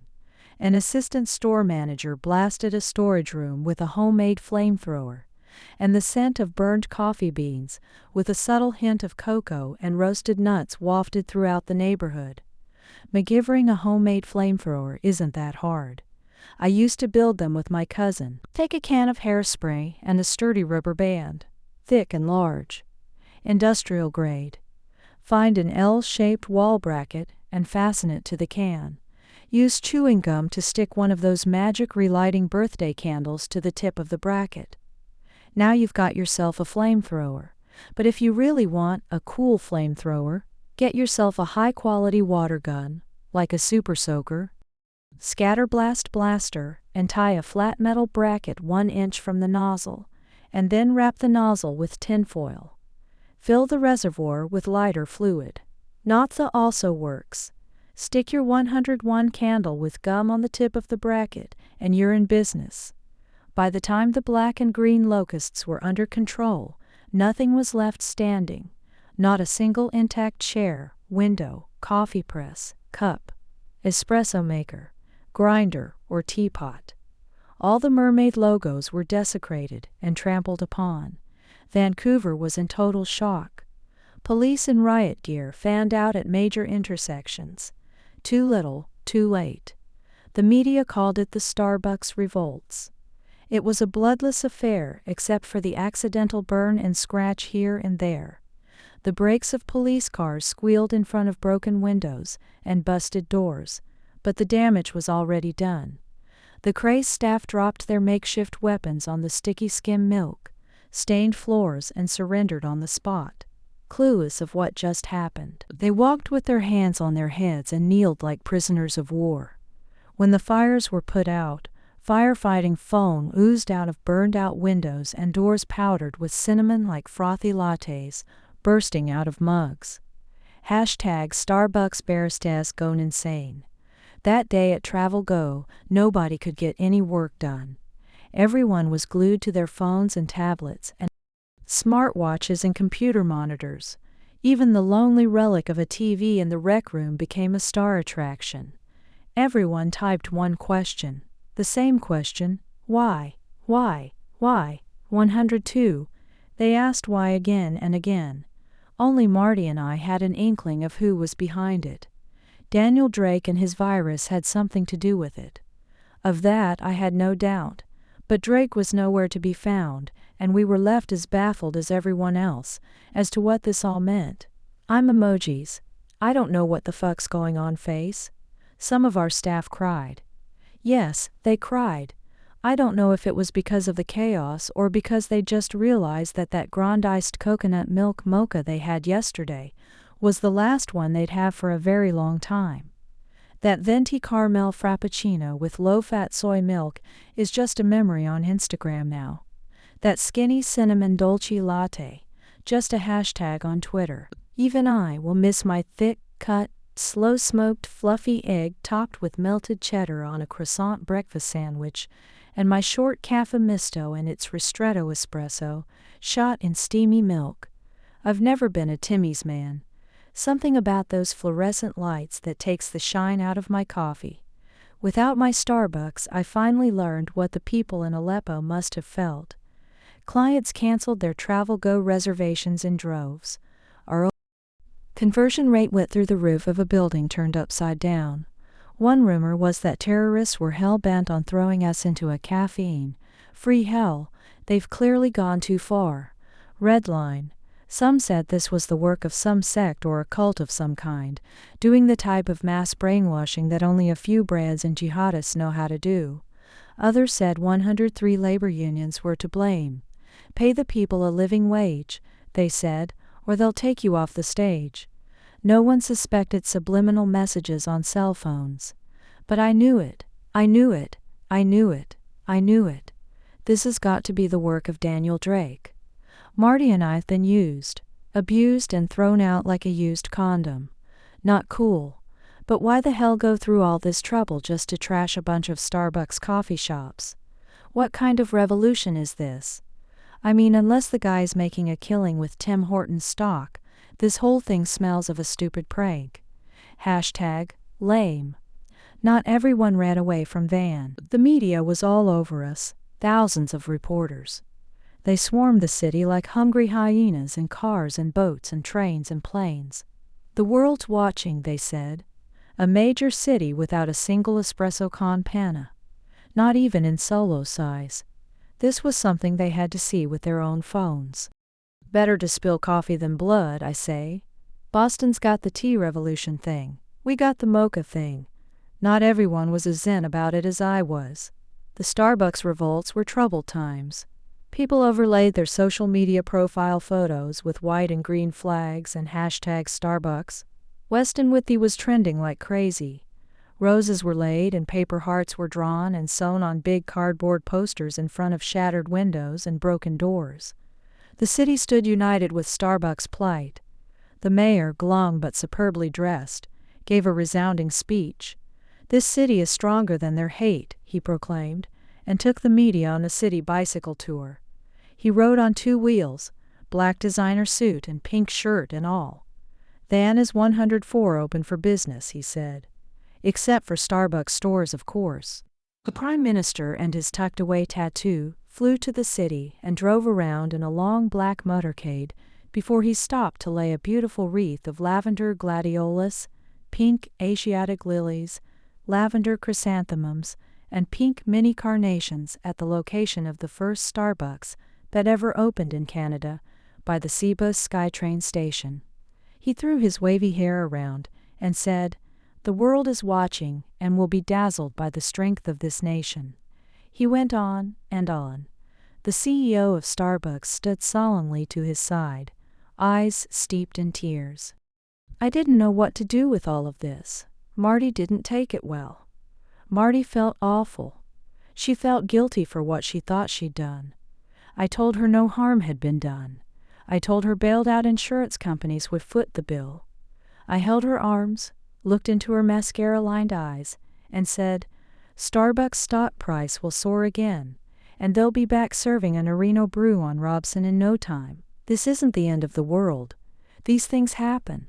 She didn't buy any of it. She brushed her hair by the edge of the bed and said, "I didn't sign up for this. I didn't sign up to see girls cry and jumpy caffeine. Free guys." She stroked the paddle brush through her dip, dyed purple and blue hair, and said, "I only signed on to Drake's plan because I wanted people to be. Marty wanted people to check out of the cult of me. She wanted to see their eyes again. She wanted to see people laugh and talk and walk like they did before a bunch of 105 greedy geeks catfished their souls. Instead, people were locked in their thin film cells more than ever before, updating and tweeting and texting and gramming vigil selfies amidst candles and taped paper hearts on walls of burned-up coffee shrines. "This revolution is a fucking joke," she said. And then it was a joke no more. 106, October 14th, 11th. 7:03 a.m. 750,000 pounds of fiber composite, steel, aluminum, and 200 gallons of vacuum sucked human waste rushes and spirals and crashes down towards the heart of Vancouver at over 12,000 feet per minute, demolishing and burning and bashing everything within a city block impact radius. A flash of light, a massive explosion, the carpeted floor shakes under my feet and I'm thrown to the ground. A bookshelf topples over me, windows crack, and the Venetian blinds swing and sway. I'm going to die. I'm alone. Marty had gone to stay with her father in Kamloops for a few days to recharge after the Starbucks revolts. To power up, to forget. 1 second, you're taking in the sunshine by the living room window, and the next you're sucking up carpet yarn, chewing on lint and tunnying dust mites. Miracle on Smythe Street. The crumpled 3-legged coffee table in front of the bookcase, absorbed most of the impact. I managed to climb from under Marty's dystopian trilogies and my Simpsons and Star Wars figurines, with only minor scratches. Lucky at 1. Prone to good fortune. 2. Succeeding through chance. 3. Homer Simpson. 107. I hastily put on my shoes and run towards the plumes, as everyone runs the other way. I run until I get to Richards and Robson and stand in awe at the sight of a massive jetliner tail, with its giant red maple leaf propped vertically on the roof of the Hermitage Hotel garden. Unreal. Down Robson I can see a pall of black smoke hover over orange and red raging flames, 3 stories high. You'd think I'd walked onto the set of Independence Day. Mayhem. Inferno. Hot wind blows in my face as I edge closer to the point of impact. Airplane crash. People screaming and bellowing and bleeding and burning everywhere. Surreal. A horror film in 3D. A man is crawling his way onto the searing cement, with his arms, his legs lumps of smoking charred coal dragging behind. A woman walks haphazardly, her head covered in white dust and deep red blood, her face a cherry crumb pie. Down the street city flames feast on the Nordstrom building. Fendi snakeskin trim leather shoes. Valentino calf leather bags and Badgley Mishka, Hood couture silk dresses fanning designer flames. A body cleaved in 2 at the waist. Right at the belt buckle. Hangs from a tree. Straight-cut jeans and ankle boots dangle from the blue polyurethane foam, like a half mannequin in a department store.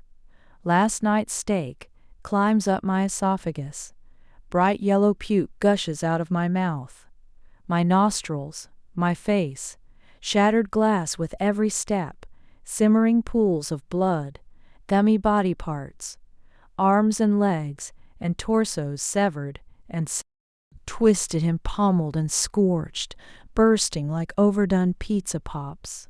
Magazines and bras and pants and shirts and phones and toys scattered all over. Streets, buildings, and cherry trees adored with singed flesh and boiled blood. 108 lines of cars fuming and painted black. First-class suitcases wide open. Inheritances spewed onto hot asphalt.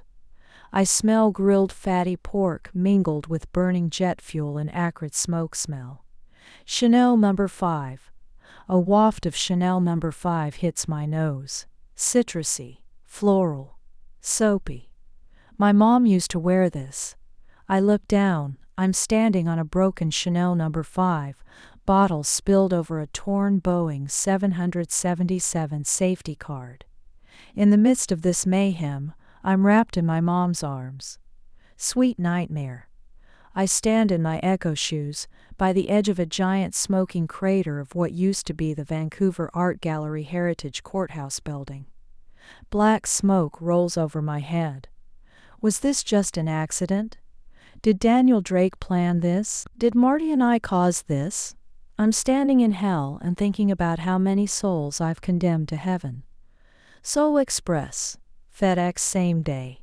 I'm Emoji's eyes soaked with tears. Face, star, star, star. At travel, go. Half the staff hasn't shown up for work, and the working half is sitting idle in a state of utter confusion and disbelief. The Starbucks revolts were a walk in the park, a consommé to the main event, a warm-up quake. This was the big one. 9 on the Richter scale. In the rec room, CNN's on full blast. 40 planes crashed today. All-out war's been declared. Plane wreckage has been found in Canada, the U.S., Russia, China, France, Germany, Sweden, Brazil, South Africa, Saudi Arabia, India, Nepal, the 109 Pacific, the Atlantic, everywhere. Not even the Arctic was spared. This was no accident. This was Daniel Drake's revolution, and I helped make it happen. I was complicit in the death of thousands, and so was Marty. This was murder. Mass murder. Marty broke down in tears at the sound of my voice when I called her that morning. She was hysterical at the thought of us playing a part in what happened. I hid my thoughts, lied through my teeth, and told her it was an unrelated terror attack, or some freak accident. She wouldn't have it. She told me to find Daniel Drake and drill him for the truth. I told her to stay in Kamloops until things calmed down. I promised her I'd find Daniel Drake. Breaking news. President Trump threatens to use the nuclear option. The world's boiling with rage. Martial law is declared on virtually every corner of the planet. Everyone wants revenge.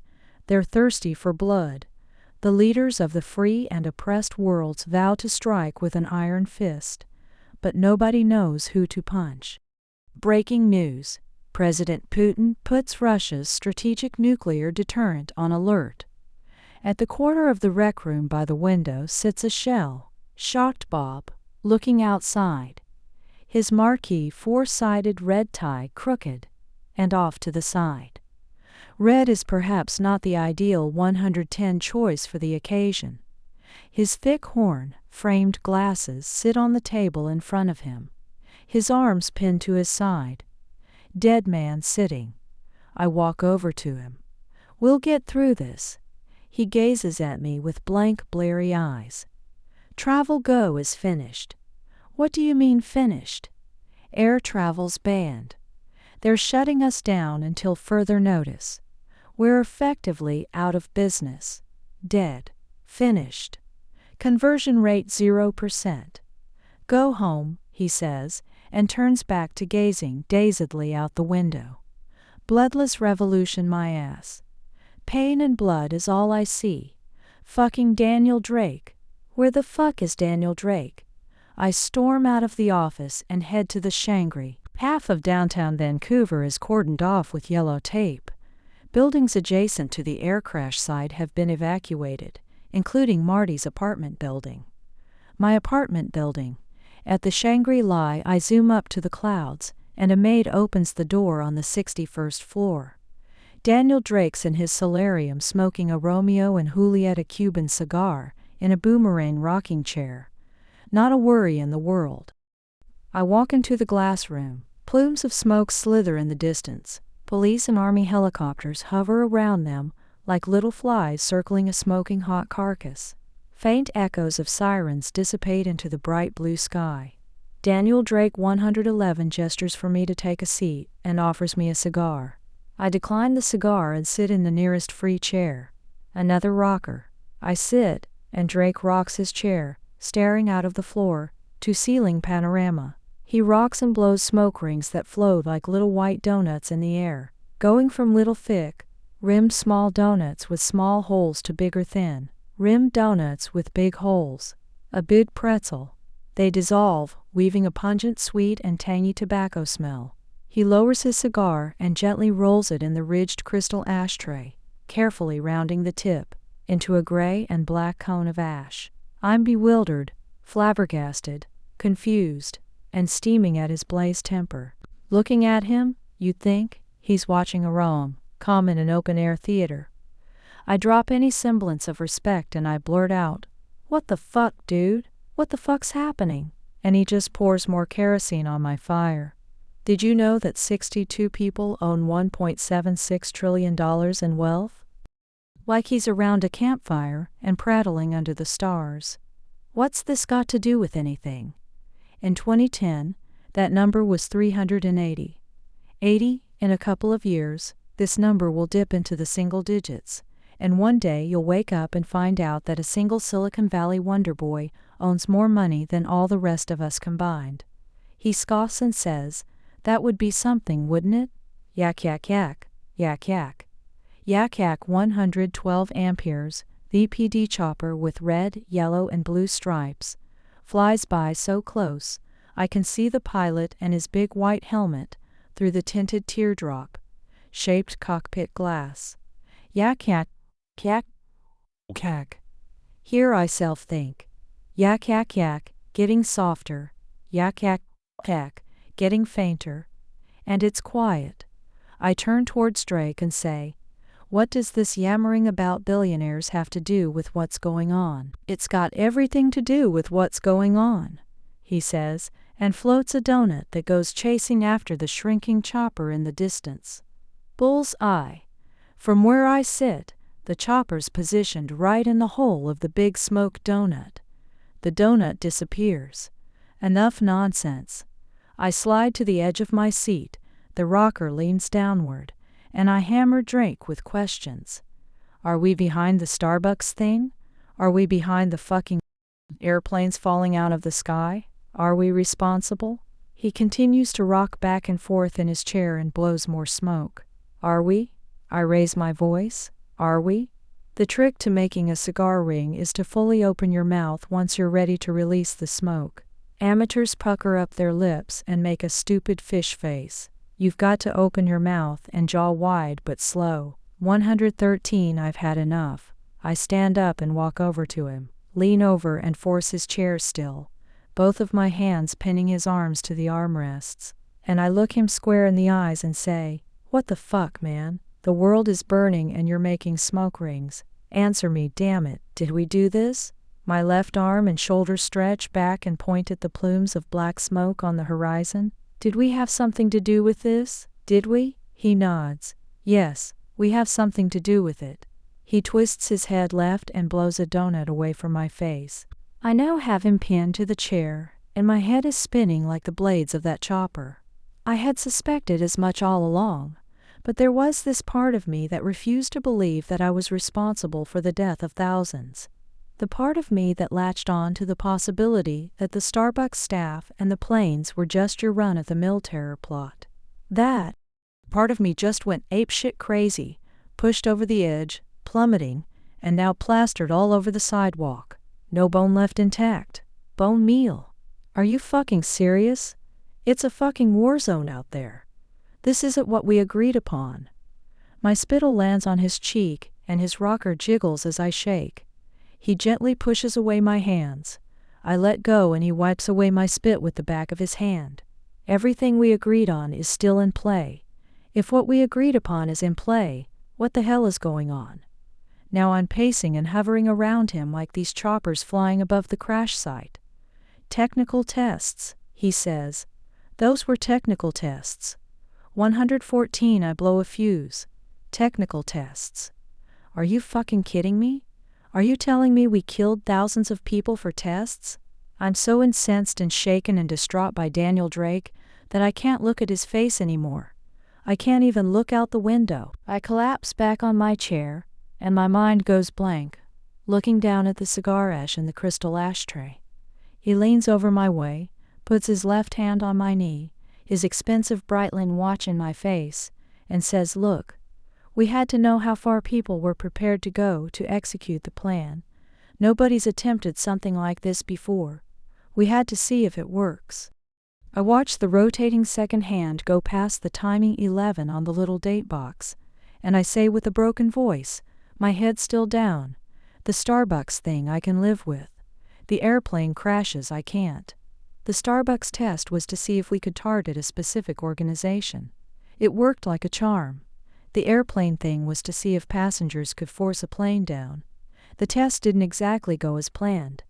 He cups my chin with his hand and forces my head upward to look at him. The plan was to force emergency landings. The goal wasn't to kill thousands of innocent people. Something malfunctioned. I'm not a murderer. You're not a murderer. I push his hand away and say, "Is this supposed to make me feel better?" He blows a waft of smoke. "No donuts this time. This is war. What did you expect? It's called collateral damage." 115. The U.S. Air Force Intelligence Targeting Guide defines the term collateral damage as the unintentional damage or incidental damage affecting facilities, equipment, or personnel, occurring as a result of military actions directed against targeted enemy forces or facilities. Such damage can occur to friendly, neutral, and even enemy forces. He jumps up from his chair and says, "Let's go for a short drive." 11615. The elevator cab hurries down to the underground parking. Drake and I stand in silence, broken only by a guy showing a girl a noisy video of himself getting wasted in Cancun on his phone. We make it to Drake's blood-red Mustang Shelby and nestle into the Recaro leather seats. Drake zooms us through the ongoing chaos to the intersection of East Hastings and Main Street, the poorest postal code in North America. This place is usually crawling with cops. Not today. With the crash downtown, the human wreckage in this morbid ghetto is left to the dogs, crackheads, coke-whores, burned-out junkies, the homeless and the disabled mingle and roam the grimy asphalt, Walking Dead style. We park next to a drunk sprawled across the sidewalk, lying in his own urine, his dick hanging out in the clear. Where is Thomas Cantor when you need him? Hashtag Bepper Trait Prize. Knock knock. A haggard old woman with margarine sallow skin and dirty rags for clothes has made it to the Mustang on her walker. She's knocking on the driver's side window. Knock knock. She's rubbing her grubby thumb against her joined index and middle fingers, the typical gesture for money. Drake pulls out a 20 from his wallet, rolls down the window and hands her the bill. She throws him an ear-to-ear smile. 4 of her upper teeth are missing. There's dive bars, flop houses and dodgy characters everywhere, and they just saw what happened. Drake rolls up the window, looks to me and says, "This is Van's human garbage dump, where the greenest of cities 117 composts its rejects," he says, and tilts his head away. What are we doing here? Destitution porn comes to mind. Deprivation voyeurism. If I had my cell phone, I'd be tweeting about human rights and equality. Virtue signaling bonanza. Holier than thou social media morality. Hashtag fake outrage. Down the street, a neighborhood tough in a velvet track. Suit breaks away from a huddle around a glass pipe and coaxes a dirty white pigeon into a corner by our car and starts stomping it. The pigeon coos and whimpers. Clack, its wings crack. Have you seen enough? Drake asks me. Had he seen enough? This place isn't news to me. It's not like I didn't used to live a couple of blocks from here. It's not like I didn't wait for the bus 10 feet away from the stop because of the weirdos holding court there all day. It's not like I wasn't offered a hand job for the change in my pocket. It's not like I didn't walk on a heap of used syringes on my way to the grocery store. I wasn't born yesterday. I get it, dude. I get it. Daniel Drake is scrutinizing what's happening outside. He turns and looks at me with his Romeo and Julieta cigar-ash eyes and says, "You don't get the half of it. You walk in the midst of these people and you say you don't have it so bad. You figure you have a job, a roof over your head, a girlfriend, a good credit score, and you suntan on the beach 2 weeks a year. You feel so bad for these rejects. Every Christmas you walk into a food bank and hand them your groceries. But what you don't get is that what you see here is exactly what the tech billionaire class sees when they look at you." 118 knock knock. Another bum knocks. On the windshield this time. Daniel Drake sneaks a peek at him and continues. The shiny phones, the flashy apps, the flickering lights. These are their weapons of mass distraction. The baby rattles they wave in front of your eyes, so you don't see that you're swimming in a pool of your own urine.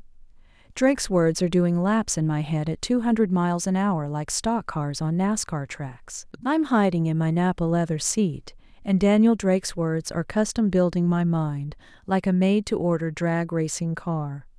They don't want you to see your worthless smartphone-drained life. They don't want you to see their hoards of cash. They don't want you to see their diamond-encrusted yachts, their gold-plated private jets, and their stately estates. He raises his voice. So now, why don't you get over this little moral drama of yours, this misguided outrage, and look at the big picture? What we're trying to do is bigger than 40 planes. We are trying to save the world. We're racing to reset the clock before they strap a VR headset on everybody's head and turn us all into AA batteries, powering their world. Drake's words supercharge my soul, and my rage against the machine spikes and ignites like the engine of that F-18 Hornet jet racing Daniel Ricciardo's Red Bull car. I'm ready to follow Daniel Drake to the gates of hell. And he pulls a small folded piece of paper from his shirt pocket and says, "Go to this address tomorrow at midnight. Make sure to wear a mask. 119. What kind of mask? Any mask will do. Clamoring. I look around and our car is encircled by a horde of pallid, skinned, half-dead, half-stoned Walking Dead zombies. The news of a blood-red Mustang dispensing $20 bills spread faster than hepatitis in a back alley. Howling and bawling walkers close in on us, and bunched up against the windows, they start kicking the car. They want money. They want bills. They want it now. I see crowbars, baseball bats. Fuck. I look at Daniel Drake. He's calm, composed, centered. He honks the horn. And again. And again. His ash-gray eyes sparkle like 2 droplets of seething mercury, and with his foot on the brake, he floors the gas. The engine roars and the tires squeal against the road, sending sparks and smoke into the air. The mob hastily retreats. He lets go of the brakes, and we launch out of the hairy asshole of beautiful British Columbia, like a bullet from the barrel of a gun. 12016. She stands by the sink, her fingers gripping the black polymer handle of a Shun Sora kitchen knife. She leans over the sink, the stainless steel rippled pattern edge of the knife pushing against the blue veins of her wrist. The licorice black nail polish on her thumb is chipping off. I nev this knife. I gave it to her as a housewarming gift. The word shun is Japanese for eating food only in its proper season, when it's at its peak flavor. Shun is perfection. Sora means sky. Shun Sora, perfect sky. Marty sobs and her nose runs and sniffles. I killed all these people. I deserve to die. Weeping, she says, this isn't some cry for help display. Murderers like me don't deserve to live.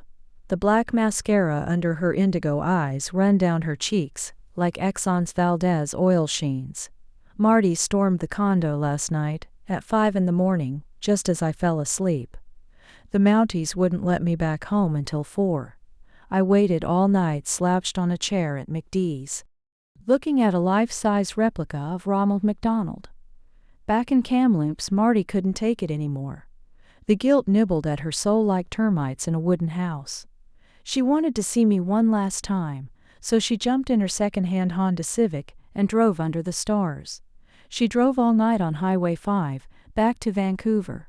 She drove through the police checkpoints and the ongoing uproar until dawn, when she got to our building, exhausted and distressed. With her left arm stretched over the sink, her right hand clasping the knife, she says, "Tom, we've made a big mistake. We've been played by a homicidal lunatic, and I don't know how to make things right." 121. Marty's doing her suicide thing. She's uttering her last words, and I feel like I should be writing something down. Instead, I'm just standing there barefoot and half asleep on the hardwood in my briefs playing one of those suicide helpline volunteers. Marty, this wasn't supposed to happen. This was an innocent mistake.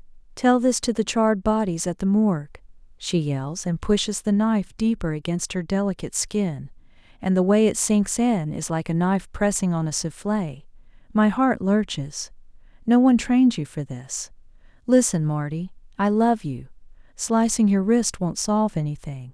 It won't bring anyone back to life. She eases her grip, and her soufflé skin swells back up, and I'm feeling good about this. You don't have to do anything you don't want to. Forget about Drake. Forget about his revolution. I hit a tripwire. How the hell can I forget? She yells and pushes the knife back down, and her skin arches inward again. The purple and blue dipped lock of hair slips from behind her ear and bounces across the snow white of her cheek. Minefield. One wrong word, and her ulnar artery is sliced spaghetti alla bolognese style. One wrong vowel, and she's spewing hot marinara sauce all over the sink. And people volunteer for this. We've been standing here for God knows how long, bouncing pro-life and pro-Harakiri words back and forth, until the sun rises, and a ray of sunlight crosses the living room, beams through the open kitchen and falls onto Marty's Shun Sora, before ricocheting into my eye. I squint, and I'm scared stiff. 122. I'm scared if I move an inch, she'll slit her wrist. I stand there stiff as a corpse in my royal blue Calvin Klein undies, the light blinding my eyes, my feet numb and cold, and I say, listen, you wanted to do a good thing. You wanted to free people, to give them their life back. Don't punish yourself and those who love you for a lousy mistake. My eyes water and my voice break. Please, baby, don't hurt yourself. Please, don't. Please, please. And she lets the knife go. I run to her and hug her tight, tight, tight, and she sobs on my chest. Her hot tears slide down through my curly chest hairs, down to my belly button, and down to the C&K woven onto the waistband of my briefs. I walk Marty slowly to the bed and sit by her side until she calms down. I tell her about what Drake had said, about the tests, the technical malfunction, and the collateral damage, about an unjust world, and how a bunch of billionaires are taking us for a ride. I explain that what's happening is way bigger than both of us, that we're at the dawn of a new world, that history will look back at us and hail us as unsung heroes. I tell her Daniel Drake is fighting for a just world, and Marty's listening to every word in total silence. She hasn't blinked an eye. She lets me speak until I have nothing more to say. When I shut up, she turns to me and says, "Whatever you're doing with him, whatever you want to do with him, I don't want to hear about it. I don't want to think about it. I'm done. Drake can take his revolution and shove it up his ass, and if you're smart, you'll walk away from all of this now, too." "Sheets," she says. "Nothing good will come of this." 123 I've lost Marty. This is when we stop seeing eye to eye. I want more Daniel Drake. She wants none. I want to change the world, and Marty wants to hide under a blanket in bed. Marty says collateral damage is just a made-up term, invented by generals and warmongers, to justify slaughter and mayhem. She says I shouldn't let my soul be collateral damage in Daniel Drake's bloody war. After I tuck her into bed, I head out to Dressu to buy a mask. And although I won't wear it at home, from now on I'll always be looking at Marty from behind a mask. I'm Emoji's collateral damaged soul. 12417. It's chilly, and just after midnight. It's dark, and I'm standing in front of an unmarked metal door at 437 West Pender Street, holding the string of a V4V mask in my hand. It's pitch black, except for the faint light coming from a dim bulb above an old intercom. I stretch my arm and press the cracked translucent square button below the microphone. Nothing happens. I press again. Nothing. I walk back to the sidewalk and look down the street. It's deserted. Just a handful of subdued streetlights shimmering in the silent night. Is this the right address? White noise. I hear crackling white noise coming from the intercom. Someone's listening from the other end of the microphone. I walk back to the intercom, press the button and say, "Sign, Metu." Drake told me to say this. The intercom cuts off. A sharp buzzing sound springs from the steel door. I push it open, and I'm facing a poorly lit, steep and descending narrow staircase. I strap on my mask, go through the door, and carefully climb down the steps. The door hinges back and closes behind me. I can barely see anything now. I make my way down one step at a time, my hands gripping the cold, rough walls on both sides. The steps below my feet creak like an old ship being tossed around in a storm. The creaking and the sound of my own Darth Vader-style heavy breathing under my mask is the only thing I can hear. I climb down some more, and there's a lonely flame flickering at the bottom of the stairs. 125. I reach the bottom, the stairs stop squealing, and my shoes hit a hard, rough, rotted floor. A candle on a wooden sconce hangs on a cobblestone wall. I see two chase doors to my right. They're level, square windows, blackened out, and it feels like I'm in the catacombs. I take a deep breath through the two small nose holes and push the chase doors wide open. Now I'm in an obscure hallway, pitch black at the vanishing point. I let go of the doors behind me and make my way down the corridor along the rough stone floor. The air feels cool, damp, and still, like a wine cellar. I pace forward until I see the silhouette of a man sitting at a desk by the end of the hall in front of another set of doors. I wave and say, Hello, he doesn't reply. I keep walking. I hear chattering. The noise gets louder the closer to the man I get. I'm close enough now to make out a lamp mounted on the desk and an outline of a large man in black sitting behind the desk wearing a plain white mask. Few feet behind him, there is another set of black chase doors. I'm at the end of the hall. The white mask asks, "Number?" I don't know of any number. I reach in my pocket for Drake's note, and I lean it towards the light. I see a number.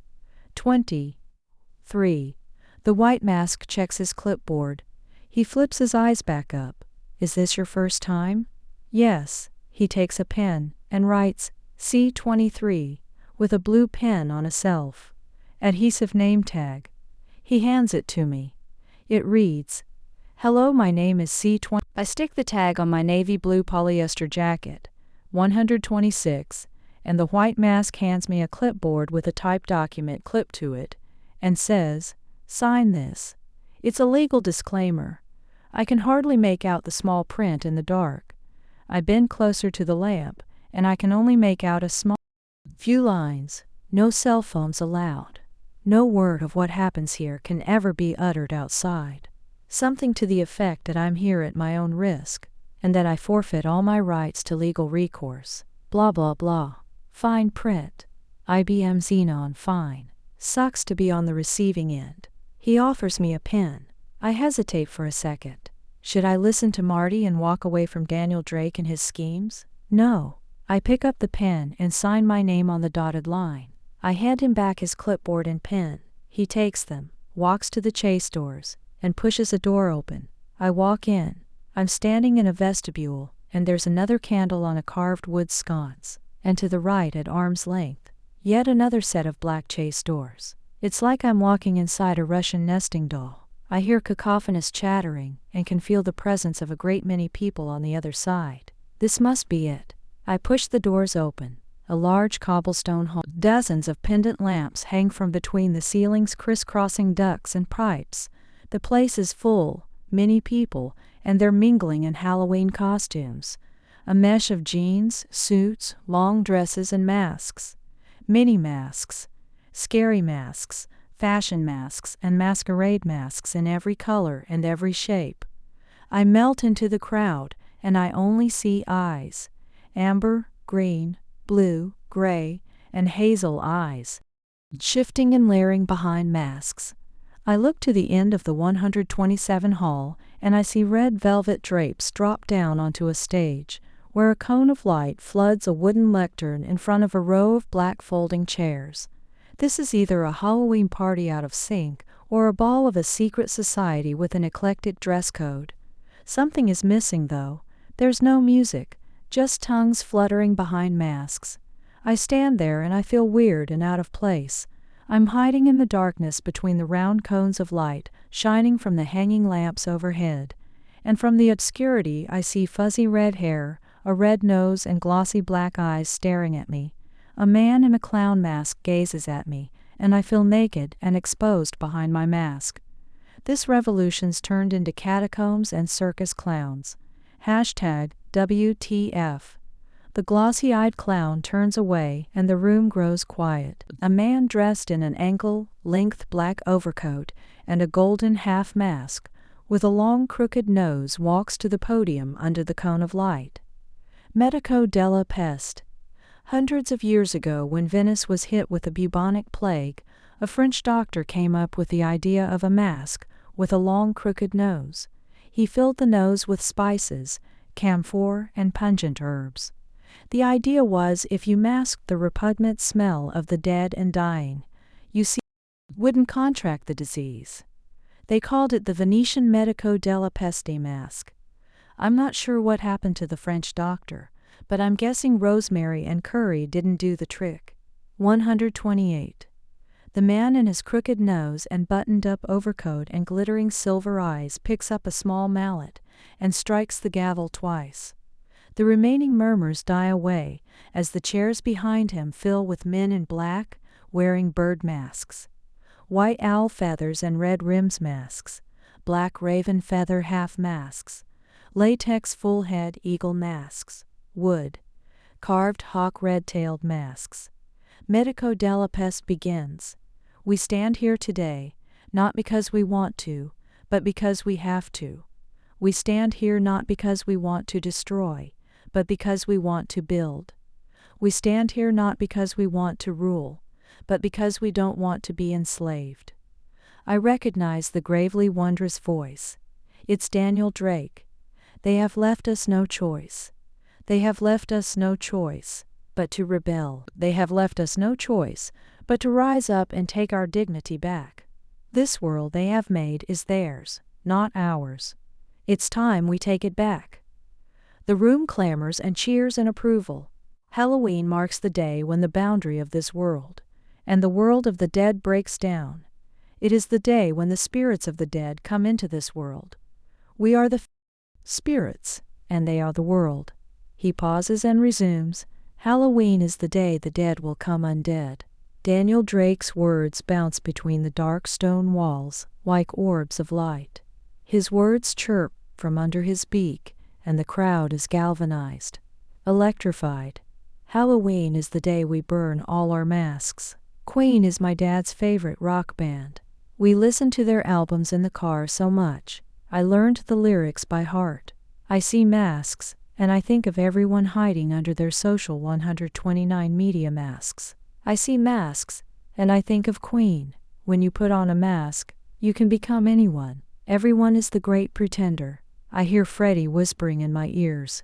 Oh yes, I'm the great pretender, pretending that I'm doing well. My need is such, I pretend too much. I'm lonely but no one can tell. A projector screen descends from the ceiling and unfolds under projector lights. A blood-red smiley face flashes onto a black background.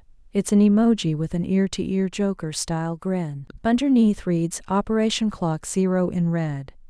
The birdmen in the back rise up from their chairs, and Drake says, "The Rebel Council will walk you through the plan."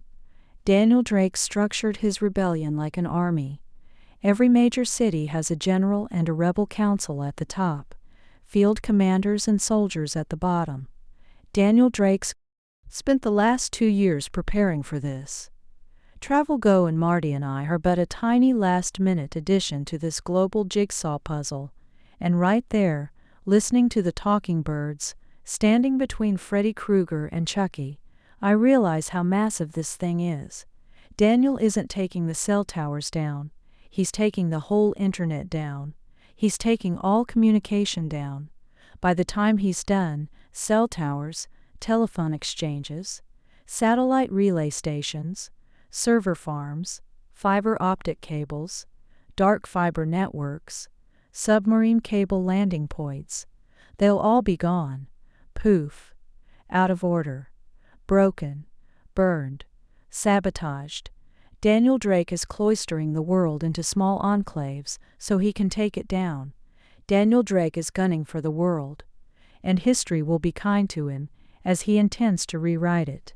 130 I'm Emoji's cold sweat face. The birds retreat back to their folding seats, and a woman in a long turquoise dress, a gold bunny mask and 2 long pointy ears walks to the podium. If you have a C on your name tag, come and see me after our last agenda item to receive your assignment. Assignment? What assignment? She steps away from the podium, and 2 musclemen in black with pig masks come out from behind the curtains, dragging a man by his arms. He's shirtless and his pants are torn. Blueberry bruises cover his skin. 2 black tennis balls, where his eyes used to be. They drag him along and the crowd opens up to make room for them, pair of scissors style. The 2 pigs and their swill move to the center of the room under a hanging cone of light. Dead silence. Daniel Drake and his crooked gilded nose walks up to the lectern as a pig pulls an M9 from his pants, while the other pins the right arm of the limped man to the ground. Timberland boots. Everything looks choreographed. A flash and bang. The sound of the shot echoes throughout the room and the swill shrieks. The M9s made a 9mm hole in the back of the pinned man's hand. Blood gushes out and seeps in between the rough stones on the floor under rubber soles and stiletto heels.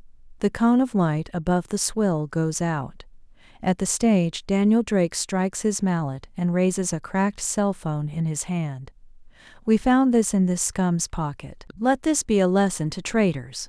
131. He and the rebel council in their bird masks walk away from the podium and vanish behind the red velvet folds.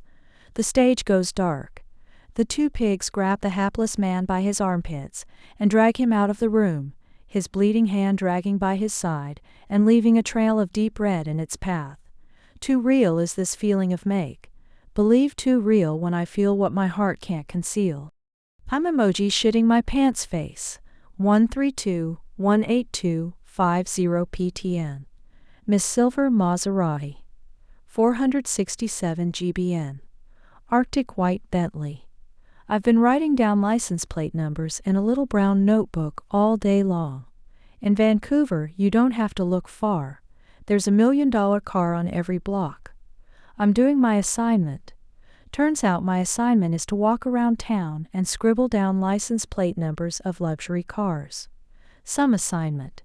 Don't they have this in a database somewhere? 812 CKA. Raven Black Mazibach. 17 UTS. Vintage Gold, Jaguar XJ. After the pigs exited the stage, I went looking for the bunny to get my assignment. When I found her, she eyed my name tag, pulled me aside, and told me that after the revolution, we're going to collect the city's priciest cars and give them to the homeless. She said the city's full of our people. They're scouting for grandiose villas, yachts, designer dresses, and diamond rings. She said this city has luxury shoes and bags made from the skin of more endangered species than a nature preserve. Water Snake Manolos, PMK Brooklyn Zoo Air Jordans, Fendi Baguette, Hermes Birkin, you name it. She said after the revolution, valuables will be collected, cataloged and indexed like they do on server farms, and then handed to the needy, those born with a scrap metal spoon in their mouth. This wasn't just happening in Vancouver. She told me, down south in Palo Alto, a social media tycoon villa is going to be 133 raised and turned into a community garden, and the 4 houses surrounding it will be turned into social housing. She said, deep in the Pacific, a tech mogul's private Hawaiian island is going to be turned into a nature reserve for ex-billionaires. No poaching allowed. Ex-tycoon skim trafficking will be severely punished. New York's Trump Towers is going to be turned into a free Ivy League college, and Mukesh Ambani's skyscraper home in Mumbai will be converted into a free public hospital. The keys to Prince Al-Walid Jeddah's tower, luxury condos will be handed out to South Asian slave laborers, and the Triple Deuce superyacht is going to be turned into a marine life research vessel. She told me, Daniel Drake says this world's been taken from the poor to bail out the rich. Time to try it the other way around. Flip history. She said Daniel Drake doesn't want to rule. He just wants to give the world a second chance. She said Daniel Drake already pledged all his wealth to the revolution. And just before she let me go, she said, don't get the wrong idea. This is no Red October. This is no communist revolution. This is a one-time reshuffle, a single reset. 917 ZWT, Sierra Blue Bugatti. 768 YTN. Firecracker Red Ferrari. It's freaking cold. Arctic blast cold. My nose makes smoke eddies, and my hands are blue like a corpse in a morgue fridge. I'm not wearing gloves because I can't write anything with them on. I jot down numbers and hurry my throbbing hands back to the warmth of my pockets. 134 Travel Go is closed until further notice. That notice is never coming. Travel Go is done, they just don't know it yet. I told Marty I was going out to look for a job. Liar. I've been scouting all day. I must have collected over 100 license plate numbers. Now the sun's gone down, so I call it a day and start walking home. I'm walking home and a black panel van with tinted windows comes racing to the curb and squeals to a stop. 3 men in black wearing balaclavas jump out and grab me and shove me into the van. Sly and swift ninja style. They put a black hood over my head and bam. Something hard slams against the back of my head and I'm out. Black. I wake up, and it's pitch black. I open my eyes and it's so dark. I can't tell whether my eyes are open or still shut. The back of my head feels like it's being hammer drilled. I reach back to feel it. It's tender. My hair's gritty like it's frosted with dry blood. My ass cheeks feel frozen solid under my jeans. Cold floor. Feels like concrete. I grope around and feel something mushy and cold crawling under my fingers. I yank my hand back and jump up quickly on my feet. Dizzy. I sway left and right until I slowly retain my balance on my feet. Where the hell am I? I lean back against the wall and wait in the dark, freaked out from whatever's crawling on the floor. Something wiggles against my shoes, and I start stomping around in the blackness like a madman, until something crunches under my sole. Roach pop. I keep stomping all over the place, and I hear 135 pops like I'm stepping on bubble wrap. I stomp until the floor pops no more.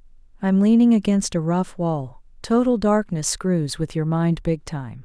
It fucks up your sense of time. I can't tell how much time has passed. You open and close your eyes and it's all the same. It's so dark in here you'd think you were cast to the edge of space, or buried miles down where no one will ever get to you. I've got a cramp in my legs and aching pain in my feet. I must have been stuck in here for hours. I'm emojis going mental phase. I shout and scream and call out for someone. Nothing. I lean back against the wall and wonder how big this place is. And I slowly pace forward and feel around with my hands. I make a dozen or so small steps, a few pops here and there, till I get to another wall. I turn at a 90-degree angle and keep going, pacing slowly and popping roaches. I'm in a square room, around 10 by 10 feet, and there's a tightly shut steel door. I can't see or hear anything.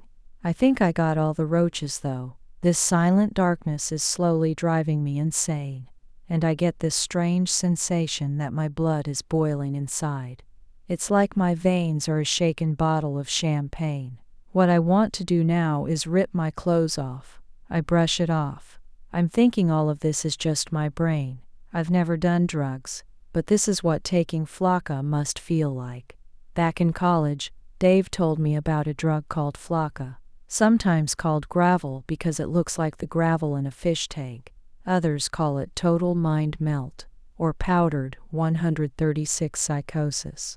Dave said when people take this shit, they just go batshit crazy. He told me about a guy and his girlfriend popping 2 Flocka pills one night. The guy went running naked in the street, and the police caught him 3 hours later trying to fuck a tree. The girl was found rolling naked in the dirt, claiming she was Satan. Dave said Flocka is just bath salts on steroids. You can eat it, vape it, snort it, inject it, even push it up your ass. Dave said the active component in the drug is called alpha-PVP. It floods your brain with dopamine, gives you this off-the-charts euphoria, plus the occasional paranoia. Dave said a guy taking Flocka tried to break down the doors of a police station, told the cops he was being chased by aliens. Dave said a dose of the stuff is cheaper than a Big Mac. Dave said if he breaks bad, he'll call his homegrown Flocka Happy Meal. 2 more roaches crack under my feet. I've now smashed so many roaches. The ground under my feet feels greasy and smells like a clogged drain. Crocodile was the drug Dave really wanted to make. They call it that because it makes your skin green and scabbed like a crocodile. Dave said a high dose would turn your flesh into goop before it falls off and brings out your cream white bones. He said crocodile was just cheap heroin. You mix codeine, paint thinner, gasoline, muriatic acid, iodine, and red phosphorus from the tip of a match in a glass flask, and cook the mixture for 30 minutes till you get a foul murky yellow brew that looks like squash soup. Needle the 137 soup to your veins, and you got yourself a 2-hour heroin high for next to nothing. Dave said if we break bad, We should go for mass market drugs. He said there's way too much competition at the top. He said the money's in dealing cool new drugs to Joe Six-pack. Imagine if we could get a zillion people hooked on the stuff he mused.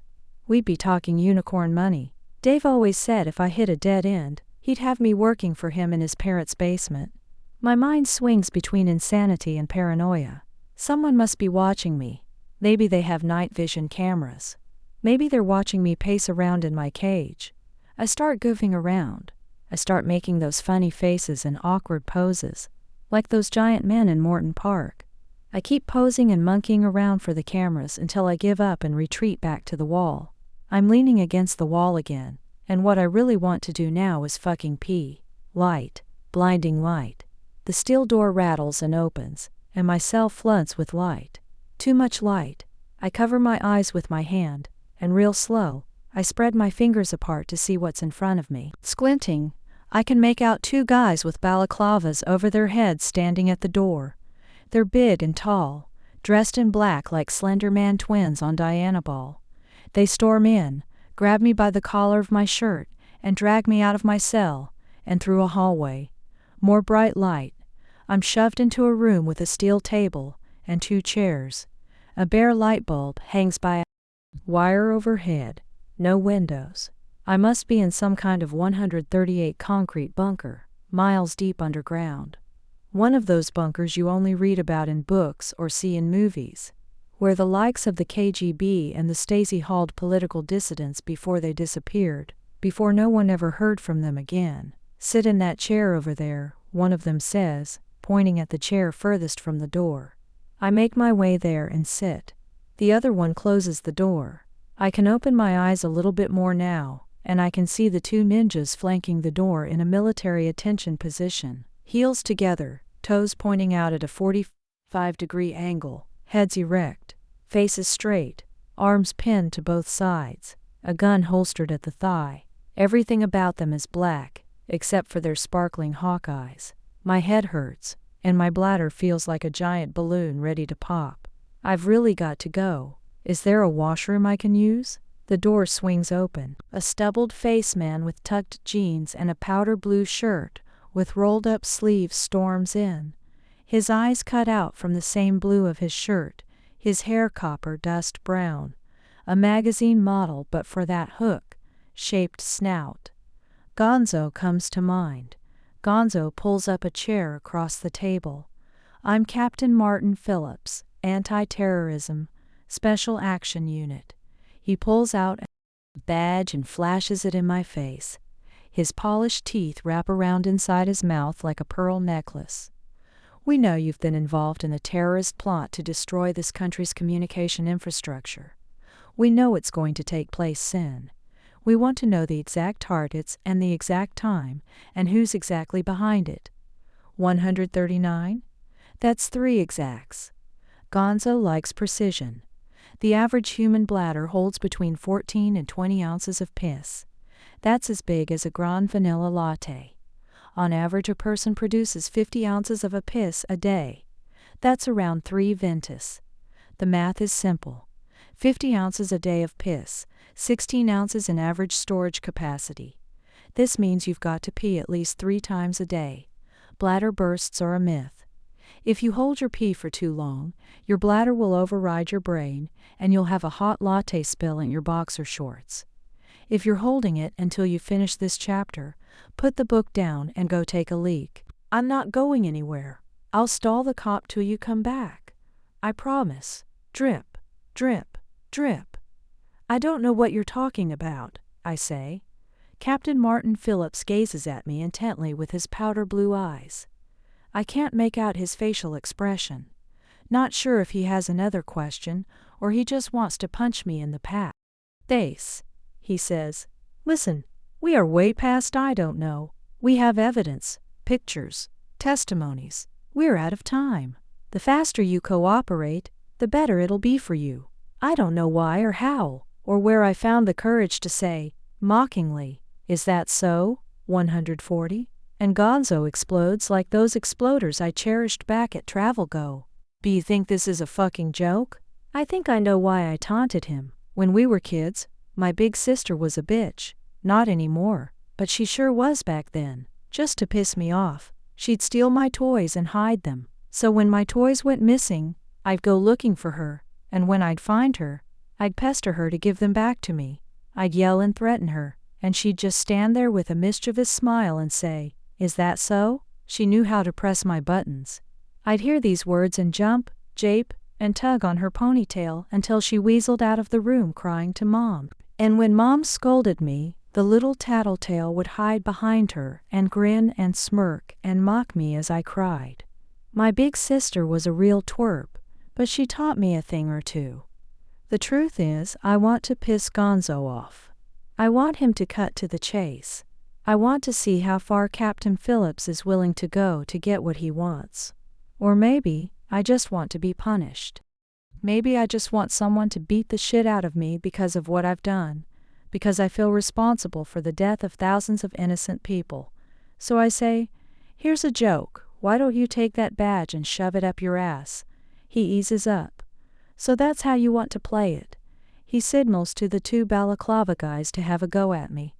They approach me from both sides until they've sandwiched me, and when I lift my head all I see is a tight fist flying towards me. It plows into my left eye and knocks me off the chair and 141 onto the concrete floor. Before I can catch my breath, I'm pinned down to the floor with a knee pressing down on my ribs and a ninja pounding on my face with bare knuckles that feel like the base of a plate compactor. He pummels my face until two of my teeth come loose, and I'm gagging on my own blood. And I just take it, Jesus' other cheek style. He lets go and my head falls to the side. I spit out teeth soaked in blood, and from the corner of my eye, I glimpse a rubber sole land on my ear. My head's pinned down, and the grooved teeth of the rubber sole bite into the side of my face. The boot goes airborne and slams my stomach hard, ripping my insides to shreds, and heels clobber my guts until I'm coughing up stomach acid. "That's enough," Captain Phillips yells. They let loose and hot blood rushes to my head. Captain Phillips walks towards me, leans down, grabs my hair, and lifts my head. "You still want to play hardball, funny boy?" He lets go, and my skull hits the floor with a thud. My punched-out eye is swollen shut, and blood's oozing from every hole in my face. I'm numb with pain, lying on the floor on my back. My head's twisted to the side, and fresh blood trickles down my face and seeps down to the 4 army boots and the pair of Steve Madden rubber shoes in front of me. And suddenly it feels like heaven. My bladder's made an executive decision. I'm pissing my pants. And pissing never felt so good. Hashtag heaven in my boxer shorts. 14219, still misses death. The human brain craves distraction. When you're locked in total darkness, in total silence, you start to hallucinate. Flacca and Crocodile have got nothing on pitch. Blackness, with no visual or auditory input. Your sensory nervous system fires off nonsensical impulses into your brain, and you end up constructing an artificial reality in your mind. A fantasy world. Your own Disneyland. My imaginary world is filled with twinkling stars. I open my eyes and see countless specks of light drifting in swarms. I can reach out and grab them. A slew of tiny luminous stars, suspended in the vast blackness of space, like a vista from the helm of the Millennium Falcon. In my fantasy world, my whole body isn't sore, and every muscle on my face isn't tender and raw. My mouth doesn't taste like blood, and I'm not missing any teeth. My nose isn't broken. I don't wheeze when I inhale, and knives don't tear into my chest when I exhale. The floor isn't greasy with cockroach guts, and the room doesn't smell like a stink bomb. I can't tell how long I've been held here. I keep dozing off, and I can't tell if I've slept for 5 minutes or 5 hours. Sensory deprivation is what the CIA calls this form of isolation. Sensory deprivation is what smartphone junkies endure when they're out of mobile phone contact. Nomophobia is what shrinks call it. If you're locked in total darkness for a long time, your body switches to a 48-hour cycle. You wake up for 30, 6 hours and you sleep for 12. This whole 24-hour cycle thing is just because the earth is always spinning, and the light on light off turns you into a co-op chicken. In 143 chicken coops, they play around with the light to get chicken to lay the maximum amount of eggs. Turns out 15 hours of light and 9 hours of darkness yields the maximum egg output. The age of the chicken and its stress level plays a role. 2. A good healthy chicken living a stress-free life should give you at least 1 egg a day. I'm telling you this in case you're thinking about a career in the chicken business. If I was a chicken right now, my egg output would be seriously challenged. Let's just say I'm not being kept in optimum egg-laying conditions. It's permanently dark and they give me 1 piece of bread and a glass of water a day. With half my teeth wiggling, I can't chew bread without dipping it in water. I think I dipped my bread in cockroach cream a couple of times. I can't tell. Like I said, it's pitch black. What humans do best is adapt. I'm starting to adapt. I'm forming a routine. I'm in what I call a beat-sleep cycle. 3 times already they've kicked the shit out of me. It's always the same. Gonzo asks if I know anything about the plot. I suggest he suck it, and the 2 ninjas give it to me. When I pass out, they dump me in here with a piece of bread. At some point they'll break. Today, they gave me a bucket. Must have got tired of mopping up my piss. So now I push the bucket into the corner and hope I aim right. Beats pissing all over the place. I know. I can fess up and put an end to this. I might even come out a hero in their world. But this isn't my world. Anymore, this world can go to hell for all I care. 144. My uncle had a ranch up by Douglas Lake. My parents sent me there a few times when I was in my teens. There was no cell service, so I was always bored to death. I practically choked on the manure smell. One day, my uncle took me aside and told me about herding cows. The key to successfully herding cows is to understand how they move, he said. Cows walk with their heads down and prefer little physical contact with each other. The same way teens walk hugging their phones in school. He said, as long as your cows are looking down and walking at a distance from each other, you won't have any problems. I'm here because I'm one of those cows that looked up. When you study history, you read about all these great historical figures. Martin Luther King, Che Guevara, Louis Riel, Joan of Arc, men and women fighting and dying for their cause. It was all theory to me till Daniel Drake handed me a cause. Before all of this, every morning I'd wake up dead. I'd snap pictures and hashtag everything. Hey world, look at me. I'm alive. Liar. The great pretender. Before I joined the revolution, I backpacked the world with a phone in my hand. Dead man backpacking. Before I believed in a cause, I got a job and nibbled away at my student debt. Death countdown. On social feeds, nobody has a job. Everyone's having a blast. Beautiful, lovely lives. Exotic trips and diamond rings. Parties and soirees and banana daiquiris. Every day I tuned into their feeds and felt dead. My life was a phantom vibration till I met Daniel Drake. 145. I'm back in the interrogation room. Tell us. Fess up. Pounded meat. My meat. I'm all beat up and sore and numb, and I can't decide whether I want a classic burial, or if I want my ashes stuffed in an urn. Organic fertilizer or lawn ash. I'm on death's door, and one of the ninjas walks up to my chair heaving a green bucket in his hands. He parks in front of me, lifts his bucket up in the air, and pours it on top of my head. Ice water. Now I'm soaking wet and shivering like a leaf. I'm throbbing and aching and shivering. My chair's tap dancing on the floor. I lift my head and my neck crackles like I'm cracking potato chips. Ice water still dripping from my hair. One eye swollen shut. I say, don't bother putting this on YouTube. I've already made my ALS cash donation this year. I make sure to grin, and I grin with my wiggly teeth and puffed up cheeks and my split open lips and blood-stained teeth. You're some piece of work, says Gonzo. I smirk and say, "Thank you, sir, you're most kind." By now I must look like a Picasso painting. Cubism period. Gonzo keeps his beak shut, and the ninja picks up his empty bucket and walks back up to stand attention style by the door, morning wood position. No interrogations, no beatings. They just stand and sit there until the door opens and everything turns Salvador Dali surreal on me. Nothing makes sense anymore, now that Daniel Drake's walked in. I must be hallucinating. I must be in my cell imagining this. 146. I extend my arm out for the light bulb hanging overhead. I think it might be a star.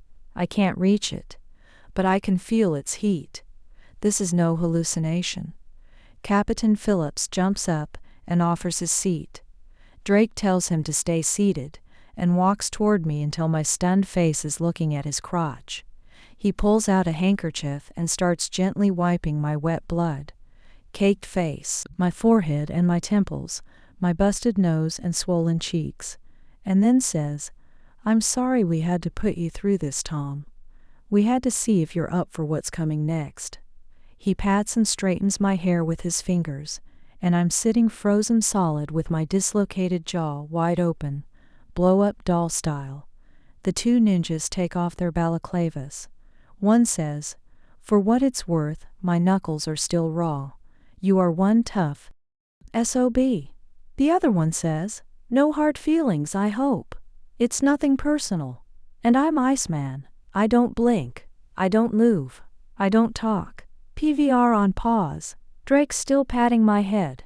"Jim and Stu will fill you in, then take you to the hospital for a quick checkup before they drop you off home. Rest well. You need your strength back. We need you back on your feet next week." He puts his hand on my drenched shoulder. "I'm really proud of you, Tom. You did good." I tilt my head up with my Pringles neck and stare at Daniel Drake with my good eye, and all I can say is, "Whatever you need, Mr. Drake, you can count on me." I'm emojis dripping with cause face. 14720. I'm lying in bed wrapped in bandages, 210 common style, 5 stitches on my forehead, and 3 more at the back of my head. My bedside table has more Oxy, Morph, and Captain Cody than a dealer's garage. Everyone thinks I've been in a car accident. Marty puts a spoonful of chicken soup in my mouth like I'm 3. In the hospital they clunked my jaw back into place. It still hurts when I open my mouth wide. Marty's feeding me with a teaspoon. When they got me to the hospital, I was so banged up. The doctor said there was no way they'd let me go home that night. The doctor said my Picasso face didn't look like a car accident. The doctor said everything I tell him is confidential. I said, "Doc, patch me up and mind your own business." I was sent home 3 days later. Marty says, "I can't believe they didn't catch the guy. Don't they have cameras everywhere these days?" With the teaspoon in my mouth I mumble something that sounds like I don't know. Marty thinks I'm the victim of a hit and run. That's what I told her. Same story I told the doc at the hospital. He didn't buy it. This is the same story I told the nurse, and she rolled her eyes. Hitler's marketing director Joseph Goebbels used to say, "If you repeat a lie enough times, people will believe it." I think about that and imagine Goebbels in the social media age. At JGTHIRDREICH1000, with Teeting every AHTHIRDREICH1000 post. 148. Truth be told, I'm not sure if Marty bought my hit-and-run story either. I think she suspects my untimely car accident had something to do with Daniel Drake. She can't prove it though. She might be playing it cool until I'm better. Till I can fit a normal-sized spoon in my mouth. I'm done teaspooning soup. Marty takes the blue faux agate tray and goes to check on Jason. Marty started babysitting the neighbor's kids. We still got bills to pay after all. It's an easy job. Jason comes pre-loaded with his father's old iPhone and spends the whole time playing Angry Birds. He and Marty get along just fine, as long as she doesn't pry the phone away from his hands. Jason can't tell a smile from a grin unless it's in emoji form. Jason's who I'm fighting for. I'm still sore, and I'm freaking out. I might not be in shape for what Drake's planning for next week. Drake says I'm ready for the part. He says only those who know how to shoot will take part. I told Jim and Stu I could handle a Mini 14. My uncle taught me how to shoot a Ruger Mini 14 back at his ranch. That was the only cool thing I did up there. He'd load up a 5-round magazine with military surplus bullets and pop it in. You can also load one from the top. He let me do that once. I was afraid the first time I shot it. A Mini 14 isn't that small. It's 37 inches lengthwise. When you hold a firearm for the first time, it's exhilarating and terrifying. You're holding lethal force in your hand. You pull a trigger and bang, life's gone, in an instant. The weight of God on your arms. You reach for a solid grip. You pull the trigger and it's loud. Ear-ringing loud. The recoil whipped my neck and head a little and pushed me back a bit. I loved the adrenaline 149 rushing through my veins. Badass. I wanted more. My uncle says it's like that with the Mini. You pretty much aim and shoot. He let me shoot all I wanted whenever I was there. Marty comes back and standing at the door. She blurts out, "Tommy, what do you think about moving in with my father and Kamloops? It's getting crazy here in Van." I say, "I'm not going to cut and run. I promised Drake I would stay here. My jaws are killing me, and every word feels like a punch in the face. In your condition, you're no use to anyone." She opens her big eyes wide and says, "Don't you see this guy is using you?" Marty doesn't get me anymore. She thinks revolutions happen in server racks. She doesn't understand that history's written in blood. She doesn't understand that before I met Drake I was dead. A click junkie. A feed zombie. A snaphead. But thanks to him I'm revived, restored, revitalized. She doesn't understand that we only live when we die for a cause. Marty says, "Do you really want more blood on your hands?" I tell her, "This is our one shot. This is our one shot to free the world. This is our one shot to alter the course of history."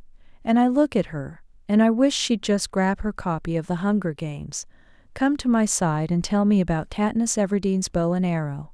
I wish she'd cuddle me and tell me about the Mockingjay storming the Capitol.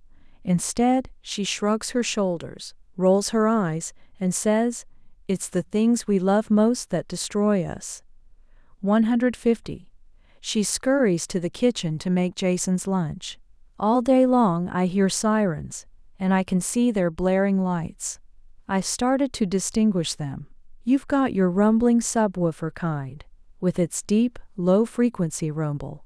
Kind of reminds of the music of an old Atari game. You've got the wailing siren and its long wailing scream. Think opera soprano, doing warm-ups. Then you've got your piercer siren, with its quick high-pitched bursts, like the noise coming from a toy laser gun. Combine that rumbling, wailing, and yelping with the Doppler effect, and you got yourself a free concert. Think Guns N' Roses' Welcome to the Jungle. Think Slayer's Angel of Death. Jason walks into the bedroom with his dirty blonde bangs and his phone. He walks up to the bed and says, "What happened to you?" "I was hit by a car. My mom says when you cross the street you have to look both ways." I did look, but I didn't see it coming. Jason looks confused. He shrugs and he walks up to me and says, "Where's your phone?" I don't have a phone. He's dumbfounded, stupefied. By the age of 7, kids understand the finality of death. They understand that a dead person can't do what a living person does. Mr. and Mrs. Dead are coming back. At age 151-7, no kid's ever seen an adult without a cell phone. At age 7, a kid understands the irreversibility of smartphones. Having no phone to Jason is like seeing a man return from the dead. It doesn't compute. Marty calls Jason to the dinner table. "Go eat before your food gets cold," I say.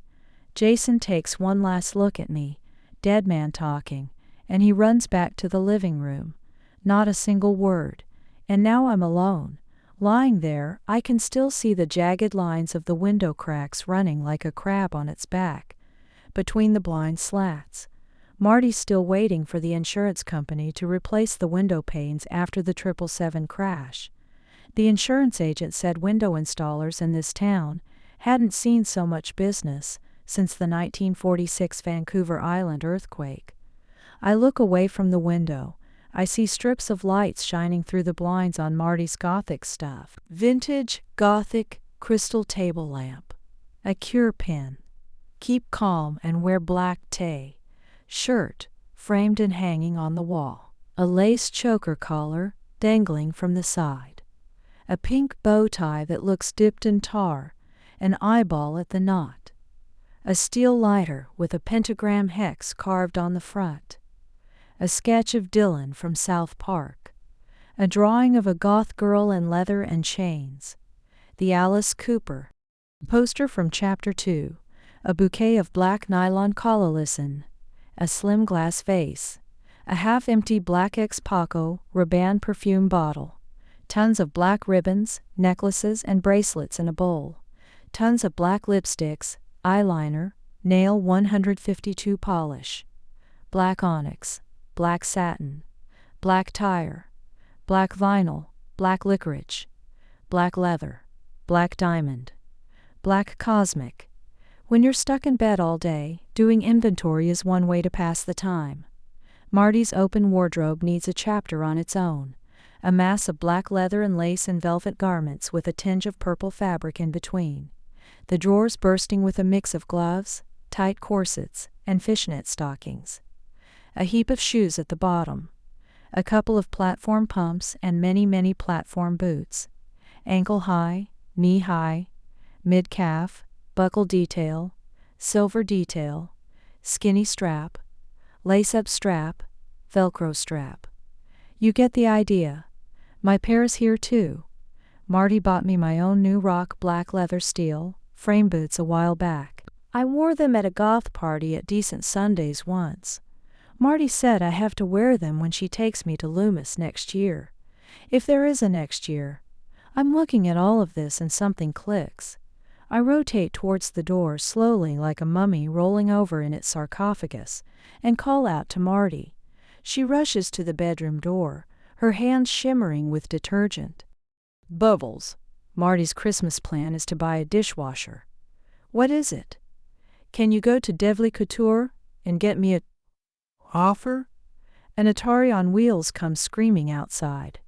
We will whoa whoa whoa whoa whoa whoa whoa 153.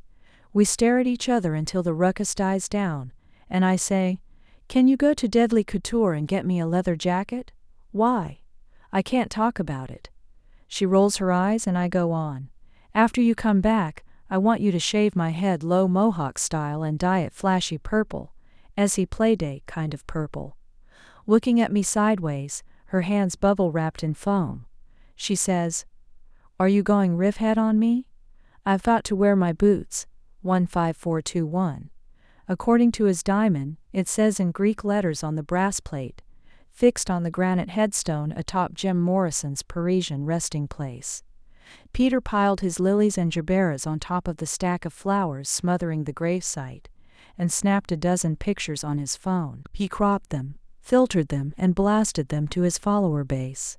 Hashtag 27 years. Young hashtag the doors. Hashtag rip Jim Morrison's.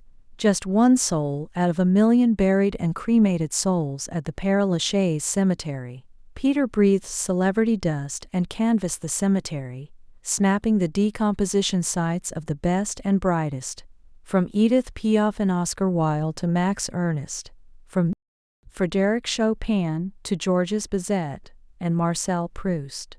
Peter's followers never had it so good. Peter walked among the remains of gifted writers, artists, and musicians, and wondered whether one day they'd be joined by a new generation of social media stars, internet celebrities. Here rests Peter Jennings. He had 250,000 followers on Instagram. There was one more grave Peter had to see, Victor Noir's burial site. You probably don't know him. Victor Noir was a journalist killed in a duel in 1870. His death had political consequences at the time. But this was of no interest to Peter. He only wanted to see Victor's groin. Peter walked the narrow leaf-covered cobblestone paths in between the tombs, the mausoleums, the sepulchres, the naked chestnut trees, until he reached the solemn gravesite of Victor Nawar, where an elegant statue lies supinely, a 155 depiction of the late Victor Nawar, as if he's just been shot, his hat upturned to his side. There's nothing remarkable about the bluish-green verdigris-covered sculpture, except for a single protruding brown shiny clean patch, just below the belt. Victor Nawar's eternal hard-on. After Jules Deleuze sculptured Victor Nawar's statue, people noticed a peculiar bulge below the belt, and a legend was born. If a single woman was to leave a flower in Victor's upturned hat and rub his bulge, she'd find a husband within a year. The delicate rubbing hands of countless single women for 150 years kept Victor Nawar's crotch nickel clean. Peter zoomed in on Victor Nawar's groin and beamed it to his follower base. Hashtag most handjobs in history content. With his cemetery expedition, Peter took the subway back to the hotel to grab his jacket, before meeting with Megan later for their pre-concert dinner.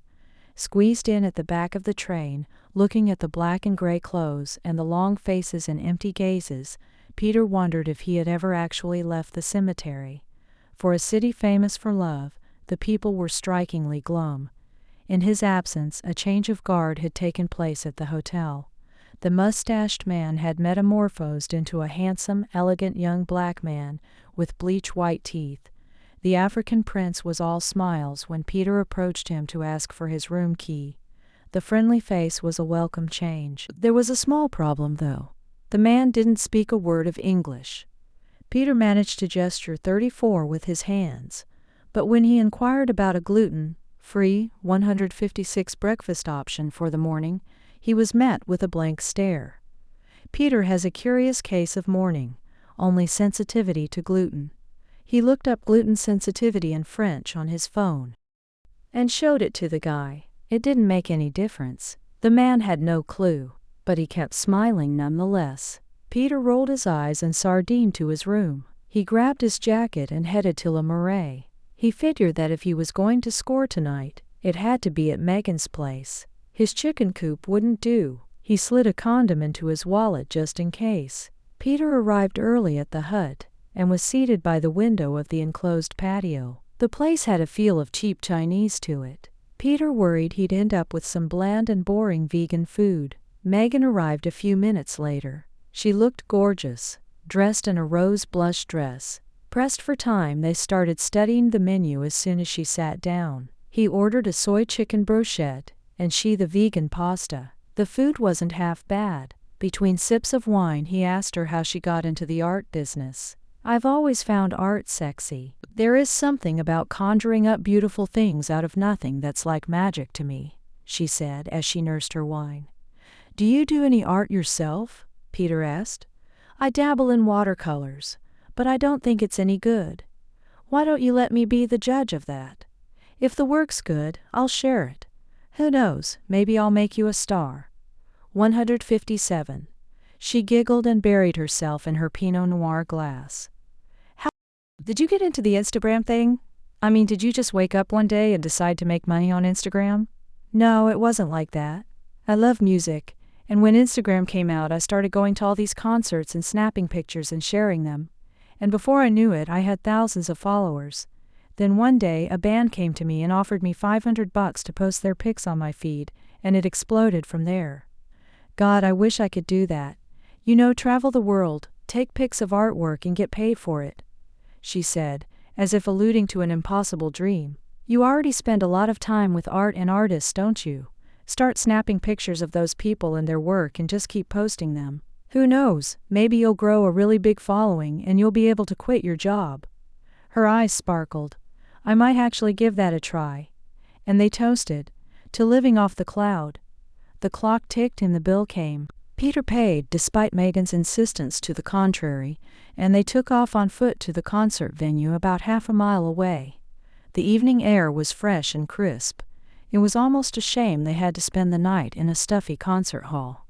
They Google mapped their way between the narrow streets and arrived at the hall's entrance around 7:30 p.m. Concert was about to start. People were lined up in the foyer behind tall glass doors as security guards checked their tickets before letting them in. Everyone had general 158 admission tickets, and every man and woman for themselves type of arrangement. This was Megan's first concert in Paris. She didn't know what to expect as they marched into what looked like a Chinese temple rather than a hard rock concert hall. Peter promised her a night she'd never forget. He told her the guys playing tonight were amazing and that she'd smile all the way to her bed at the hotel. Privately, he was hoping he'd be smiling with her in the same bed. They made it inside and rushed past the lobby cafe. The place was packed. There must have been over 1,000 people humming between the ground level and the balcony with its white oval arches and its large red railing wrapped around like industrial tape. Peter headed to the bar at the edge of the dance floor to buy them beer while Megan looked around. Along the walls of the ground floor were life-sized paintings set in blind arcades, framed in white carved stone. The arcades looked like gates peering into analog times, with matte paintings of Victorian dancing couples, piano players with top hats, and can-can dancers with frills and ruffled dresses. Images from a bygone era, peering back at that. A present they don't understand. To the back end, at the stage, the drum set, the bright orange Crush Pro amps, the microphones, and the many wires were flooded with bright stage lights. Megan liked the cool vibes and positive energy of the place. Doing an impromptu concert in Paris with a cute guy was not what she had in mind when she boarded her train at St. Pancras earlier that day. #serendipity. Peter showed up double-fisting 2 plastic cups of beer. "Let's go to the balcony so we can take pictures. We can go down to the dance floor later." They headed up. 159. Then the lights went out, and the hall roared. The band walked onto the stage amid the cheers and bellows of the audience. Peter pushed and shoved and squeezed a spot for the two of them at the tip of the U-shaped balcony. They had a bird's-eye view of the place. He grabbed his phone and shot reels of the gleaming stage and ecstatic crowds below, a united colors of Benetton kind of swarm, oscillating and cheering for the Californian band.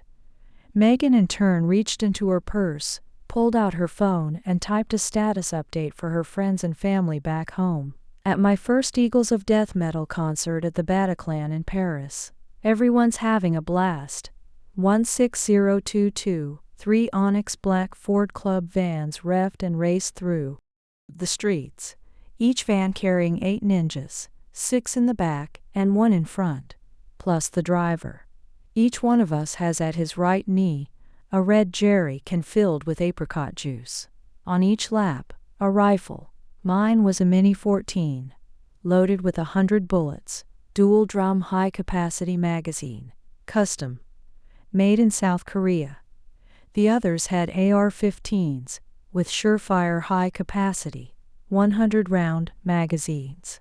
The club's back seats are set up facing each other, instead of forward. Sitting across from me are Michael Myers, Billy the Puppet and Frosty the Snowman, dressed in black from head to toe. I eye everyone in their Halloween masks from the 2 holes in my V4V mask, and I see flushed eyes and zipped fake lips. The vans hum and the juice sloshes with every bump. A full trash bag in the middle rolls back and forth. The drivers and those riding shotgun are wearing the same boring plain white masks they always wear. It has something to do with rank. White masks mean platoon leader. We have to follow them wherever they go, except for me. I was told to keep company with Daniel Drake. I'm wearing my new rock boots. I feel good. I feel strong. I feel zen. The van stops. The driver twists his head and white mask back, and across his shoulder he says, "Get ready, boys. We're here."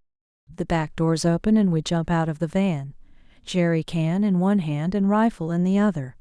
The cold wind hits my newly 161 shaved mohawk head, and I see a wall-to-wall banner hanging above the entrance of Canada Place. Social Media United Against Terror, Global Conference 20, 4 armed men in Halloween masks, carrying 18 jerry cans and 300 abandoned Starbucks. Trenta cups and garbage bags head to Ballroom A. The streets and the conference venue are crawling with cops and security guards. People in the street run in a panic as our Halloween army struts its way to the conference center. Not the cops or the security guards. The cops and guards take one look at us, and they drop their weapons to the ground and turn catatonic. Another Drake trick. I'm impressed. A ringtone of Tomoyasu Hotei's Battle Without Honor or Humanity goes off. Someone must have dropped their phone in the midst of the panic, and, to the single coil tone, we march in a loose 4-column formation towards the conference hall gates. My twilled and leather handsome soldier jacket flutters backward in the gusty morning wind. I spot a couple of braves filming us with their phones. A white mask notices my distraction. "Ignore them," he says. Where would Gilgamesh be if his epic hadn't been inscribed in stone? We storm the Canada Place lobby and march over the shiny marble to the moon journey spot by the totem poles. Nobody's manning the information desk. Ballroom A is straight ahead. We split into groups of 6 to cover the 4 ballroom exit doors. The one that leads to the lobby, the one 162 at the concourse, plus the 2 at the back house. I'm assigned to Daniel Drake's lobby entrance group. Gathered inside Ballroom A are 300C, suite executives, the who's who in the social media and technology world. They're gathering to denounce global terror and affirm their solidarity with its victims. Daniel Drake says it's all a photo op. We take our respective positions, and we charge the ballroom from the 4 access points simultaneously. Our sudden appearance is greeted by an outcry of gasps, heaves, and screams. Drake signals the commanders to fire a flurry of bullets into the suspended plasterboard ceiling tiles, and a drumming of bullets sends a cloud of gypsum dust flying over the heads of the attendees in their theater. Configured seats. The firing stops. Like someone pressed the mute button. The room is so silent now you can hear the bits of dust land on polished shoulder slopes. Bullets speak louder than words. Flanked by 4 ninjas and me, Daniel Drake, with his golden beak and black overcoat, makes steady strides through the center of the room towards the podium on the raised stage, on the other side of the ballroom. The PVC projector screen continues to display the opening slide of a horrified presenter. Social media doesn't kill people. People kill people. A ninja motions to the sweating slim-suit executive to stop cowering on the stage and go back to his seat. Daniel Drake 163 climbs the 3 steps of the mini-stage ladder and takes his place at the podium. We follow him, 2 on each side and 1 behind.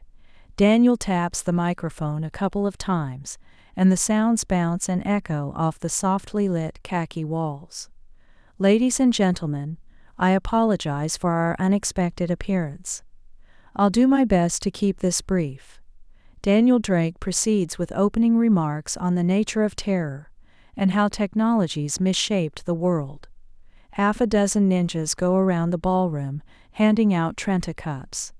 Another half dozen fill them with apricot juice from the jerry cans. When I mentioned the juice earlier, I might have neglected a small detail.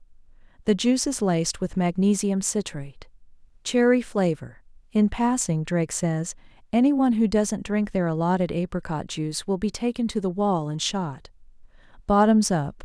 Back in medieval times, feudal lords charged illegal tolls on anyone using the primitive roads to cross their lands. Those greedy bastards only siphoned money. They added no value.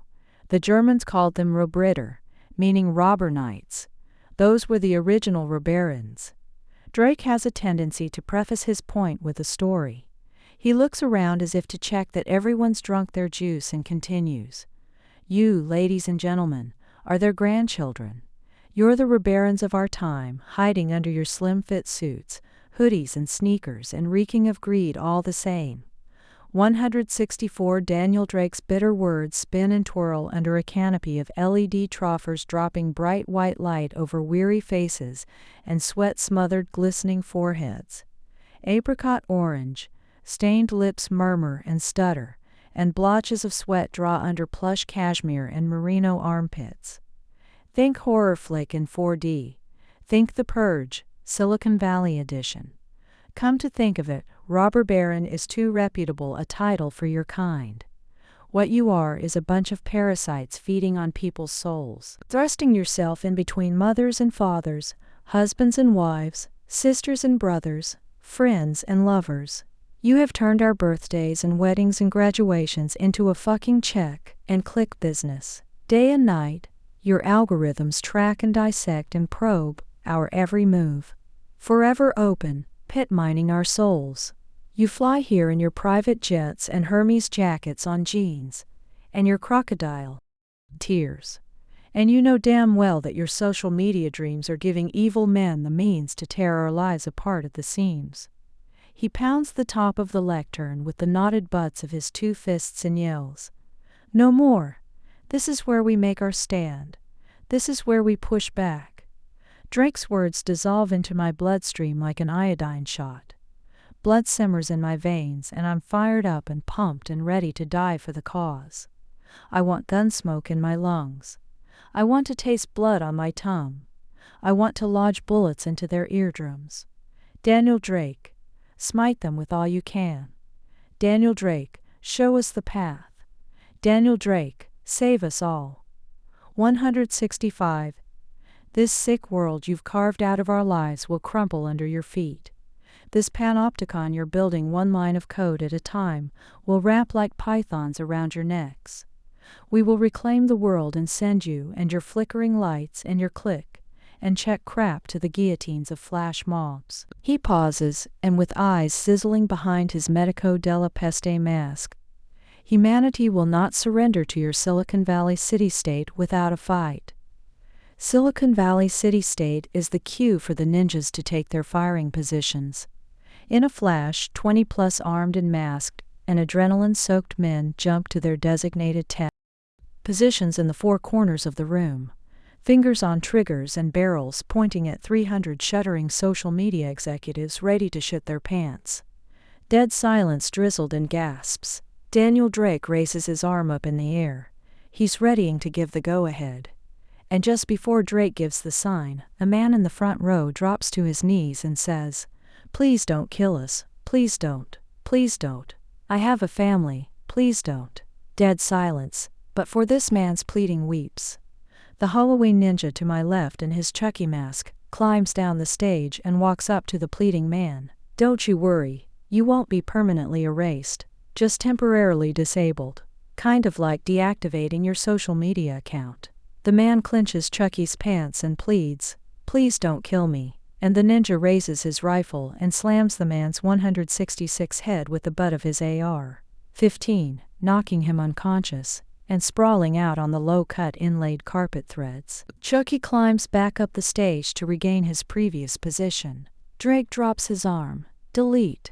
16723, tack, tack, tack, tack, tack, tack, tack. A hail of bullets, and the crowd sways like a gust of wind through a field of wheat. Who'll love the devil? Who'll song his song? Who will love the devil in his song? Tack, tack, tack, tack, tack, tack, tack. Blood, screams, vibrating phones. Allah Akbar.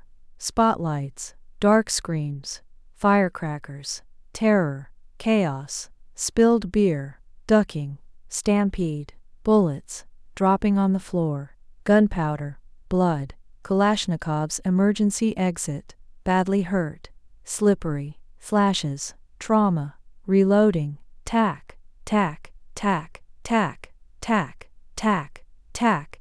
I'll love the devil. I'll sing his song. I will love the devil and his song. Love, hate, escape, stage, trapped, injured, hiding, playing dead, dead, pungent, squashed, terrified, tears, Allah Akbar, blood, moaning, gunshots, buzzing, phones, suicide belts, screams, boom, blood, torn flesh, police, bullets, severed foot, flashlights, reloading, tack, tack, Tack, tack, tack, tack, tack. 168. Who'll love the devil? Who'll kiss his tongue? Who will kiss the devil on his tongue? Men armed with Kalashnikovs and suicide belts stormed the Bataclan concert. Peter jumped on top of Megan and told her to play dead amidst the hail of bullets over the dance floor. Then, when there was a lull in the shooting, the pair got up and ran to a door by the stage. They pushed it open and huddled with others inside in room, with no exit in sight. Peter reached for his phone and tweeted in haste. I love you, Mom and Dad. At Julia Jennings, at Daniel Drake. Tack, tack, tack, tack, tack, tack, tack. Peter and Megan embraced each other. Then the shut door bursts wide open, and a brainwashed kid, branding an AK-47, marched in. He stopped and gazed at them. His eyes oozed hatred and disdain. He tucked his hand under his vest, fingered the mother of Satan, and went boom. 16924. Urinating in the face of danger pervades the animal kingdom. The Zels wet themselves when a predator is in hot pursuit. Chase a pigeon across a room, and there's a good chance it'll leave a trail of droppings behind it. A young puppy will wet itself with a mere peek. A boo, and frightened lab rats have a nasty habit of peeing and defecating all over the place. Nobody knows why animals do this. Some think it's a survival mechanism, masking their scent to put predators off their trail. You may want to keep this in mind the next time you're being chased by a wandering lion or escaped circus tiger. Whatever the biological or evolutionary link is between animal bowels and fear, humans too do wet and soil themselves in the face of danger, especially if they've just had a Trenta's worth of apricot juice laced with a powerful laxative. I'm waiting in my black pants, black sweatshirt, black boots, and black kick-ass jacket. I'm black everything except for my low-cut lilac-purple mohawk. I'm waiting for Bob in his office. The Vancouver Sun sits on his desk. I grab it. The front page reads in black bold letters, Social Media Executive Scared Shitless. I laugh my ass off. 300 social media executives were rendered incontinent at the Vancouver Convention Center yesterday, when an unidentified group of masked assailants took them hostage and forced them to consume a large amount of apricot juice mixed with a potent laxative. What remains unclear is why the Vancouver police stood idle as these unidentified gunmen marched into the venue and carried out their contemptuous act. 170. To induce defecation, the assailants fired a flurry of bullets around and above the gathering executives, forcing them to soil themselves. Subsequent to the unfortunate incident, a specialized team in hazmat suits was dispatched to care for the victims. While there are conflicting reports as to the number of attackers and their motives, reports have emerged that the assault may have been motivated by a rejection of the social media revolution and its alleged role in fueling extremist terror around the globe. A shaken and freshly showered senior social media executive spoke to the media just prior to boarding his company's Gulfstream corporate jet. We won't let a group of fringe Luddites impede the march of progress. Social media is here to stay. Another departing executive had this to say before jumping into his stretch limousine. We completely reject those accusations. Our company has invested substantial resources to combat extremist discourse of all kind, and we will continue to cooperate with law enforcement to fight this evil. Another executive echoed a similar sentiment. Our organization has been working tirelessly to foster a better social and mobile interactive experience, free of terror and hate. The individuals behind this morning attack are clearly oblivious to the needs and expectations of the common man, the irritated executive said prior to boarding his helicopter to Whistler for a much-needed vacation. All executives refuse to give their names for obvious reasons. End of article. 171. I'm reading this and I can't stop laughing at the sight of 300 geeky rubber barons and baronesses rolling and swimming in their own organic feces, and their expensive nootropic urine. Their Adderall-infused piss. If you want to picture the scene, think sepia tint with no phone. After we evacuated the venue, I remember wishing I had worn a Medico della Peste mask filled with rosemary and peppermint. I could have sworn I smelled curcumin and sage when Daniel Drake delivered his speech from the stage. Bob walks in and his jaw drops open, like a vintage ventriloquist doll. He's never seen me like this, and while his Coke bottle magnified frames are Velcro, strapped to the thin strip lining my scalp, I say, "Hi Bob, how have you been?" "I've been better," he says. Bob doesn't look very good. His freckled crown shines, now that he doesn't bother with a comb-over, and the 2 tufts of hair on the side of his head makes him look like Mickey Mouse. His shirt's half tucked in and curly hairs pop out from under his open collar. The man's a mess. Who wouldn't be? There's nobody here but Bob and rows of empty plywood cages, with dusty desks waxed in finger grease, and foam chairs covered with dandruff and hair. You'd think you were looking into a wall mirror in Dracula's castle. Bob slides behind his desk across from me and sits in his curved ergonomic chair. The top of his varnished walnut desk is bare, except for a landline phone and his iPhone. He stares at me, searching for the right words, and says, "What's with the hair?" "I found my inner rivhead. 172. "What do you mean?" "This civilization has collapsed into a monetized copy of itself. This is dystopia in 4G. Think Mad Max. Think Escape from New York. Think Gunhead. I'm merely dressed for the part." He listens and I can see my words jet over his head. He gets to the point. "I got your severance check." He pulls out an envelope and a piece of paper from his drawer. "Sign here and here," he says as he pushes the paper to my side of the desk and gives me a blue pen. I sign there and push the paper back to him. He hands me the envelope.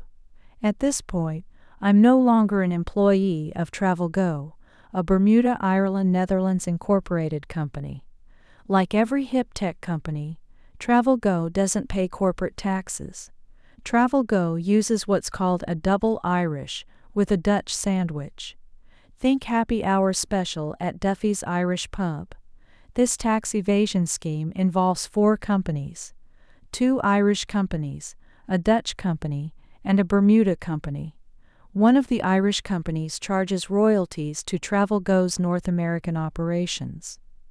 The royalty payments are booked as an expense in the US and Canada, which in turn eliminates corporate profits earned in these countries.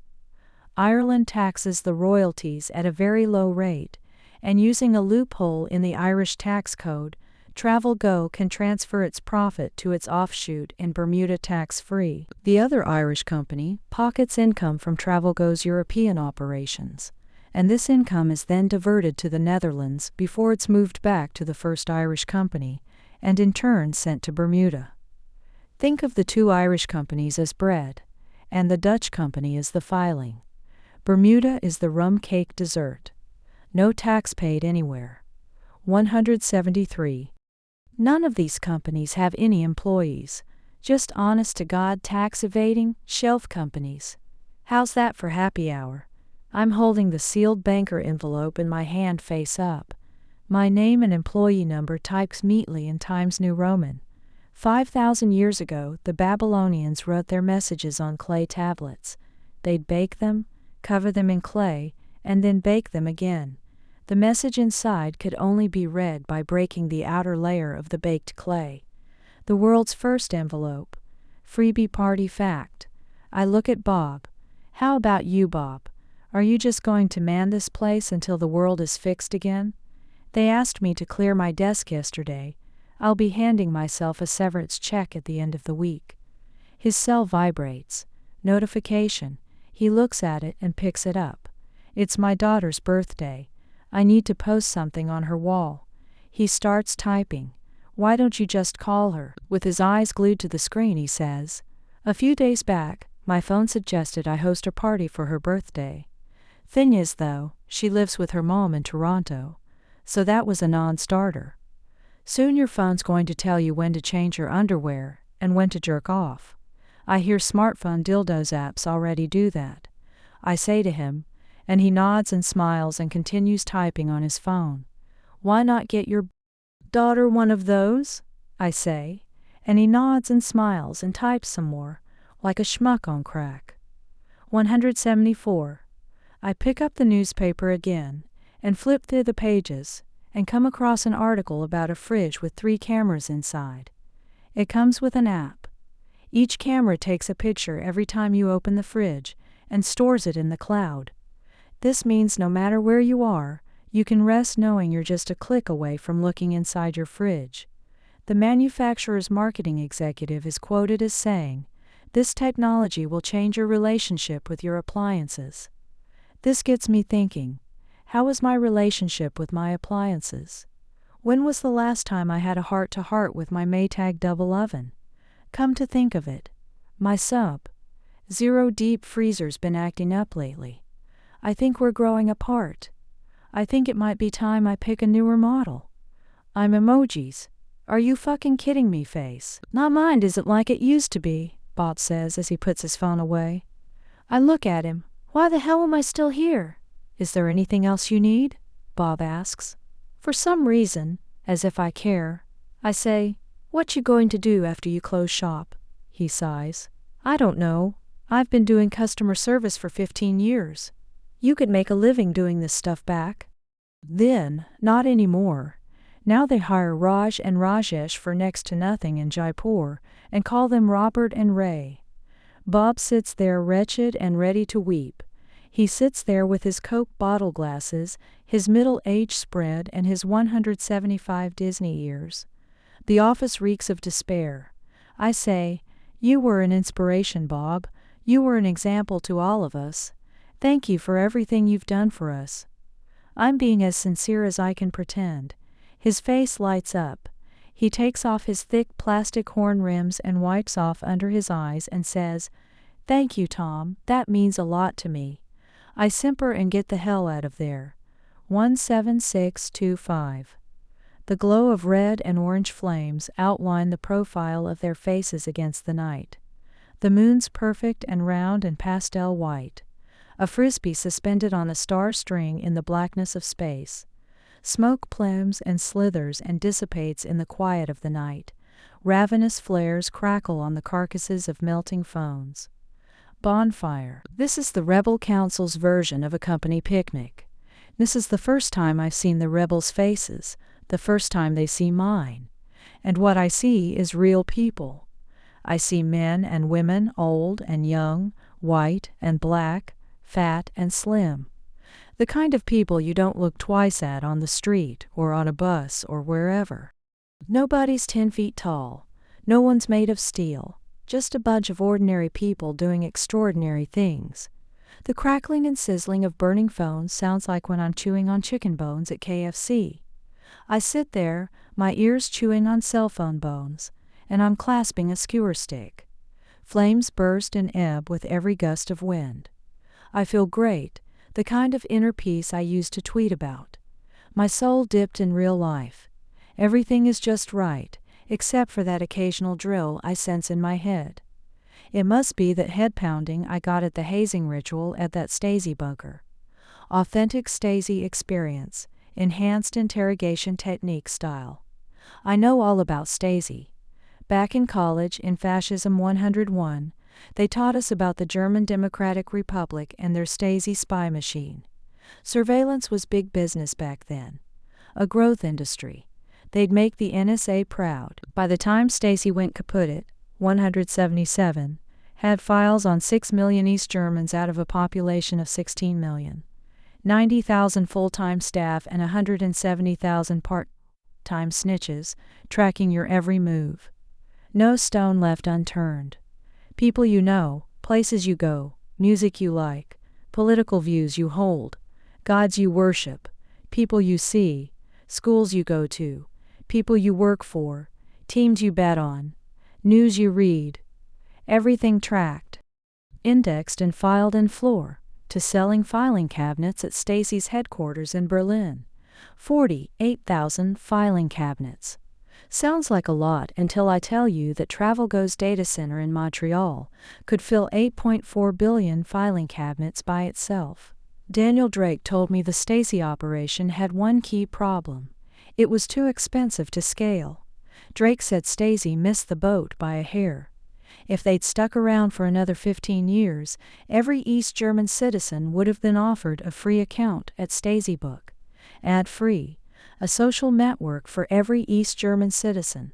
Stacey's plan to make the world a better place. Audiobook mission statement: to give our people the power to share, to give our citizens the freedom to connect with their friends and family, to give every citizen of the German Democratic Republic the opportunity to freely express what they think openly and safely. The Audiobook promise: Audiobook will never use your personal data without your consent. Audiobook will never curate or edit or interfere with your personal life. 178. We are Stacey. We only track you because we care. The Nokia 6800 at the tip of my hardwood sticks frizzled and roasted.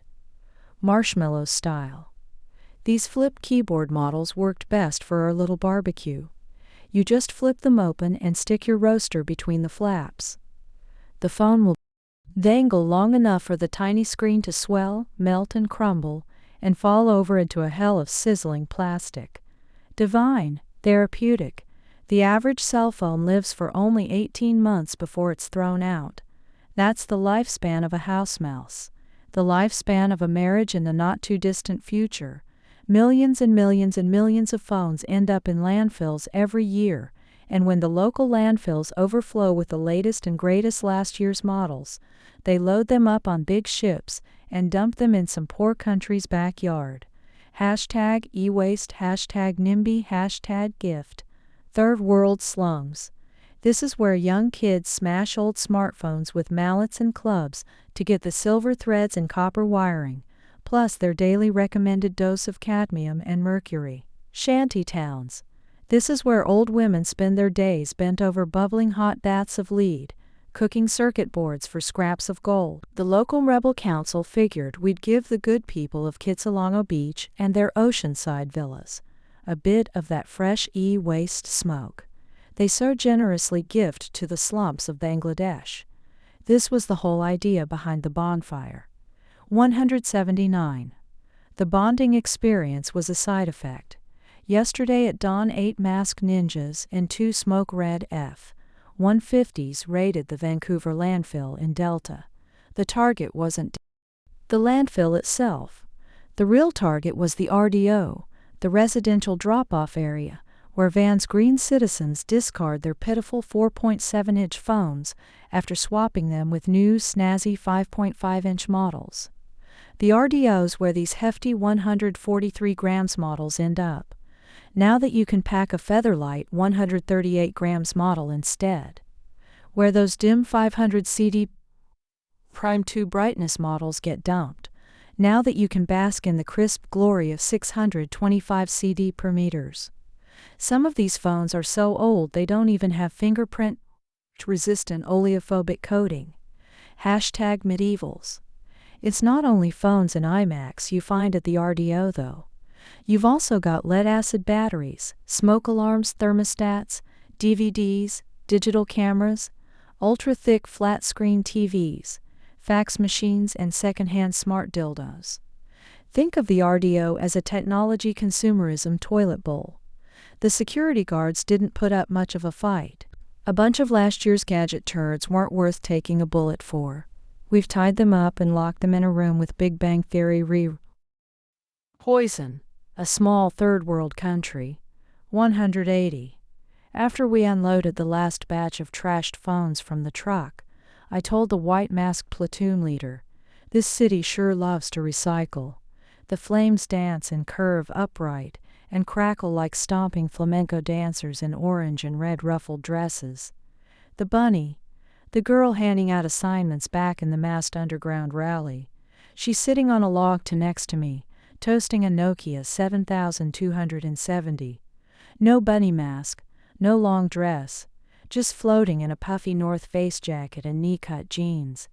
And the way she looks with her cinnamon bun hair is Princess Leia from Star Wars. We start talking. She tells me my haircut is to die for. I smile and tell her I'm a big Star Wars fan. I tell her Princess Leia lost her adoptive parents, lost her entire planet, lost her birth mother, father, and husband, lost her son to the dark side, and was abandoned by her brother, and she's still fighting on. Talk about buns of steel. One tough cookie and still sexy as hell. The bunny chuckles. My hairdo is no accident, she says, winking at me, and then pivots the subject back to our rebellion. After the revolution, the rebels will collect all iPhones, douse them in gasoline, dump them into the donut hole of Apple's Spaceship HQ, and light them all on fire. Going to install safety nets around the building's outer rim in case Apple executives want to jump ship. The words poetic justice come to mind. The bunny's charring the hell out of her Nokia. Bow to, she says. Bow to, 181. In Inner Mongolia there's a radioactive sludge lake called Bautu. The sludge looks like stinky date molasses and stretches as far as the eye can see. I saw it myself when I worked for a major smartphone component supplier as a rare earth metal sourcing manager. Rare earth metals are the shit you need to polish touchscreens and make batteries.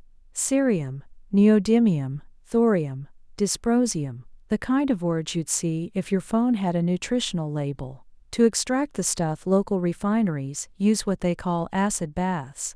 Think of it as a sulfuric, nitric, hydrofluoric acid spar for low concentration ore. This toxic molasses sludge ends up in the lake after the rare earth metals are squeezed out. One day I was stuck in a nearby village after my rental cherry Tiggo broke down. This is when I noticed the nasty fumes, the dead plants, the rampant disease, and the despair in everybody's eyes.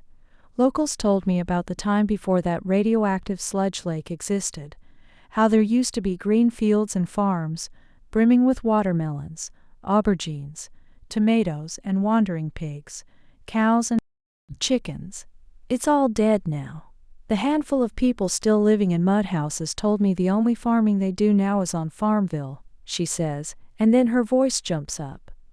This is when I just snapped. I walked away from it all and found Daniel Drake. That's when I joined his revolution, when I switched the Sith for a Jedi, if you will. She continues, after the revolution, we'll haul that toxic sludge in big metal containers and dump it into these private luxury lap pools in Silicon Valley. Hashtag Mudbath Therapy 182. What if they end up making the same mistakes? I ask. What if they waste away again and make-believe utopias of clicks and feeds and touchscreens and selfies? What happens then? That's where we come in. Look over there. She points to the phone pile at the back of one of the F-150s. This generation has no history. Everything they are is oxidizing and decomposing in landfills. Baby pictures, love notes, travel memories, graduation videos. They're all just rotting away in unwanted phones. A BlackBerry Pearl hinges on the glowing red end of her roasting stick. When future generations dig our ruins, they'll think history stopped in the 20th century with paper and pencil. They'll think we forgot how to write and paint and live. This generation is just an instant message in history. That's why we have to remind them of what happened here. Make sure they don't make the same mistake. The bonfire's sputtering and starting to die out. A guy in sweatpants and a suede jacket to my right grabs a couple of iPhones from a giant trash bag and tosses them into the fire. He fans the flames with a handheld fan and says, "iPhones burn the fastest. This ought to do it." Fluttering his fan, he 183 turns his head my way and says, "Did you know that the instructions for the Apollo 11 computer module were literally hand-woven?" "What do you mean, hand-woven?" The core robe memory was literally stitched to the module by a bunch of middle-aged women. It was long, tedious work. He points at the phones feeding the fire. You see this flaming, melting, bursting iPhone? This thing is 120 million times more powerful than the Apollo 11 guidance computer. Think about that. A fucking 120 million times faster. You're telling me this tiny flaring thing with its dick pics and off-center selfies and cats and hats videos and dinner spreads could guide 120 million Apollo rockets to land on the moon? Is that what you're telling me? Yeah, that's what I'm saying. I'm emoji's speechless face. I look up at the moon. I can see bright highlands, dark mares, traces of craters. The moon looks back at us from its space log. Watching this freak show with a soda can in one hand and a tub of butter popcorn in the other. The Divine Comedy. And Dante comes to my mind. The man who lies asleep will never wake in fame, and his desire and all his life drift past him like a dream, and the traces of his memory fade from time like smoke in air, or ripples on a stream. 184. I dive into dead words from history books I no longer own, and the bunny pulls me back to history in real time, and says, "How about you, Tom? What are going to do after we reset the clock?" My boots set neatly aside, I shuffle my toes in the sand, searching for what to say to her. I've been so busy brewing this revolution, I've forgotten to plan for my own future. I sit with my feet buried in the cold sand, whiffs of fond smoke fill my lungs, and I think of Marty. I see Marty in my future. Marty and I side by side tending to social media smartphone addicts. In 24 hours, the whole world's going to turn into a gigantic rehab clinic, and Marty and her psychology degree will be worth her weight in gold.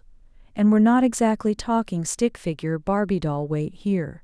Drake said the rebel council would temporarily seize power to ensure a proper transition to humanity's new destiny. Drake said, "We'll need teachers and educators. Maybe I'll be a historian, walking futures generations through grand libraries and museum squares, walking kids through library halls telling them how their ancestors scattered their lives onto thin film-coated glass screens, how their forefathers sniffed clickbait code for breakfast, and their foremothers tripped on likes in bed." I'm emoji's excited face. I tell her, when the clock hits 0, I want to wake up and feel like Columbus walking on the beaches of a new world. I want to wake up and feel like Armstrong brushing moon dust off his boots in the sea of tranquility.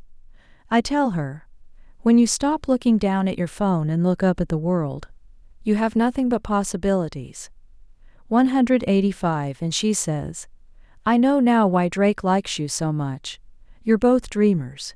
You're cut from the same cloth." What cloth would that be? "The one cut from the capes of superheroes," she says, as the moonlight bounces off her 2 perfect rows of little bunny teeth. And I'm emoji's blushing face. 18626. The ice-cold barrel of a Beretta M9 presses hard against my frontal lobe. The frontal lobe is your brain control panel, emotional expression, problem-solving, memory, language, judgment, motor function, sexual behavior, and oh yeah, pretty much all the dopamine receptors. The good news is, a bullet burrowing through your frontal lobe has a lesser chance of killing you. The bad news is, there is a good chance you'd wake up completely paralyzed thinking every day is Tuesday. The ice-cold barrel of Drake's M9 is drilling a 9mm hole in my skull. I'm pressed hard against the cold-tinted floor, to ceiling penthouse windows, and I pray whoever installed this thing between me and oblivion did their job right. And the day started so well. Daniel Drake's NFC virus worked like a charm. At exactly 10 a.m. this morning, every smartphone in the world flashed the same picture, that blood-red Joker grin emoji. The same one I saw on the basement projector from under my V4V mask.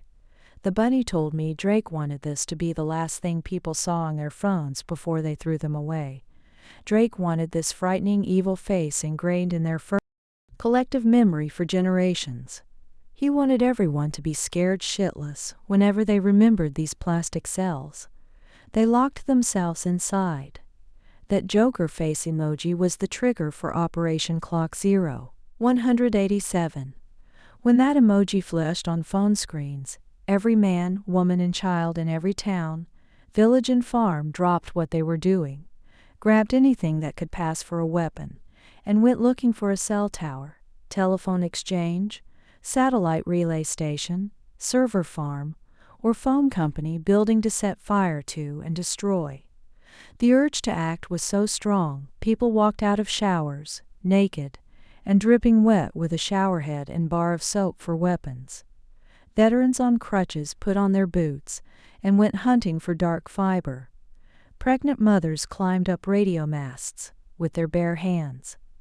Pilots landed planes on empty stretches of freeway, and crew and passengers jumped out on emergency slides, hot for copper wire. Trains stopped mid-track, and passengers stormed out of rail cars and dug under miles of track, looking for fiber optic cables. American, Russian, and Chinese ballistic missiles rained towards the sky from submarines and missile silos and crashed into satellites in 3 different orbits, blasting and bursting them into colorful crossets, peonies and chrysanthemums like morning fireworks celebrating the birth of a new era. This was an event on a biblical scale. And the Lord said to Moses, "Stretch out your hand over Egypt, so that locusts swarm over the land, and devour everything growing in the fields, everything left by the hail." Daniel Drake was the Lord, and everyone else was the locusts. This was no Starbuck revolts. This time it wasn't just sledgehammers and mallets and crowbars and baseball bats and kitchen knives and chainsaws and homemade flamethrowers. This time it was real firepower.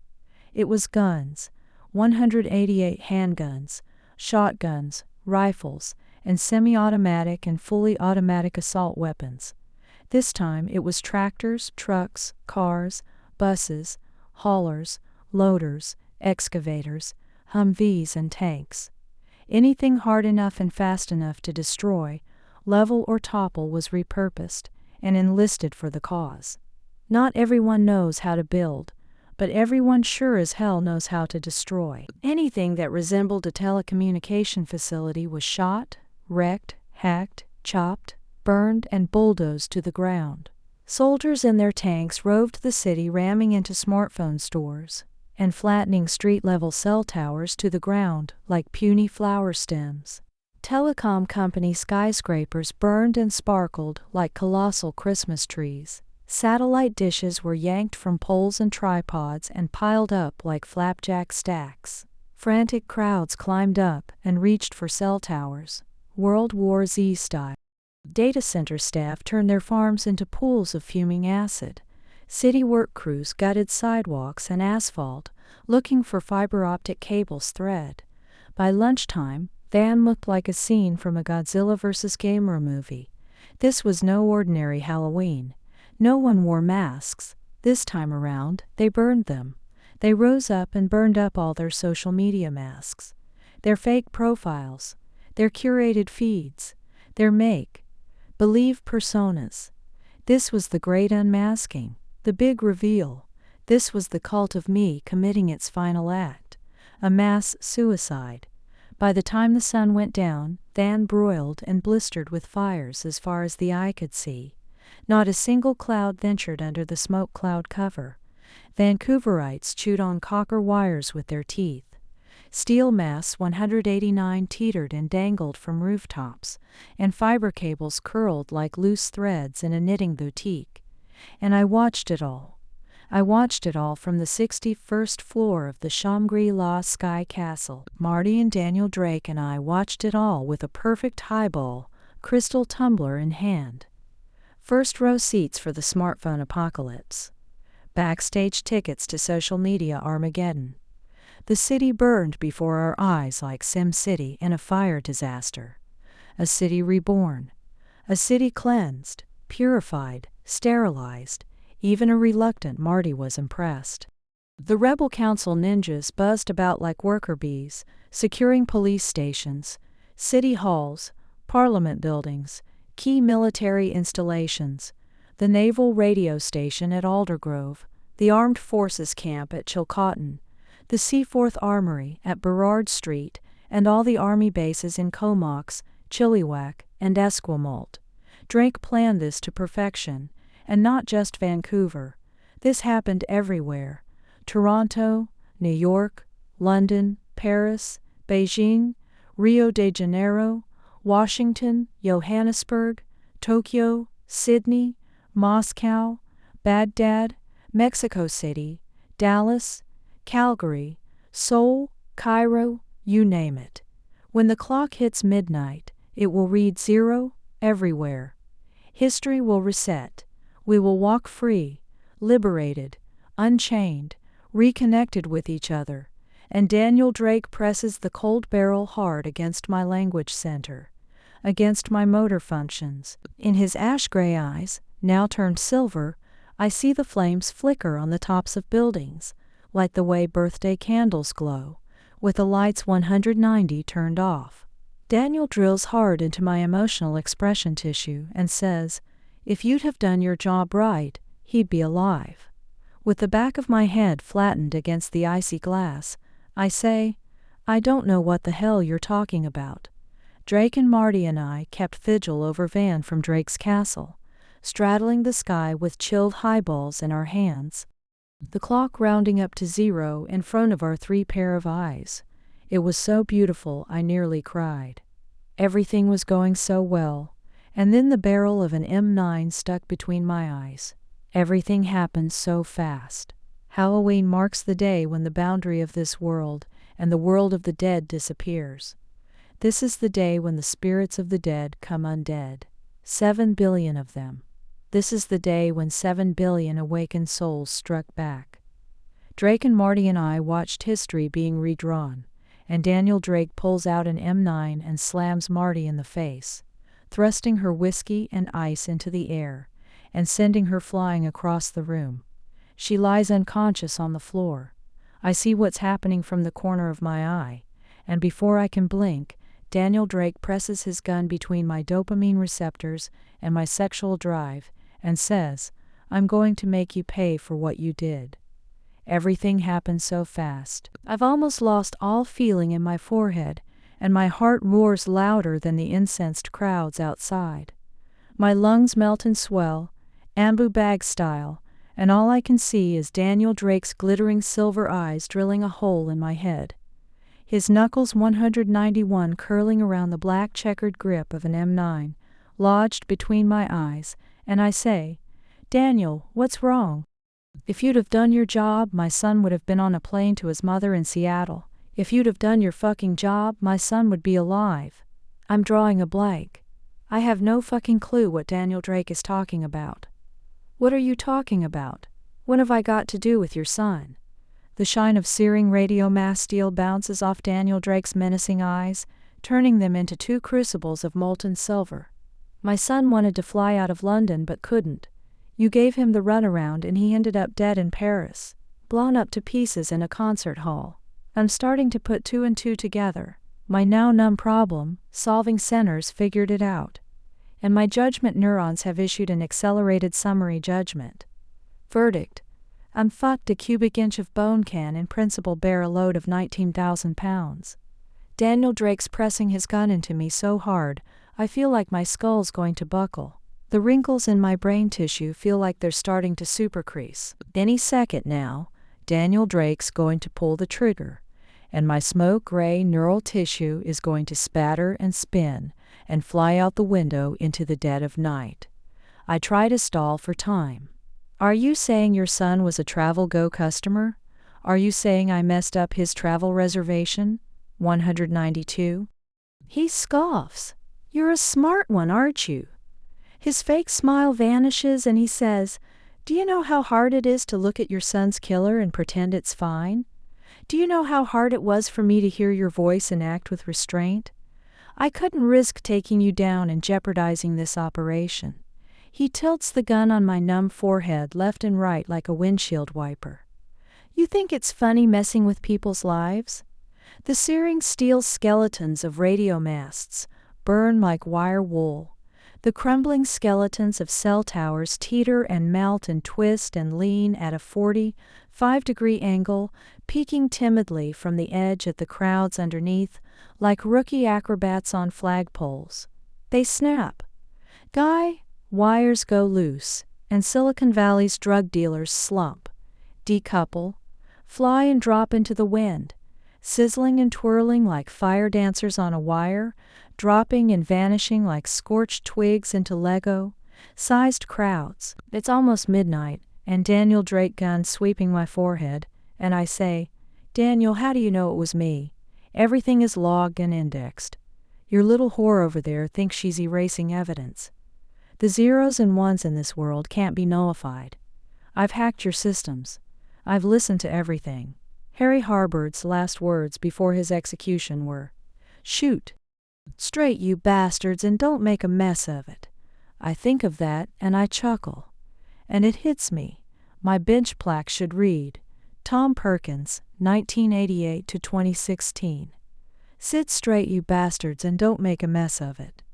I wish my sister was here to write this down. 193 Marty. I look over Daniel Drake's shoulders and I see Marty's awake and crawling towards the Toulon steel-frame dining chairs. I'm thinking she's going to grab a chair and bash him. I laugh out loud to distract him. Ha ha ha ha ha ha ha. Ha ha ha ha ha. He makes a fist with his left hand and punches me in the stomach and yells, "Shut the fuck up." I zip it. Don't piss off the guy with the gun. Marty's almost there. His name is Peter. His name is Peter, and you're dead because of him. Drake pulls his finger back to press the trigger when a steel chair comes flying and bashing and crashing into his vertebrae, and he goes jolting and convulsing like he's been tased. I leap down and tackle his legs as he fires 4 shots into the floor, to ceiling window pane, shattering and blasting the soundproof glass into the burning night. Gusts of freezing wind come rushing and storming into the room, and grunts and groans from 61 floors below charge in full blast like Dolby surround in a locked room. Daniel Drake thuds and falls sideways, and I mount him on his side. His chest and left arm are clutched between my thighs. His right arm and hand are loose, still clasping his gun. I reach down to grab his M9, and he rears and spins and twists like a rodeo bull, and his legs kick and punt and send shards of glass flying off the precipice below. Marty runs over to grab his gun, and just as he manages to buck me off, she slips on shreds of glass and flies over us and out the window into the 194 night sky. She grabs and holds onto a thin outer ledge lining the window frame. "Oh my God," she cries. "Oh my God. Tom, help me. Tom, help. Help." Marty's cries send a shot of adrenaline through my veins, and I turn around and punch Drake with everything I've got, and my glass-crusted knuckles land on his face like a knuckle duster, and I don't let go. I climb over him and pound on his skull left and right, against his herringbone parquet floor, until my knuckles burn raw, and his face is a bloody mess, and his teeth tear a hole through his cheeks. "Help me! I'm slipping, Tom." His eyes are swollen shut, and he fumbles and gropes with his hands like a blind man, and before he catches a breath, I hammer my elbow into his chest, and he coughs hot blood into my face. I keep battering his rib cage like a jackhammer, until his ribs snap, and he's frozen limp, and the cone of my elbows flattened and sore. "Tom, help! Help! I'm slipping, Tom! Hurry!" 195. I jump up from Drake's cracked bones and leap to the window, and my eyes hit miles of void. I scour the edge and I see Marty's fingers, strawberry red with blood and swollen. She's barely holding onto the ledge. I stretch my right arm and seize Marty's forearm, and pull, pull, pull, and she glides up inches higher, and pull, pull, pull, a few inches more. Pull, pull, pull, and now her head is level with the window sill, and her terrified big indigo eyes interlock with mine. A spark of hope glitters in her eyes. A jagged glass icicle slices the back of my hand wide open, and my hand gives. I let go, and Marty falls back down. She miraculously catches the ledge again, and we're back to where we started, except now I don't have my good arm. Fuck, fuck, fuck. My blood gushes out all over Marty's face, and she's screaming and shivering in panic, struck. "Oh my God, Tom," she yells. "Don't worry, I got you." I stretch my left arm and clench her forearm firmly with my left hand and pull, pull, pull, pull, and nothing happens. Pull, nothing, pull, nothing. I can't pull Marty up with my left arm. I try to stay calm. I look ahead and see sweltering cell tower rods. I see red-hot steel jump and dive in the cold night air like barbecue sparks. 196 Marnie's dangling and clasping onto the edge for dear life with both hands. Her feet flap, looking for something to step on, a ledge, a window frame, a pipe, anything. But there's nothing below her floating platform boots, but bottomless void and crisp, cold air. Tom, I don't think I can hold on much longer. She looks down over her shoulders and tilts her head back up, and with her snow-white cheeks and her licorice black lips stained with my blood, she says, "It's so steep. It'll be like flying." I pray and plead with God, or whoever's in charge, and I gather my last ounce of strength and pull on her arm as hard as I can with my no-good left hand. I can't lift her an inch. I know I'm going to lose her. Tears gush out my eyes and wash my blood off of her face. "Marty, you're thinking of angels." With a twinkle in her eyes, she says, "I love you, Tommy." And she lets go, falling, getting smaller, falling, smaller, falling covered in tears, smaller, falling like an angel with broken wings, smaller and gone. Stairway to heaven on impact kind of gone. I'm on my knees in a pool of my own blood, and tears at the edge of a new world, at the edge of clock zero. Wind hits my face, warm blood oozing out of my palm, and a vista of broken cell towers parade and burn and bend in front of my blurry eyes, and victory never tasted so bitter. Bang! 197 raw shock. A numbing sensation of raw shock flows from my back.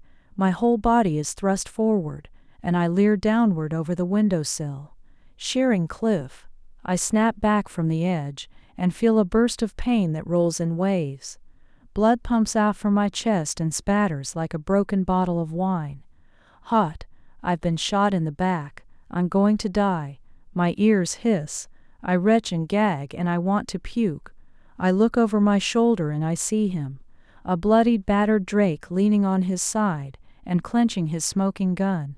His incense swollen eyes shoot more lead bullets into my heart, and I collapse and fall out the window and down the Shangri-La cliff, falling, falling, falling, falling, flying, flying, flying, flying, flying, flying, flying.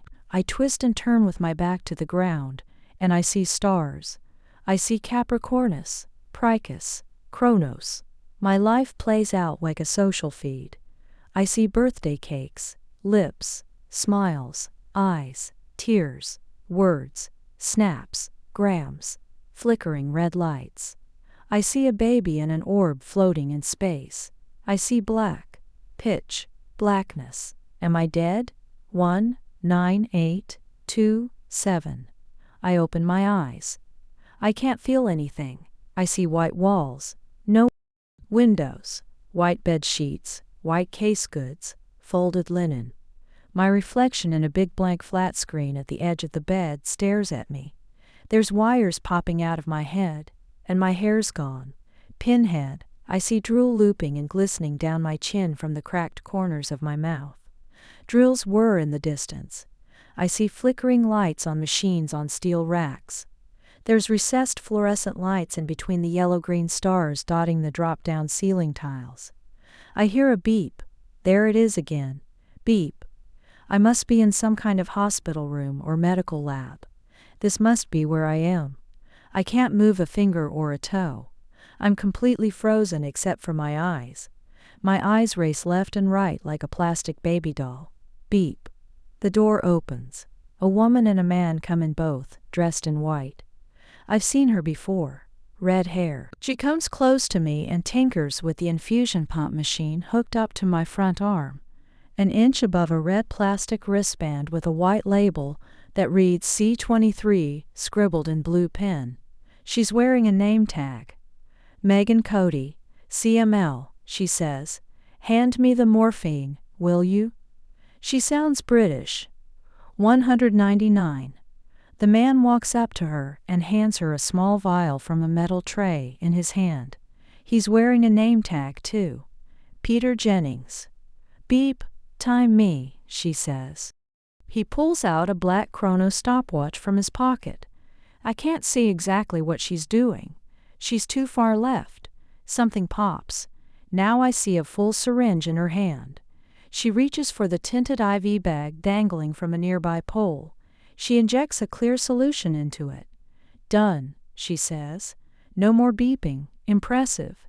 27 seconds. "Let's see if you can beat that next time," she says, and giggles. "That's not fair. I just started working here last week."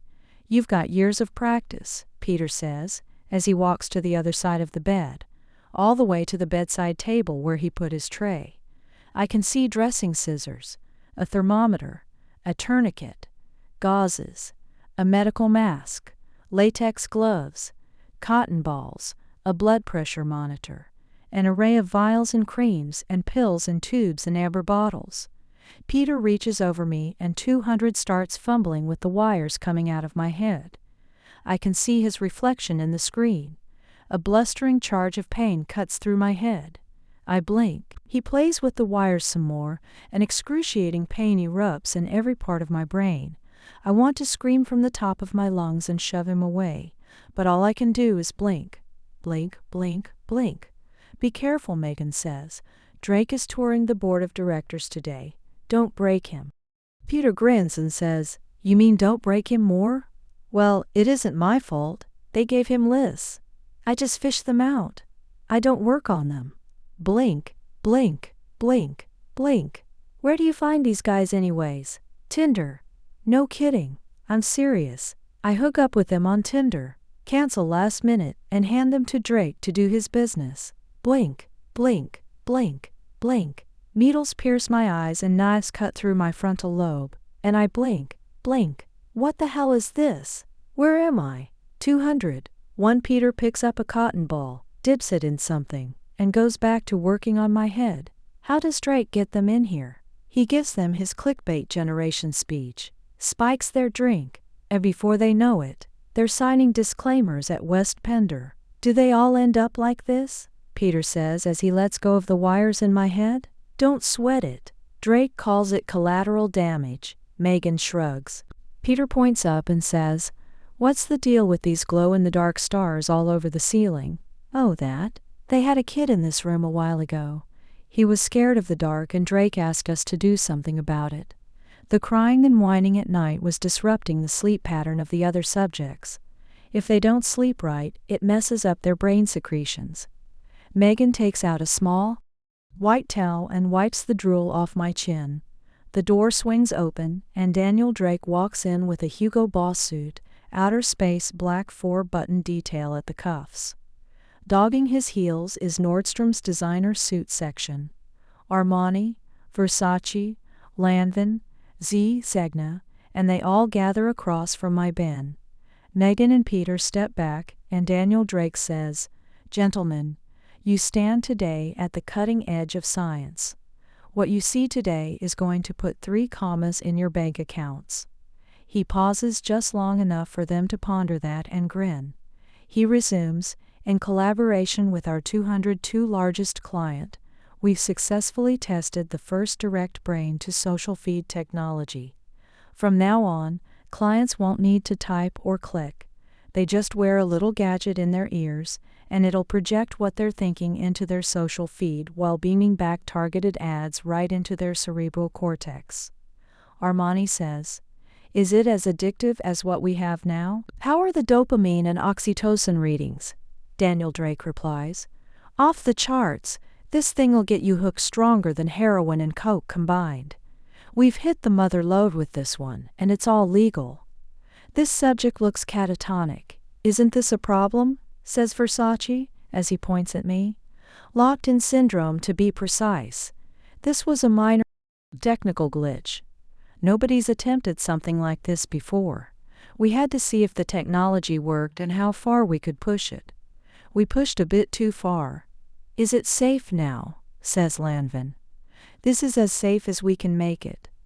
I wouldn't recommend giving this to your kids for Christmas, but as far as commercialization goes, we're good to go." "Excellent," says Zegna. "Can we see this thing in action?" says Armani. Drake looks at Megan and says, "When did you last administer morphine?" "Just now, sir. 203. "Great. This test model only works when the subject's in a dream state. Give it a second for the morphine to kick in. When he closes his eyes, the brain sensors will pick up the signal, and the flat screen will automatically turn on. As he speaks, my eyes start to feel heavy. I fight to keep them open, but a 2-ton anchor tugs at my eyelids. Morpheus is in the building. Drums, I hear bass, I hear guitars and organs. I see a speedometer. I hear tires squeal. I see a freeway, and I float. I'm floating against the ceiling, and I'm looking at myself bobbing my head by the open window, sitting on my parents' bed. A breeze tousling my hair, and she sings. I don't know what you're looking for. You haven't found it, baby, that's for sure. You rip me up and spread me all around, in the dust of the deed of time, and I float out the window. Her voice starts to fade. And this is not a case of lust. You see, it's not a matter of you versus of me. It's fine the way you want me on your own. But in the end, it's always me alone. 204 floating away, and racing for the clouds. I can barely hear the music now. And I'm losing my favorite game. You're losing your mind again. I'm losing. Total silence. Earth shrinks beneath me. Pale blue dot. I'm floating like an astronaut, and it's completely silent. I'm floating in the dark. I'm in deep space, floating like an astronaut with no suit. I see stars, constellations, dark matter, rocks, and I hear a disembodied voice. It's a sea goat talking to me. It's the voice of Prychus. Come on here, I've saved you a seat. The end?